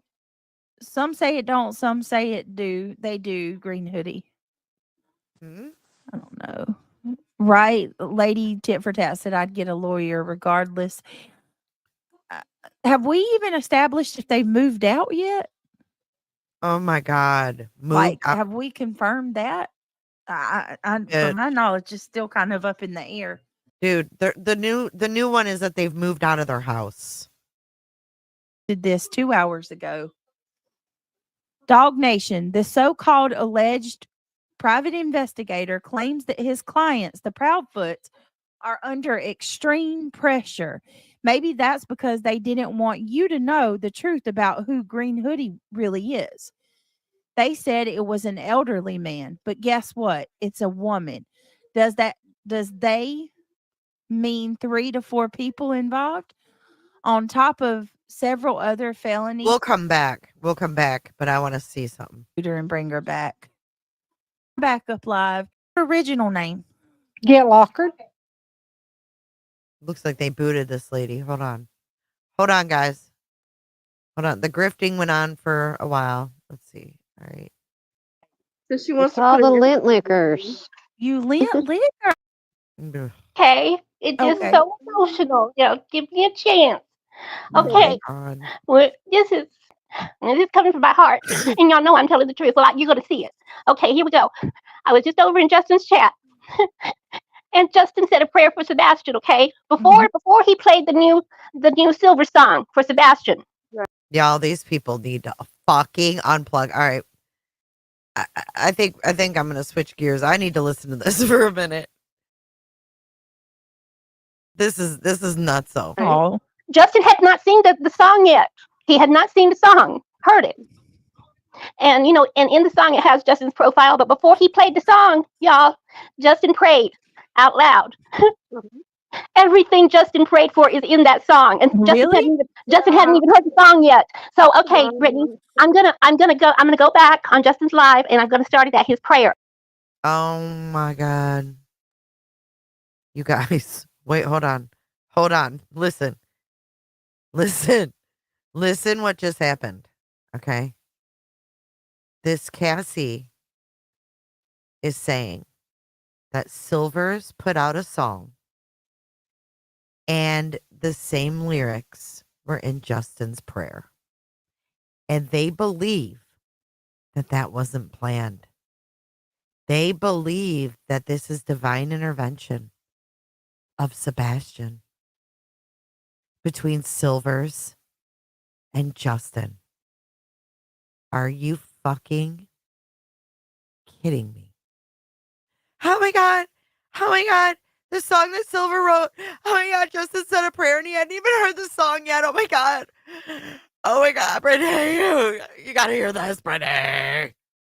These people are off. They are off the record. Before he played the song, y'all, Justin prayed. Listen. Y'all, I got something to say. Hey, Cassie. And is this fake? Did Justin send her over? Is this all part of the act? You. All right, let me let Cassie turn her. This Cassie, what the fuck, Cassie? If you need brought back down to earth, you can come here. Okay. If you need brought back down to this planet, we'll help you. Because Cassie, I know you text me. You text me all kinds of misinformation, and I don't know if you're doing it because you don't know better, or if you're part of the green team. Now I'm wondering, because Cassie hits me up on the Google Voice text all the time. Oh my God, look at this. Oh my God, look at that. And now she's popping up here saying, oh my God, this it. Listen. Her camera off. Cassie, look at the bottom of your screen. You'll see a start or stop. Okay, there you go. Hi, ladies. Hello. Hello. Hi, Brittany. I've been. So she wants all to the lint lickers. You lint lickers. Y'all, I got something to say. Hey, Cassie, you okay? Yeah, it's good. I cried for good, okay? It's just so emotional. Y'all, give me a chance. Okay. Well, this is coming from my heart. And y'all know I'm telling the truth. Well, you're going to see it. Okay, here we go. I was just over in Justin's chat. And Justin said a prayer for Sebastian, okay? Before he played the new Silver song for Sebastian. Right. Justin had not seen the song yet. He had not seen the song, heard it. And and in the song it has Justin's profile, but before he played the song, y'all, Justin prayed out loud. Everything Justin prayed for is in that song, and Justin hadn't even heard the song yet. So, okay, Brittany, I'm gonna go back on Justin's live, and I'm gonna start it at his prayer, okay? Okay. And give you the timestamp of the prayer. Okay. And then I want you to play that, and then I want you to play the song, okay? Can you do that for us? Yes, ma'am. I sure will. Oh my God, it was so beautiful. He had no idea because he hadn't heard the song yet. But in the song, he's asking, in the prayer, Justin's asking to lift the heart of people who have knowledge. Lord. And it says screen sniped in their thing. So now someone went in there and fucking is telling on me that I'm playing this part of the live. I'm being called a psychopath because I'm playing this fucking nonsense. You see that? Look at how these people are. I'm not bullying anyone. I'm listening to this crazy fucking rhetoric. And to have them come forward with the truth. And then Silver Song is all about The jailer is waiting and all of this. Honey, I'm going to go and get it all and I'll email you in just a few minutes, okay? Okay, sweetheart. Yeah, as soon as you send it, we'll go through it. Oh, that's so It is, sweet. it is the most beautiful thing I've ever, it's just so touching because Justin had no idea. Well, maybe God's sending us a... Say it a little bit more. Say it a little bit more that Justin had no idea. You're almost convincing me. I don't know. Look at these people. Can't you strike her? She's cruel, stalker, low life. She lost her mind. She started getting very paranoid, says Lady Tit for Tat. Can she be reported for the harassment? Jay, this is getting old. Please stop. Hey, Jay, it's nap time. I mean, the fuck? Calm down. She's a bullying boomer. I'm not a boomer, bitch. I'm Gen X. Jay needs a hobby and stop stalking. Creepy as fuck. Jay, you're one sick individual. She can't make her own content. Jay, go see a mental doc. Do you see these people? Jay, I'll ask Santa to bring you content. Where's my can of bitch be gone? Without you, she wouldn't have content. It's pathetic. Let's all drag her. Jay, you're a B. I mean, really? They're so nice. They're calling me bully, though. Britt, she has to get it past the computers to get it to a human. Can you meet her for stealing content? She has no content, but claims to be a YouTube content creator. Jay, you're a cunt. It's against Toss. Where's the raid for Jay? Good grief. These people are fucked up. Because go take a bath, Jay. We smell your nasty cooter. Connie. Jay needs Jesus and a psychiatrist. She is trash.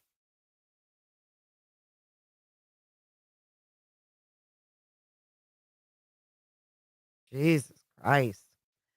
All right, let's get, I'm screenshotting everything. I don't tell her thanks for the view and the new subs. LOL. Get alive, Jay. Go with Queen Bee and the other haters. Fuck you, talk. These people. She should be ashamed and embarrassed. Embarrassed of what? Look at Mountain Mama. I never seen her in my fucking life. But look, I really worry that something happened to Jay. Did she hit her head? Or does she have a brain tumor? She wasn't like this before. I used to like her. It's very sad the way she is now. A brain tumor? That's funny. All these people used to sit here and watch Brittany every night when she played my shit. She used to play my shit every night. And they all sat here and they had no problem with it.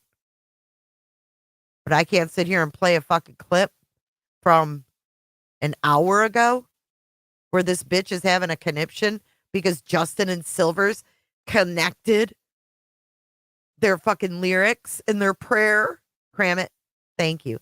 J Mods and Cooters in chat. Thank y'all for being normal. These folks are ridiculously, annoyingly, and ignorant Cooters. They ain't like us.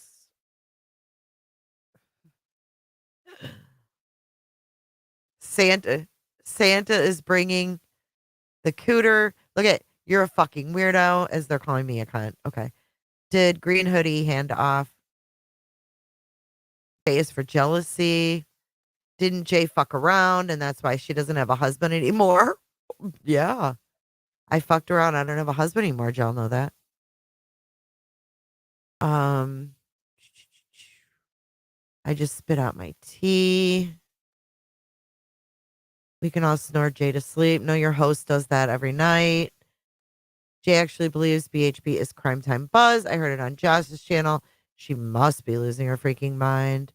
The stinky dreadlocked hair woman is reading your chat and streaming your live. Why won't you strike her? Oh, dreadlocks. That stinky dreadlocks woman.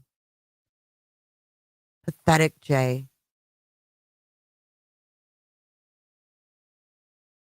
Binny Boo. Brittany, go look what I told her. Ha, ha, ha. She thinks everybody has a voice changer. Jay should get a life. Living rent free. Who's living rent free? If y'all paid attention to your host, if your host wasn't fucking snoring every night like a goddamn dinosaur, maybe you wouldn't know what I'm doing over here. Why the fuck you worried about what I'm doing over here? Sitting there talking about people that don't know. Oh, that person doesn't look like they know what sex they are. If y'all weren't so fucking outlandish, maybe we wouldn't play your shit. There ain't no one like you on the internet. You're one of your own kinds. All right, let's continue. Sign, Cassie. And yes, Justin, when in the song, they put up people's profile pictures of people's channels, and there's Justin. Aww. And they only put up 4 profiles. Oh, that's so nice. So sweet. So I'm going to get all that together and email you, okay? Yeah, okay. Just let me know when you send it. I'll be looking for it, okay? Oh, put it in a little package with a fucking bow. Okay, love you guys. Love you too, sweetheart. Oh. Hey, Brittany, let's both turn on our cameras right now. Midnight. Let's both turn on our cameras on the count of 3. Want to? Want to? You got to wake up first. I love that. I'm telling y'all, I mean, I believe God speaks to his people and stuff. And maybe that's a sign, you know what I mean? For him to pray that. And then it was everything in that song. Oh, Lord. Power of prayer. It does work. Yeah. Hey, spiritual hippie. All right. I see you backstage. Thoughts and opinions. Do you want to keep your camera on or do you want to turn it off before I bring you up? I can see you. Let's see who this lady is. They didn't seem like they liked liked her her. camera on. If you want to keep your camera on, if you want to turn it off, look at the bottom of your screen. You'll see stop. Can you hear me? How are you? Yes, ma'am. Okay. I'm sorry. I'm on my backup channel. Oh, you're fine. What's your original name? Get Lockard. Oh, that's you. Okay. Get Lockard. Hey, Get Lockard. I never seen Oh, you they before. did know her. Am I here? You're here with us. Yeah. Y'all, I don't know what it looks like for y'all. Nana, is there a way for her to see the chat? I can't hear anything. No, if you go down to the word chat in the middle and you hit it. Am I here? Yeah, we can hear you. I don't think she can hear us. Well, how do I hear you? I can't hear nothing. What is going on? Hold on. Can you back tap messenger? Hold on. Look at brown-eyed girls. At least you didn't lie. She said she needed help after hurricane and she bought lottery scratch-offs. Actually, I got help before the hurricane, you fuck nut. Oh, this is great. I have a brain tumor. I don't have a husband anymore. I love all of this talk about me, Brittany, that you allow. That's great.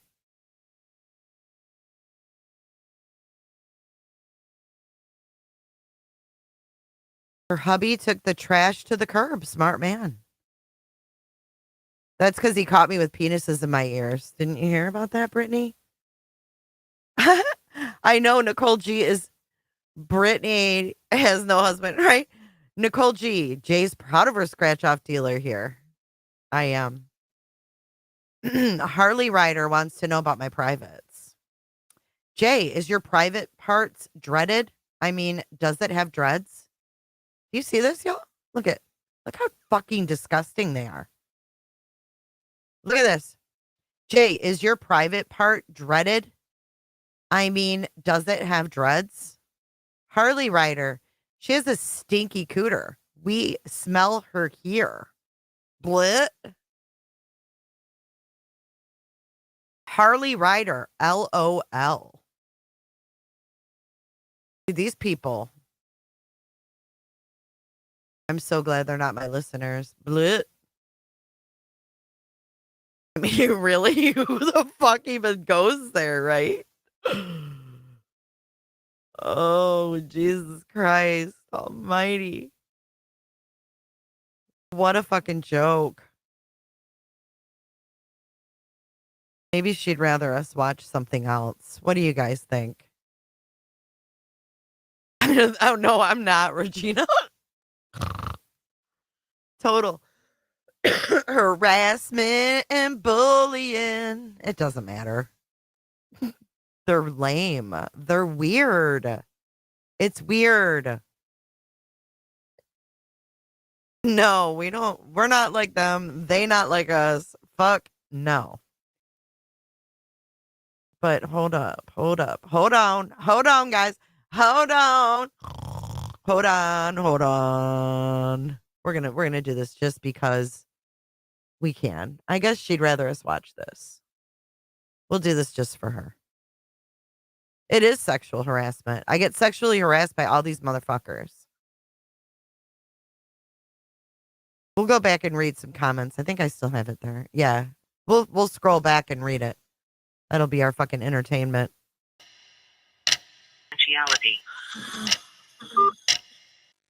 Let's watch this on fast speed. Brittany conked out on fast speed.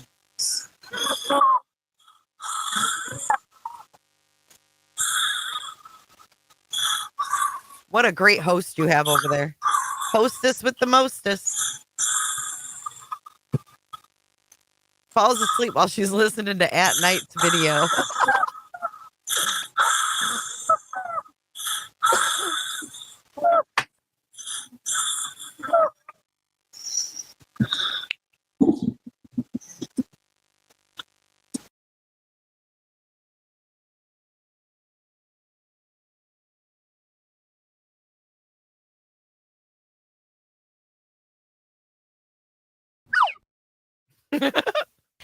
Hold on, guys.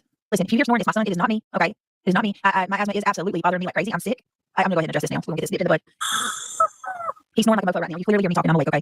My asthma is bothering me, so you're probably going to hear wheezing. I apologize. I'm sick. Me and Christian both have something, and I'm heavily congested. Trying to do the best I can. I took a puff off my inhaler, but my son is currently sawing some damn logs behind me as well. So with that being said, I apologize in advance. I am not going to sleep. You probably will hear snoring simply because he's pretty loud right now. I'm surprised you don't hear him. And yeah, there's that. Any questions? I will gladly answer. Yeah, I just need to get that out because I know people are just waiting for that, and I figured I'd go ahead and address it now. Britt, I want to say something. Okay. I don't usually get upset, but I have to tell everyone. And I don't know if it was trolls or the people that were gifted membership that don't normally come here, but you have to have respect for Brittany if you're here and you love her. Do not mention in chat anything about is Brittany sleeping? Brittany fall asleep. It just gives them motive to drag her. You don't realize what you're doing. I know you're not doing it on purpose, but I would never write something like that in her chat. If it's a troll and it's people that are coming in here from the back, then I know the mods will delete it. But please have respect for Brittany. She didn't fall asleep. She was having some problems. She might have walked away for a minute.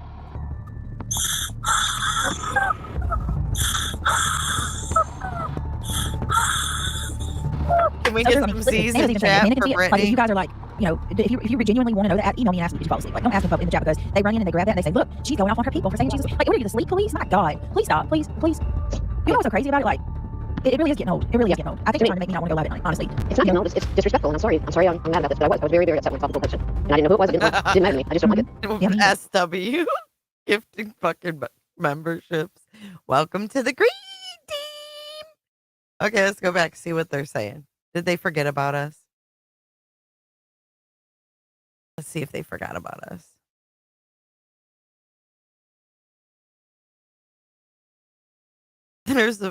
Look at this one. There's a plugin you can get that detects screen snipers. I have to ask my nephew again and email you, Britt. Okay, says the boomer. You like the violin, Kels?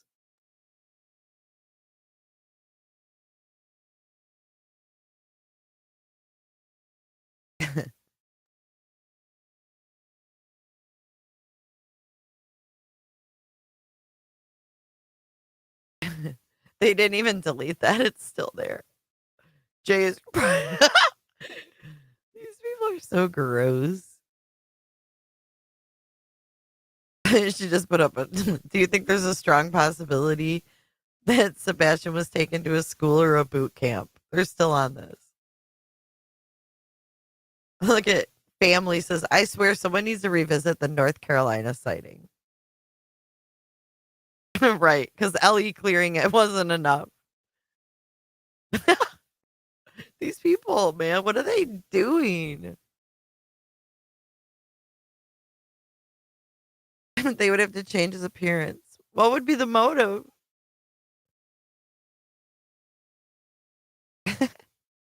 People love just going in circles, don't they? That audio makes me believe an accident happened. What? Oh, Jesus Christ. All right, let's go back to Web Sleuths. I've had enough of their nonsense. Okay. You guys ready? Because Seth is about to join, I think. Oh, fuck. Let's go. We got to skip Gray Hughes. I can't do Gray Hughes. Ugh.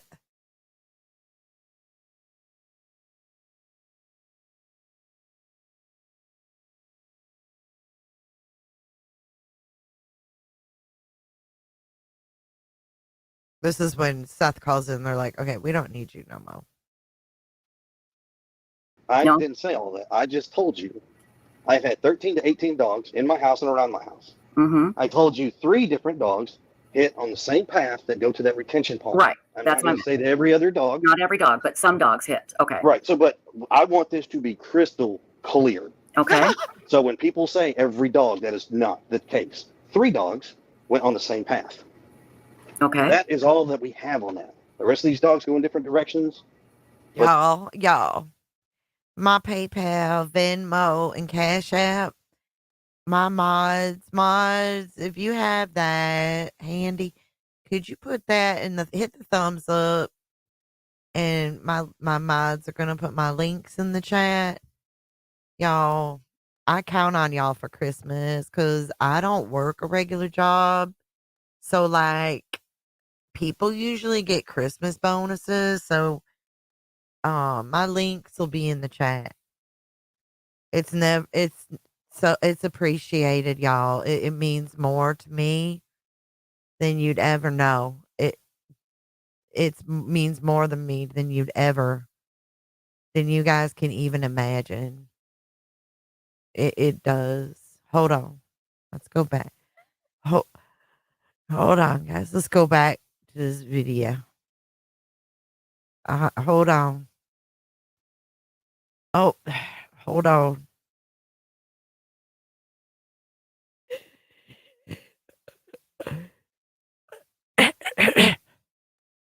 But it's all unreliable. Understood.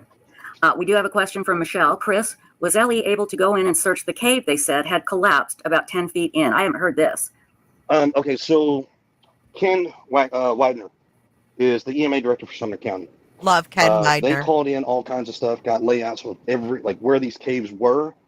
The caves. I don't believe, and I'm not telling you by the gospel, Mm-hmm. I don't believe they were able to get into certain caves because they were not safe to enter. Okay. The one that she is referring to that collapsed, honestly, we know that the one collapsed, but we don't believe they had anything to it. Got it. Okay. Let's see here. Let me get my notes. I was taking notes while we were talking. Let's see here. Hold on. So people have been asking, and I don't mean to sound insulting, but people are asking, are you searching? Are you putting up flyers? That's what they're asking. Yes, we are. Okay. Yes, and here's why they're asking that question. No, you're not going to find pictures of us out there doing this because it's real simple. We, all 3 parents, initially were told in the beginning not to go out and search, that we needed to be available to talk to law enforcement. Right. Yeah. Seth has been out there searching and doing his thing. He's had a bunch of people. FYI, they're over there saying I'm in menopause. I've changed so much. I'm in menopause. I'm weird. Yeah, they're going on and on. Jealousy is ugly, Jay, and God don't like ugly. The Mean Girls Club needs to grow the fuck up. Aren't you in your 40s? You need to grow up. I mean, what the fuck? Ugh. She's mocking you. She's not even good at it yet. They're all watching. Thanks for the view. Grain time. I've evolved. Clearly. Yes, that's great. Right there. You've evolved. Clearly, they haven't grown. For the record, Your Honor, you've been around here for a long time, babe. I'm on a tilt-a-whirl. All right, let's go. People following him, whether or not he chose that or these people decided to do it on their own accord, that's not for me to say. But Katie and I, are not going to have some big, massive search party following us around with a bunch of people that are already threatened death threats, by the way, to us. I'm not doing that. If you were in my shoes, you'd do the same thing. You listen to law enforcement. You do what they tell you to do. Yes, we're out there putting up signs. Yes, we're out there putting up flyers. Yes, we are searching. Chris, I'm sorry. Did you just say you guys are getting death threats? Thanks, Lady Tiger. Yes, we've been getting death threats. And they have been reported to the TBI. Everything gets forwarded, screenshot, and sent straight to them. Wow. Okay. Okay, everyone. I have Seth on my phone, on my JBL speaker. Oh, here we go. Seth, I want to give you a chance to talk uninterrupted. So please go ahead. All right. Mainly, Chris, the communication needs to be a little bit more prompt. If I send you an email on Monday and Tuesday, I'm not willing to wait a week to get a response back. I mean, that's unacceptable when we're trying to find Sebastian, buddy. I understand what you're saying. I respect that. Oh. But when it comes to you asking people to come into... I'm sorry. I don't mean to keep interrupting, but look at this shit now. I don't know who this person is right here, but this motherfucker has put it out. So Miss Brittany, who can't come up with her own fucking content, is sitting here playing Justin's content every night. I mean, are you fucking kidding me? Jay, get your own content. I challenged Brittany how long ago to do one stream by herself where she actually presents a case beginning to end and stays awake. She still hasn't done it. But this is what they're putting out now. These look at these weird ass photos they got. Who would even show that? Morons. I tell you, morons. Look at Angie. Gosh, those pics don't even look like the same person. She'll probably get blocked because she speaks fucking common sense. Right? Idiots. Plain fucking idiots over there. I'm telling you. I'm done with their fucking bullshit. Done with it. I've never seen a case get this fucking gross and ugly with hypocrites and grifters and liars. I can't stand it anymore. Right, did Justin get his fucking old yearbook or something? My house, on my property. Take his fucking plugs out and take a picture? What the fuck are they doing? Who I don't know Adam from Eve, and I really don't care what certification, who can vouch for these people. I don't care. I'm going to do exactly what I have always been doing. You send that to me, we're going to review it, and then we're going to send it to law enforcement. Let law enforcement go that route, and then law enforcement comes in. Hold on. To be on your property. Hold on. Chris, hold on one second. Hold on. Seth, what did you say? I said the person to be our spokesman, to speak for all three of us, doesn't need to be on your property. Okay, but you're correct. You are very correct. To him. I have spoken to him. When? And I'm going to make this public. I am back working, and I have work hours. I also have to sleep, and unfortunately, I'm on the opposite schedule of you. So respect that. I will do what I can, as I can, when I can. I'm sorry, Seth, go ahead. When did you speak with him, Chris? What has that got to do with finding Sebastian? If he's going to be our spokesperson, I was just asking when you spoke with him. I haven't come up with an answer yet. We spoke with him. We told him we'll get back with him after we've done some consideration and talking with law enforcement. We'll get back to him, and we'll let him know our decision. So I know you're on board with that. I do. I mean, I know you're 1,000% on board with Mr. Mathis. I got that. I'm not taking that away from you. So, Chris, I understand like every marriage is different and husband-wife aspect. You seem very protective of Katie and her having conversations with or without you. But like I said before you came on, I do believe that Katie is the one who, and I'm not saying it's because she knows what happened to Sebastian, but she was the last person that was with him. And so she does hold the most information, at least up until the point that he went missing. What information do you think she holds? Well, I'm going to get to that. Well, then do me a favor. Let's just get to it. Okay. Don't pour gravy on the mashed potatoes. Just serve the stuff up. Chris, I'm really trying to be respectful, and this is a very... I am too, so please just get to it. Okay, so we would really love to hear from Katie about his body language that day. We've heard from others who are not necessarily good sources about his body language at the bowling alley and his body language here and there. And so we're just really trying to pick up on Sebastian's mood because it could help us understand what led to him walking away off the front porch out the front door. Well, that is something that if she decides to answer, that's on her. But what I know is even on video, Sebastian was having a great day. He was in a great mood. He got to go to BJ's. He had a colossal popcorn. He hung out with family. He went and played video games at Strike and Spare. After that, he went and had dinner at Roadhouse, Texas Roadhouse. He ate his whole meal. I mean, everything in the video, even the videos that Seth has seen, he doesn't show any negative signs of he's upset or anything like that. As far as we all know, Sebastian had a great day. No, I mean, it sounds like a really great day. I mean, they did a lot.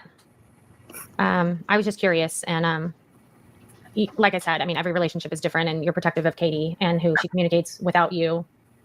And I think that Grits, that's absolutely terrible. Record, I think that has been a little bit difficult. But hold on a second. But for the record, Katie can speak when she so chooses, and she's done interviews without me. No, I'm not talking about interviews. But she spoke without me. You mean to tell me that for 10 months, no one checked Katie's mother? Come on. Seth went to South Carolina. Fuck's sake. I want to clear up something that Chris said about Sebastian going to live with Seth. And Chris, you may ask, what does this have to do with Sebastian missing? It's all part of the narrative. If Sebastian was in South Carolina, the FBI would be going to there. Not fucking Seth.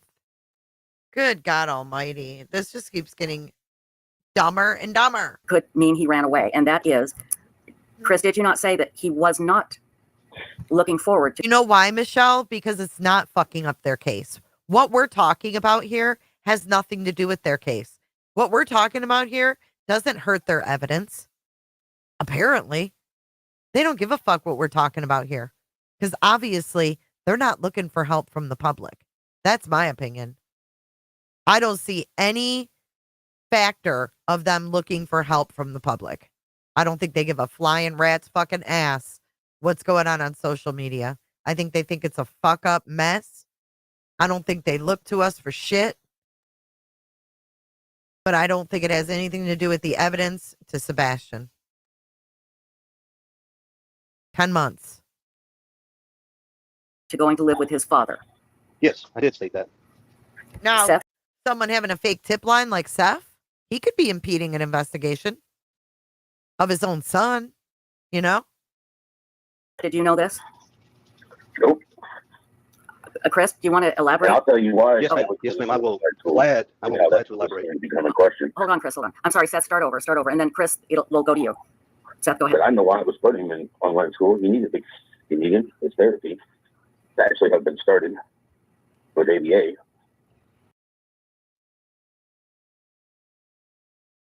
We'll go to you. Seth, go ahead. But I know why I was putting him in online school. He needed his therapy to actually have been started. He needed the therapy that actually have been started. ABA, so on and so forth, before I put him back into the situation, because he's not ready for certain things. Okay. So he was going to go. I'm not going to set my son up for failure. I want my son to succeed. He's going to homeschool until he was ready to go back to regular school. Is that what you're saying? Correct. And it's not really homeschool. I mean, it's just online school. Okay. Online, right? Online school. That's a better term. I'm sorry. I shouldn't have said homeschool. Right. Online school. Totally different. Really quick, Chris, the day that they had on Sunday with the spaghetti pancakes and bragging to family and BJ's and Texas Roadhouse and bowling and all of these, like, it sounds like the best day ever. Was that like a normal weekend for them? Or was it like,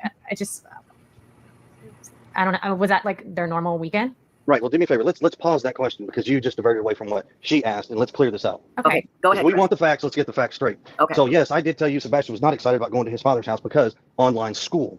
Seth was aware of this because Seth stood in my house with me, Katie, and Sebastian in my kitchen and had this conversation where Seth asked his son about, you don't want to go to online school? And Sebastian's retort was, no, I don't. But I don't really care about playing tit for tat. I understand that this may be a reason why he wanted to run away, so to speak, if that's the case. Right. But we're not going into this. We're not going to play this tit for tat on social media. We're not doing this. Okay, Seth, go ahead.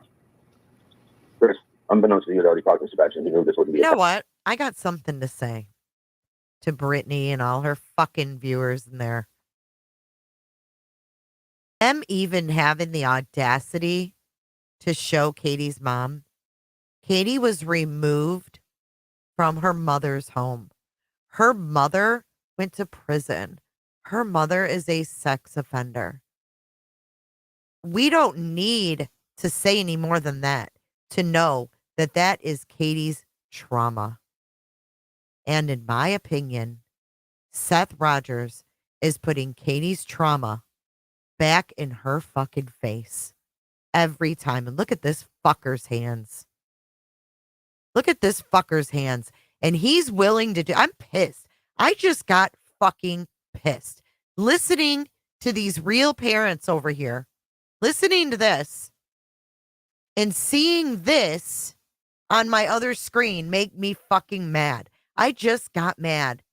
It's menopause. That fucking pisses me off. Because do you know how traumatizing it probably is for Katie to even see her fucking face? This is Seth. This is Seth's game right here.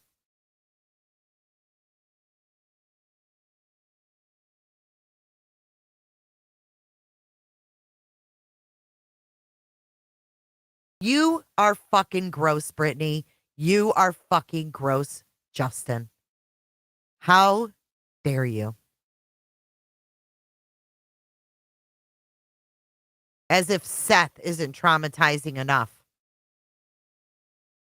It just that just suddenly dawned on me, and it just pissed me off. It is. It's fucking gross.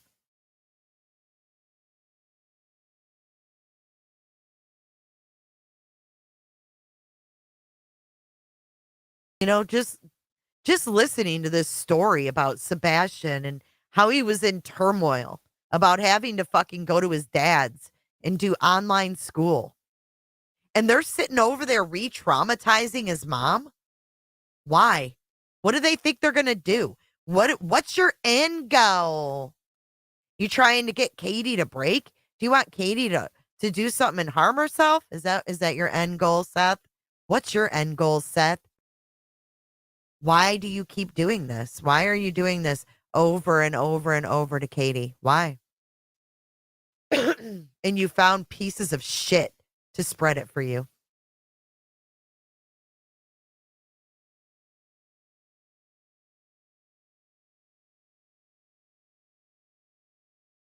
But here we have these fathers discussing Sebastian's turmoil. And we've got them over there showing Katie's mom, whom Katie was taken from as a little girl. She was 5. Is that Katie's fucking fault or whatever age she was? She was a little girl. This is the difference between us and them.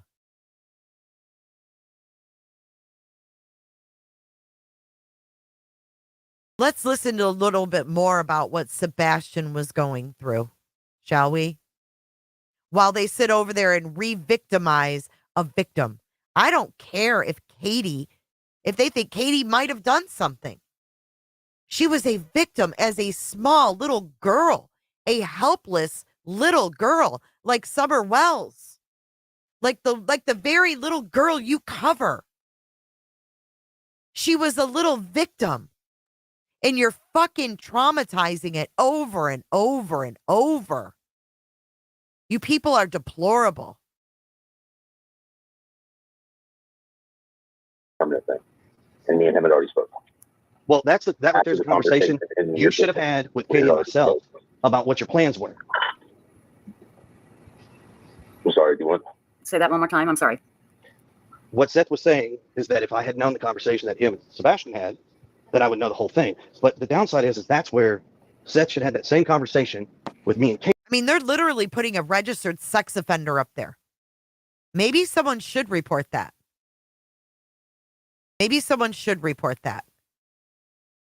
Because Katie's mom is a registered sex offender. And they're putting her picture up there, implicating her in a crime. What the fuck is going on, Brittany J? Katie.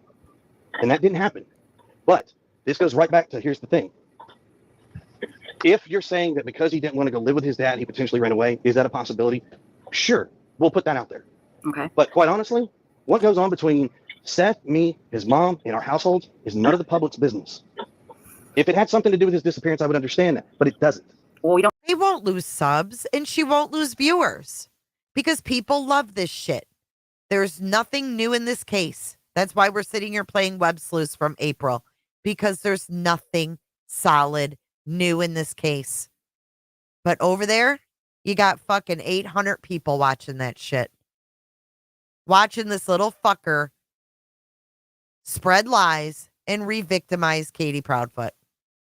Look at the super chat on the screen. You people ought to be fucking ashamed.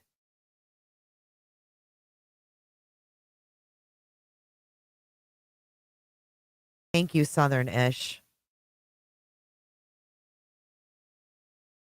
To the Green Team trolls, your boy Seth saw those videos at the Roadhouse.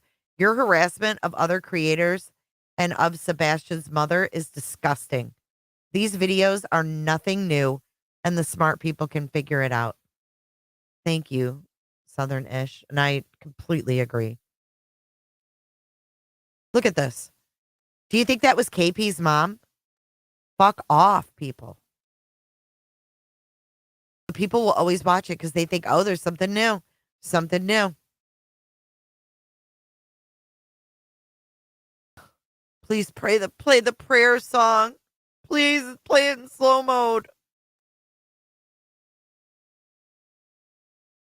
This woman is, you know what? And not only that, hold on. Let's take it to another piece of shit level. As if these people couldn't be lower than low. Let's take it a little further. Not only do you know that this little girl, Katie, when she was a little girl, she was essayed and taken by the state. Her sister and her mother are registered sex offenders and spent time in prison. She then went to a foster home and was groomed by Seth. Okay? Not only that, are they re-victimizing her? She is also a soldier of our country. Katie Proudfoot served our country.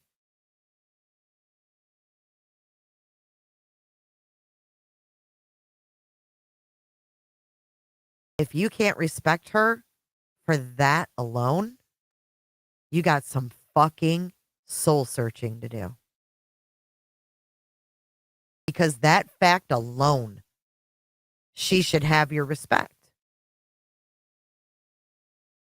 But instead, we have people like Teresa Wilson. Katie has a manipulative personality disorder with a side order of gaslighting. Now they're asking why she has a handicap place card.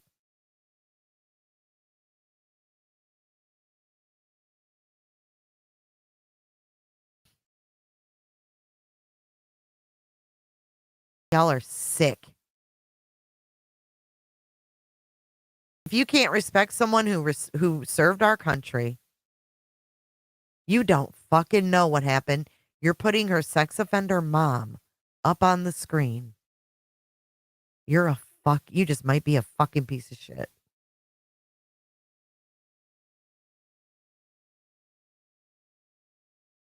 I'm disgusted.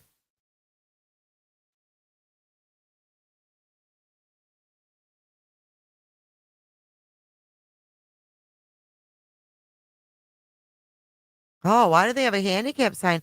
Oh, did she forge that? Oh, did she fake that? Oh, why? Fuck off. They don't respect victims. They don't respect fucking our servicemen and women. These people are trash. Lowest of the low. Lowest of the fucking low. Don't bother reporting her.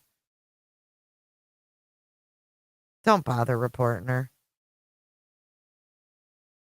She's a disgusting pig. She doesn't even know what she's putting on the screen. She probably doesn't even know that Katie's mom is a sex offender. She doesn't even know anything about, what's Natchez Trace State Park? She doesn't know anything. And Titanium, I'm sorry for what's been done to you. Don't know that. Well, I understand it. That's why we're making this clear. And that's why I asked about his day, because Let's I go didn't back know. to the day. Okay, go ahead. No, okay, so sorry, you for don't the know me sidebar. very well. I have 2 decades of experience working with autistic children in different capacities. So I do understand they are all different. I do understand that day may have been very overstimulating for him. So that's why I was asking if that was a normal day for him. And if it wasn't, that just gives me more information that maybe he was very overstimulated that day. Chris? So one more time, I'm so sorry. I was just saying, in my experience with autistic children, obviously they're all different. But if this was not a normal day for Sebastian on Sunday when he went and did all of these things, and it sounds like he's gone from home for a while, if this wasn't a normal day for him, would this have been an overstimulating day for him? Is this something normal? Does he normally go to BJ's and bowling and all of these things on a weekend, or was this kind of like a special thing? And if it was a special thing, what caused it to be special? Was there an occasion? If it was a special thing, a mother and a son bonding and just having a good time. I'm not being ugly at all. I'm not. I'm making. Is this a normal day for them on a weekend? For them to do our days fluctuate. Monday through Friday, we're a working family, just like everybody else out there. And when the weekend comes, that's when you get a lot of stuff done. You go a lot of places, you do a lot of things, and a lot of times that's where you're going to spend time with your kids and do extra things. Sebastian's not in sports like most kids, so we don't spend ball time at the ballpark. When Seth has Sebastian on the weekends, he goes and does fishing and things like that with Sebastian just as well. I mean, Seth works long hours. I work long hours. And I'm not saying any of that is suspicious at all, Chris. I'm just asking if that was normal. Because if it wasn't normal and he was overstimulated, that could be a reason for him to have ran out of the house. No, okay. He's not overstimulated. Okay, so that wasn't one of the possible reasons for him to leave.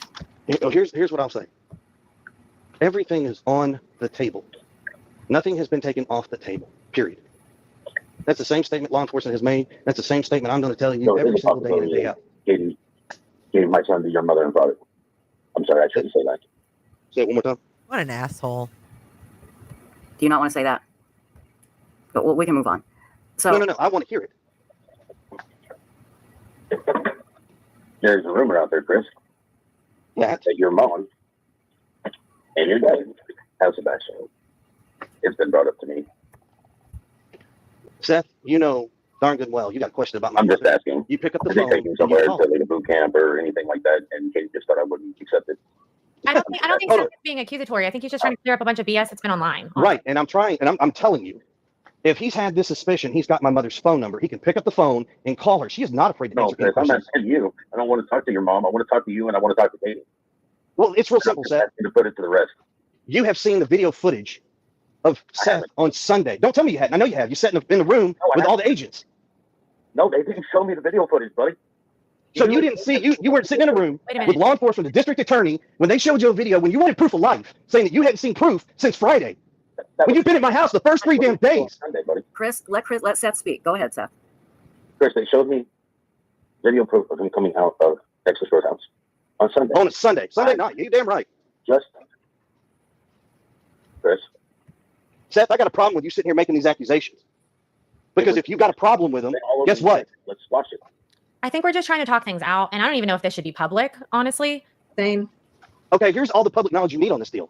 Law enforcement has talked to my parents, my whole family. Once again, this statement is true, what law enforcement says. Just because you hear a rumor doesn't make it true. Chris, I don't think he said it was true. I think he's just trying to clarify. Okay, can we repeat that for the green team? Rumor doesn't mean it is true, what law enforcement says. Just because you hear a rumor doesn't make it true. Right, bing bong. Just because you hear a rumor doesn't make it true, but they're over there. They've now said that green hoodie guy is now a green hoodie girl. And now they're going so far as to say it's Katie's mom. Chris, I don't think he said it was true. I think he's just trying to clarify. That's not clarifying. No, stop sitting here trying to defend his actions. Stop. Okay. The fact is, Chris, is I'm trying to squash the rumor. We're both here squashing the rumor. Seth, there is no rumor. You know my parents were not with Katie on Sunday. That's all I'm doing, Chris. No, you're causing a problem because you know damn good and well where my parents were at their house on Sunday night. They weren't near Katie. They weren't near Sebastian. And if you got a problem, all you got to do is pick up the phone and call her. Be an adult. Be a responsible adult. And just call her. Chris. Can you hear me, Chris? Oh, I can hear you. Because all I'm hearing is anger and attitude from you. What I'm trying and you should, Seth. You should. Because what you're doing is bullshit and you know it. Okay, stop. People are talking over each other. Seth, go, and then Chris, go. Please, Seth, and then Chris. Thank you. Chris, a unified front squashes rumors together. That's all I am stating. Okay, Chris. This is a rumor floating around, and I would like us to squash it. Yeah, I think that is a great rumor to try to squash. That one's on Facebook, and the rumor is actually that about your mom, her car being parked at like Warsham's, and him getting. Okay, so here's the answer. The final answer to this. It's not just an online rumor because people have driven up to me and personally spoken about this. Okay, ladies and gentlemen, can I make the statement? This is very simple. This conversation has nothing to do on. I want to know who was driving up to Chloe and putting that in her ear. What do you guys think? I would love to talk to Chloe. I'd be like, the first question I'd want to know is, Chloe, A, what did you find out in those background checks when you were vetting? And B, who was driving up to you telling you that they saw Kathy Bauer socks? Was it Turl Lynn's kin? On social media. You want to have this conversation, Seth? You call me, you get Heather, you get Chloe on the phone. Hell, I'll do you one better, and I will get Bobby and Carter on the phone, and we'll all sit down and have this little fucking powwow. Woo! We're not going to have a powwow like that, but I would well, then guess what? The situation, and I would love for it to be private because I believe a lot of what is happening right now should not be public. So explain to me why you don't want Bobby and Carter involved. I didn't say I didn't want Bobby and Carter involved. I said I was referring to your tone, which is very angry. Oh, I'm very pissed. I know that. I think we just all need to take a breath because no one is accusing anyone of anything. We are trying to dispel things. Because in turn, dispelling these things will take some of the BS off of you. Whoa. That was uncalled for. And Chris, I mean, I do understand your anger, but I know these ladies. I don't know Seth. I just know what I've seen. But these ladies are not full of shit. I didn't say they're full of shit. I was referring to Seth being full of shit with his comments. Well, that doesn't help matters. No, it doesn't. So when you brought him on the show and he wants to start this shit, that isn't going to answer questions. It's going to spiral into the shit it's in. So we can set this shit aside and answer the questions that you got. Okay. I would like to move on very quickly, but I will say the public opinion is not going to improve unless we can take a deep breath. That's exactly right. And I know you are frustrated. You have no idea what I am. I'm not saying I know how frustrated you are, but I know you are frustrated. And I'm not saying that's not valid, but this is not helping. If it's not helping, then you shouldn't be talking about it on social media. But as a PI, you should have said, you know what, we're not going to answer that question. We're going to do that privately. That's where that should I have did went. say that actually several times. And you can listen to that recording later. So let's move on to the next question. I just got to say one thing. You want the public's help. You want them to be behind both of you. And we need them to find Sebastian. Exactly. And it's a very good chance that somebody in the public will find him. My biggest frustration is that we all collectively have to deal with all of this instead of focusing on Sebastian. Right. And it's a disadvantage to Sebastian. Really, it's sad because we're not any closer to finding him as long as we're all arguing like this. Yeah. And mods in chat, you're removing these comments, I hope, because I've been removing some too. And we've got extra mods in chat. Anything rude that said, they're banned, they're gone. Okay. So we'll get them out there as quickly as possible. And let me go through chat really quickly here to get some more questions here. You've been on here for many hours and I so appreciate this. I really, really do. So Can Chris hear me? Yes, he can. Can you, well, you can't throw us in a back room so we can talk real quick. I wish I could. I wish I had that ability, but I don't. I can take you both off and you can call him. Do you want to do that? Let's finish this first and we'll do that after the fact. Let's get these questions out of the way. Listen, you may not like my opinion, but when we got rumors out there, if you and I squash these rumors, then they stop being rumors and everybody just looks at the people who are spreading them. Yeah, you. You know what else has always bothered me about this? Look at the bottom. Oh, let me move my threadhead. Priscilla Turner Posey. I want to know who she is. Priscilla, make yourselves known. Because, Priscilla, you're the only person on this planet besides Seth Rogers that wanted a spokesperson for the three of them. Oh, maybe Robin Rogers. But Priscilla Turner Posey, make yourself known. Love to speak with you. Because, yeah. No one knew about Tony at this point. No one knew that Seth was trying to get Tony on board with Chris yet. We didn't know that yet. Like they ever ship. I was not trying to upset you. I'm trying to squash these stupid rumors that are literally filling up my privatized email address, their inbox, with crap. Which is crap. It's not helping find Sebastian, so if it gets squashed, then people will stop.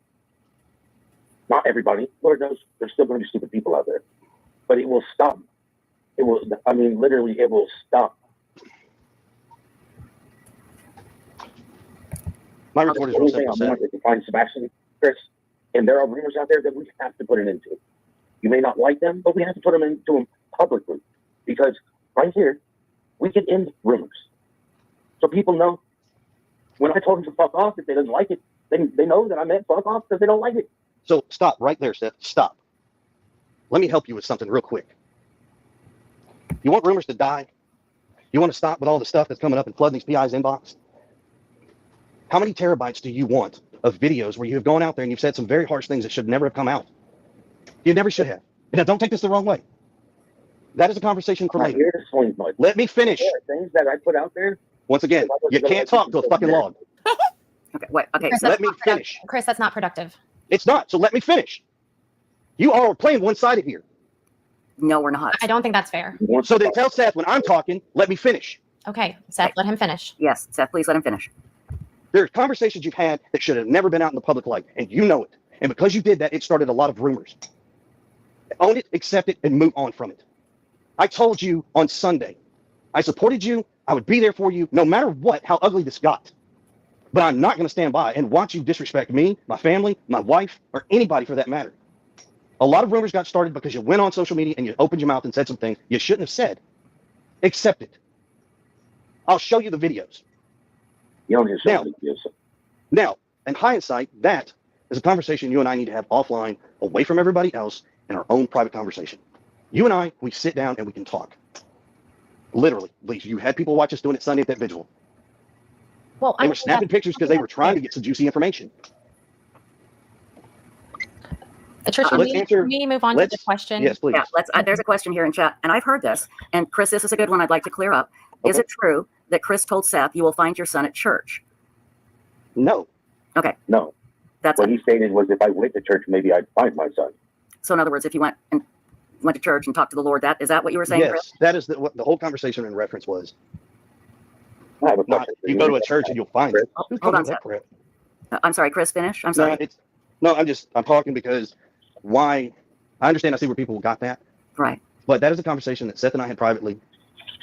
You know, I'm sorry, but we're not going to sit here and drag certain things into this. It has nothing to do with it. I told Seth, basically we should all go to church. We should pray. That's exactly what it was in reference to. Understood. Seth, go ahead. It's your turn now. There's better ways to upset it, Chris. He said we can go to church, we can pray. Remember, Sean was like, Easter weekend on Good Friday, he interviewed with Pascal, and he's like, I've been to church 3 times today. Tomorrow's Holy Saturday. Easter Sunday.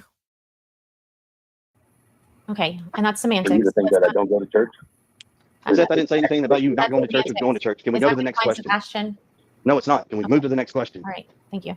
Okay. How about this? Because you guys have been on here for almost 3 hours, and I really appreciate it. And I do think Chris and Seth need to talk off air. Let's talk about what we do know. We do know, and this is how we started out the live stream. We do know that Sebastian was last seen publicly at Texas Roadhouse on Sunday. We know he was seen on camera taking out the garbage at some point. We know that there is a possibility that the cameras did not pick up Seth leaving the house because it was so dark. Sebastian. I'm sorry. What did I say? I'm sorry. I'm sorry. Seth, I'm sorry. You're not missing Seth. You're right here. Sebastian. I'd like to be missing. Yeah, I understand. I hear you. Sebastian was not seen. A possibility that Sebastian was not seen leaving the house because it was too dark. Okay. There were certain scent dogs that hit on Sebastian. There were 3 of them that went down to the retaining pond. according to Chloe, that retaining pond has been searched. It was actually been drained and it has been walked and searched. Okay, so that's good. I think that's what we know about that night and the hours before he went missing. I think that's all we know for certain. Now, I want to ask all of you, what is the next step? Chloe and Heather, I'll go to you two first, and then I'll go to the two gentlemen. I'm sorry, my dog was barking. What did you say? That's okay. I said, what is the next step? What is the next step for you? What is the next step for the public? What would you like us to do? What do you think you guys are going to do? Well, for us right now, we are really focused on getting Q in. Chloe and I are working on a report and some maps to try to give them an idea of areas that need to be searched or researched. And I think really the next big step is getting us all on the same page and working together. And even though this is a mess right now, I think this is a huge step in that direction. And I'm hoping that, as I said, Chris had called me earlier and just right before the show started, and I messaged Chloe and was kind of talking to her about what you guys were going to talk about, because I wanted to, some of the things that he cleared up with me, I wanted to make sure she was aware of. But, reaching out to me and then reaching out to you guys on the podcast tonight, I think it's a huge step in the right direction. He's angry, but once we get past that, I think maybe we can all work together and start putting our heads together on where we need to look for Sebastian. Thank you. Very good. Chris, what would you like to see us do? What do you think? At this point, keep spreading the flyers, keep keeping his name out there in of good graces, not of in a negative light. Spread the words. If you know something, say something. Don't wait 2 weeks. Don't wait 3 weeks. I told Heather the same thing. There's so many tips that come in weeks later instead of the moment that they come in. When you get these tips, you call 911, you call TBI, you don't call these PIs, you don't call Seth, you don't call us, you just call the law enforcement agency. Keep spreading the flyers, spreading the word, prayers. Trust me, keep the prayer warriors out there. We need them. I agree. And I think, because of all of the noise, people have not been reminded to continuously search their properties. And like I said before, everybody else came on here. There's a lot of really large properties in the area, and the terrain is treacherous in a lot of areas, and things get missed. So I think it's important to center it back to the local level, first of all, because this has become national, and nationally people are giving their opinions. We need the community to come back together and search their acres and acres of property, because I believe he could be very close to home. There you go. I will say this much, that everything she said is exactly the same thing law enforcement's been pushing.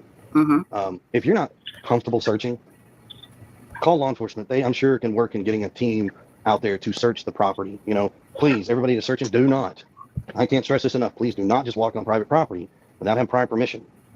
Please. By the way, there's comments in chat and we're removing them. Chris has been searching. Okay, he has been searching. Just because you don't see him searching, because you personally don't see him, doesn't mean he's not searching. So that needs to stop. Okay, that needs to stop right now. And Seth, what do you feel the final word should be? I need people to keep the faith. I need people to keep faith that we will find Sebastian. I don't know. I don't know what people's mindset are right now, but it doesn't need to be about me. It doesn't need to be about Chris. It needs to be about Sebastian. Sebastian is the goal. Sebastian is what is lost. Sebastian is what used to be found.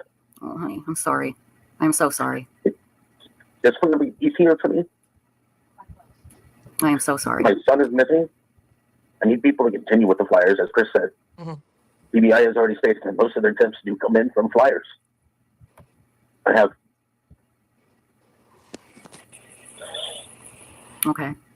I have 100% faith that the humanity still exists out here, that we can come together. I remember that, Southernish. Thank you for your super chat. Let's see, who else do we have? Thank you, Never Alone. Happy holidays to you too. Puff puff pass, Sherry. I just wanted to make sure I didn't forget anybody. Heads up, eyes open. See something, say something. Contact FBI, contact TBI. Call 911 for your local. Tell them that, you think you just saw the missing child from Hendersonville, Tennessee. Get them on it. All right? At the same point in time, if you feel that they're not doing it, you just fix it. Law enforcement is short-handed. All it takes for evil things to exist is good men do nothing. And that's good females too. I'm not, it's just For evil to exist and continue is good people they do nothing. Right. Don't fall into the simplicity. On your way to work, on your way to the corner store, on your way to Walmart, you might see my son. Absolutely you might see him, and I need you to say something. I need you to call 911 immediately. If you're not in Sumter County, I need you to call 911. After you call 911, call TBI, so that way they know that 911 has already been called. I have found that law enforcement groups do not communicate with each other, and I don't mean this as a negative, but I mean this as a Facebook lead came through, and I called Lebanon, which is here in Tennessee, and they didn't even know that my son was missing. Oh, jeez. All right. Mm-hmm. I will second that. There's a lot of people out there that don't know locally. Right. They don't communicate, and they need to. They absolutely need to. Well, I'm not saying communicating. I'm just agreeing that he is saying that there's a lot of everybody folks. gets the information that is necessary. Somebody forgets to do a pass down, and the next officer on duty doesn't get the information that he needs. So he doesn't even know. It's not his fault. The officer before him could have been working a 16, or have even been working more than a 16, which is illegal. But more than what is he talking about? He's all acting like he's fucking an officer. So he's saying that they're not passing along the information. This was back in April. He doesn't even know. Dude, me either, Beans. I got a couple things, but I probably won't be shopping until after the 21st. It's not his fault. The officer before him could have been working a 16, or have even been working more than a 16, which is illegal. But we still have to have law enforcement out there. Mm-hmm. Right. I just need everybody to work together. The rumors are killing it. The rumors are killing people's time. And that's the one thing Sebastian doesn't have. Right. So if you've already called TBI with your information, but you think it might be a rumor, if you heard it from Joe Blow down the fucking road, why is he cussing like that? You're not helping find my son. You're part of the problem. People out there. Hey, Lori, thank you so much for your PayPal. I appreciate that a lot. They're listening and they're doing the death threats. I don't see you at my door. I don't see you at my You want to sit there and pick on people. You're a coward. You are a coward. And if somebody has my son, understand that I love him and I need him back. Mm-hmm. I need him back. Not that I want him back. It's I need, because my life has stopped. Because Seth. My son is not here. And I find it hard to function. Can you ladies get a regular life without my son here? I'm sorry, Chris. What did you say? Go ahead, Chris. Right, Seth. I know what you're doing, and I understand the plea, but hang tight, man. You and I need to get off this panel. You, me, Katie, PIs need to get on a phone call. Absolutely. Not on here. Our message is simple. Find Sebastian. You see it. You say something. You call it in. Don't wait. Don't go down this track, man. Don't. I'm looking out for you. Don't. Can I just say one thing? I don't want to ever discourage people from reaching out with information that they think might be pertinent. Now, getting the same tip 100 times from everybody on social media, just sending the screenshot, did you see this? And we've already seen it 500 times. I mean, that's a little excessive, but I don't ever want people to think like, oh, this might not be important, because that might be the one tip that actually was important. Mm-hmm. So I have a different message to send. I don't want anybody to feel discouraged. Please reach out to us. Please reach out to TBI. Do not keep anything silent because you don't think it's Absolutely. important. And I wanted to reiterate, like I get a ton of messages. And even if I do not respond to you, that doesn't mean I haven't looked at it. And that doesn't mean I'm not looking into it. Mm-hmm. So please, I mean, I get them on Twitter, I get them on Facebook, I get them in my emails. If I don't respond, it's not because I'm ignoring you. We are vetting things that we know are probably nothing. Right. But we're still vetting them. I mean, that kind of goes back to what I was saying earlier. It's regardless of how everybody out there feels about me personally, regardless. Let me help everybody with something. And this might help you understand where we're all standing. There are some folks out there that have children. And I would like for you to take your step back and you can go look at your children. You get to look at them. You get to hold them. You get to hug them. You get to give them kisses every night. You get to say, I love you, and all the fun jazz that you get to do. Mm-hmm. Right now, there are 3 parents that cannot do that right now to one child. One. Regardless of how you feel about me, because I can tell you now, I'm not the most liked person in the world, and I'm perfectly okay to accept that. But if your heart's in the right place and you're doing this for the right reasons, it's not about me. It's not about Seth. This ain't about Katie. This is about 15-year-old Sebastian Rogers, our son. And all I'm asking for y'all is to please tone everything down, focus on the positive, keep pushing the message out there. And trust me, when we find Sebastian, when he comes home, let the party begin. But that's all we're going to ask of y'all is please just keep spreading the word and be supportive and just keep pushing Sebastian. That's all we're going to ask. Thank you. Seth, any final words? No. Okay. Ladies and gentlemen, I can't thank you enough for coming tonight. I apologize for the rude comments in chat. Our mods were deleting them as quickly as possible. Those people disgust me. They're not welcome here. And Thank you so much, Trish. If this had to happen publicly as it did, I'm really glad it happened. Very good. Sebastian is what used to be found. Where Seth had the breakdown, you mean? Hey, YouTube bad actors. Everybody that's searching, do not. I can't I stress wanna this enough. hear Please that. do not just walk on private property A little without slower. having prior permission. That one part. Please. By the way, there's comments in chat and we're removing them. Chris has been searching. Okay. He has been searching. Just because you don't see him searching, because you personally don't see him, doesn't mean he's not searching. So that needs to stop. Okay. That needs to stop right now.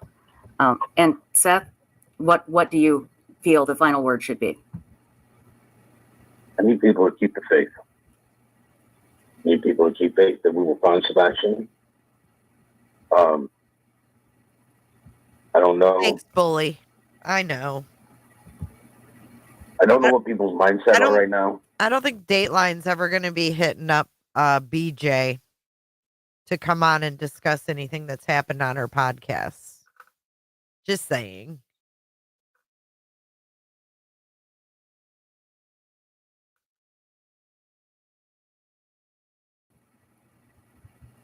But it doesn't need to be about me. It doesn't need to be about Chris. It needs to be about Sebastian. Mm-hmm. Sebastian is the goal. Sebastian is what is lost. Sebastian is what used to be found. Oh, honey, I'm sorry. I'm so sorry. Just whenever he's here for me. I am so sorry. My son is missing. I need people to continue with the flyers, as Chris said. Mm-hmm. TBI has already stated that most of their tips do come in from flyers. I have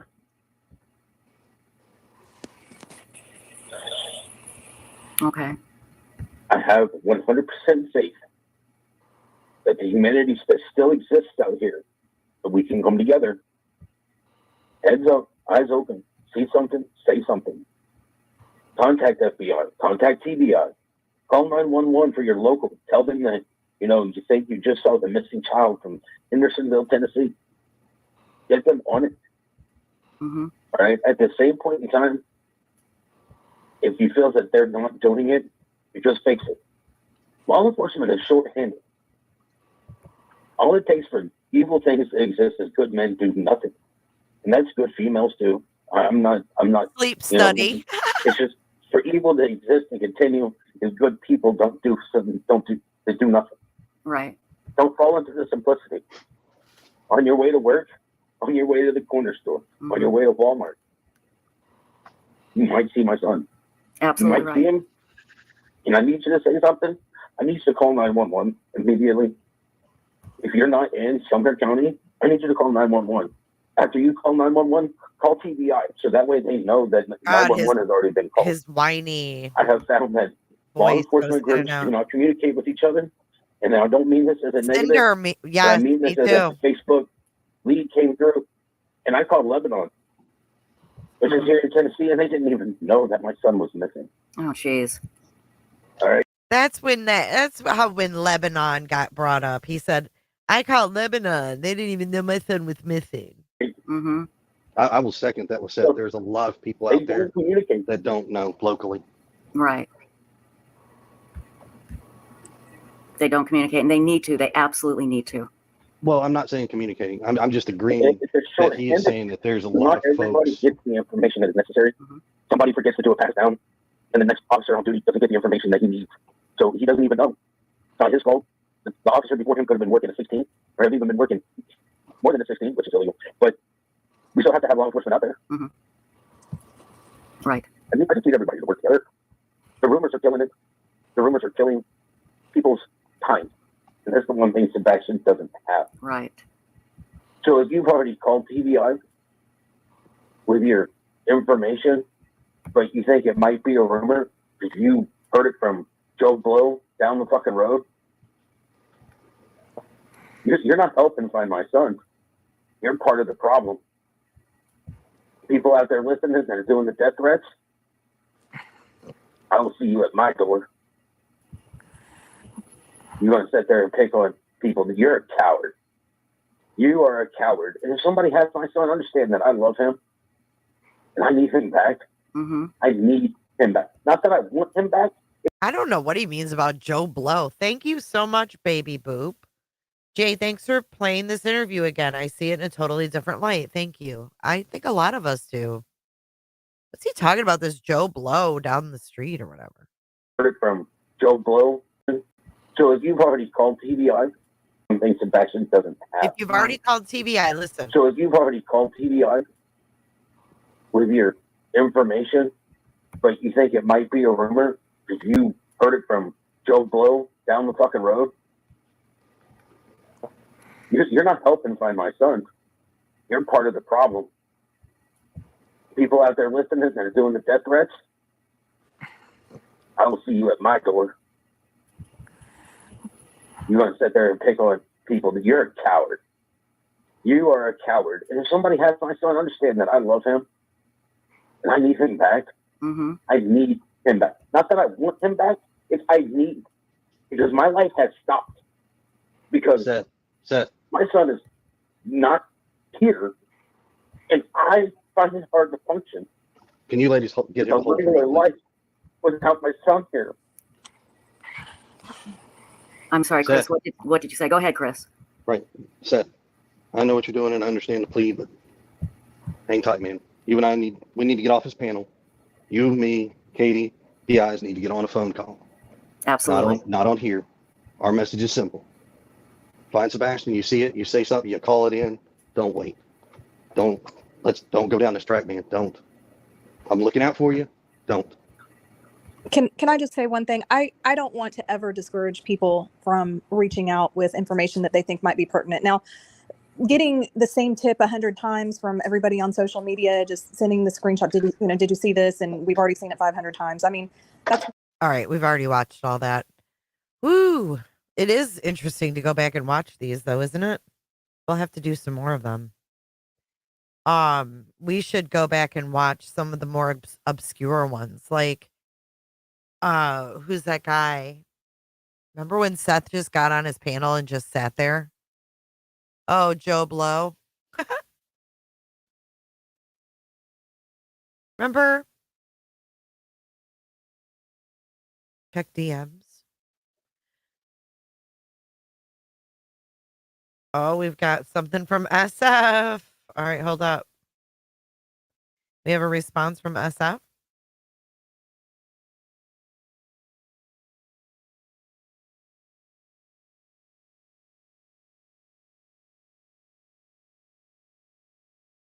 Thank you, Sin. All right, hold on. Let me open this up.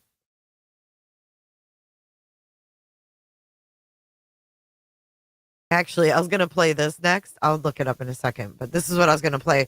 When Seth says, I want him back. This is what it reminds me of. But I'll leave it at that, but I just want them back. I just want them to come back. I just want them back. But I'll leave it at that, but I just want them back. I just want them to come back.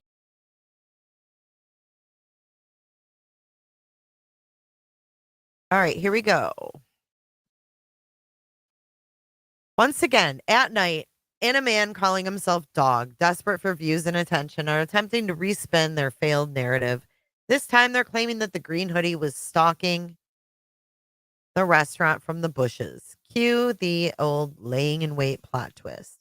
Fortunately, I've taken plenty of footage this week from the Texas Roadhouse. The so-called bushes are nothing more than a row of mostly dying shrubs that no one could reasonably hide behind. These shrubs divide a row of parking spots that run parallel to the restaurant. At night, not to be confused with at night, because Texas Roadhouse is actually legit. This area is used as a pickup line for vehicles retrieving to-go orders. This explains why in the video, the two men at the to-go counter simultaneously turn their heads. At Night's not-so-legit group tries to frame this as something nefarious when, in reality, it's just someone in a vehicle calling out to let the men know they've arrived for their order. And guess what's behind those bushes? He's giving us context. And guess what's behind those bushes? Where At Night wants you to believe a child predator is lurking. More parking spots. Once again, their spin is as flat as their so-called injunction. Why isn't anyone asking for answers about that? And then we have these photos that give us better context. This is the bushes back here they're talking about. Look at the green guy he's got on there. Oh, Sassy, I hope you feel better.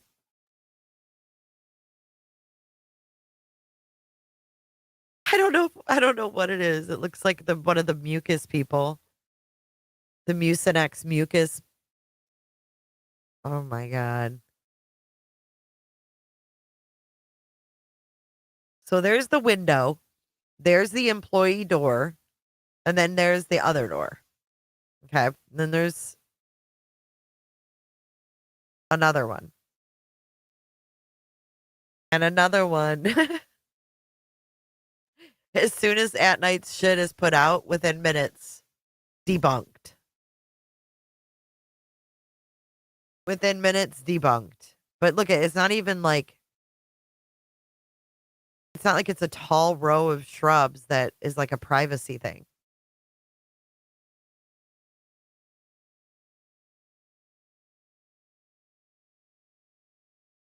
That be it.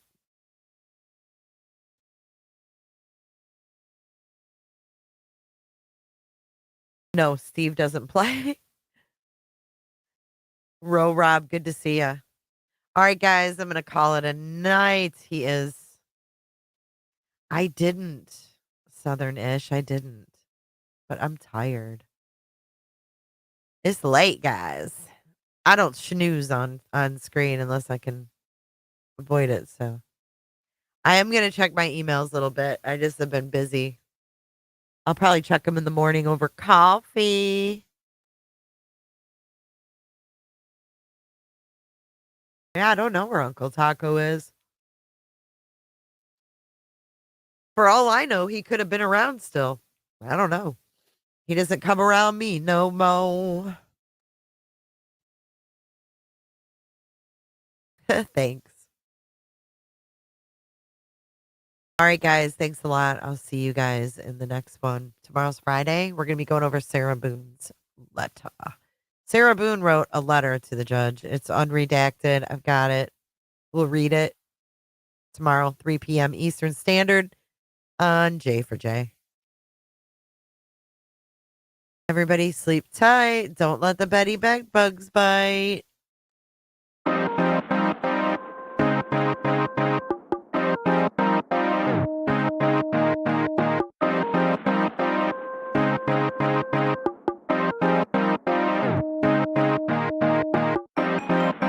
I might go forever, go for eons. Front like you don't be on.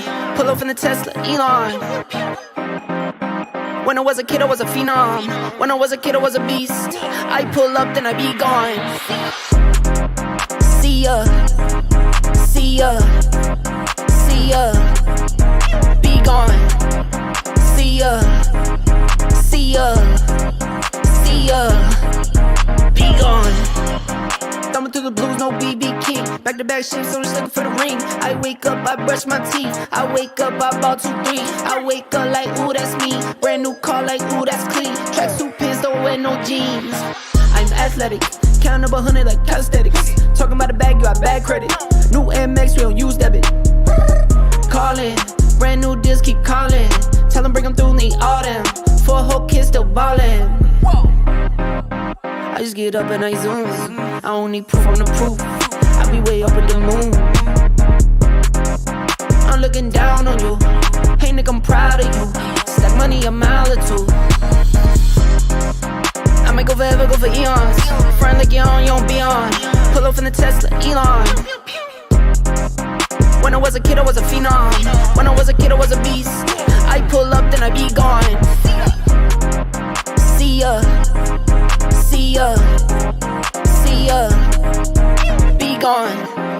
See ya, see ya, see ya, be gone. I'm on a run and you better know. I'm in the know and you better know. I'm here to stay and you better know. I'm at the table, I never fold. I'm at the table, I'm up again. I'm at the table, I'm here to win. Don't cook a record, don't come again. Please, I just need what I need. I collect for my seeds. Would've thought my name tree. I pick up then I leave. In my pocket I be. I don't like to be seen. I just get up and I zoom. I don't need proof on the proof. I be way up with the moon. I'm looking down on you. Hey nigga, I'm proud of you. Stack money a mile or two. I might go forever, go for eons. Front like you're on, you don't be on. Pull up in the Tesla, Elon. When I was a kid, I was a phenom. When I was a kid, I was a beast. I pull up, then I be gone. See ya, see ya, see ya, be gone. See ya, see ya, see ya, be gone.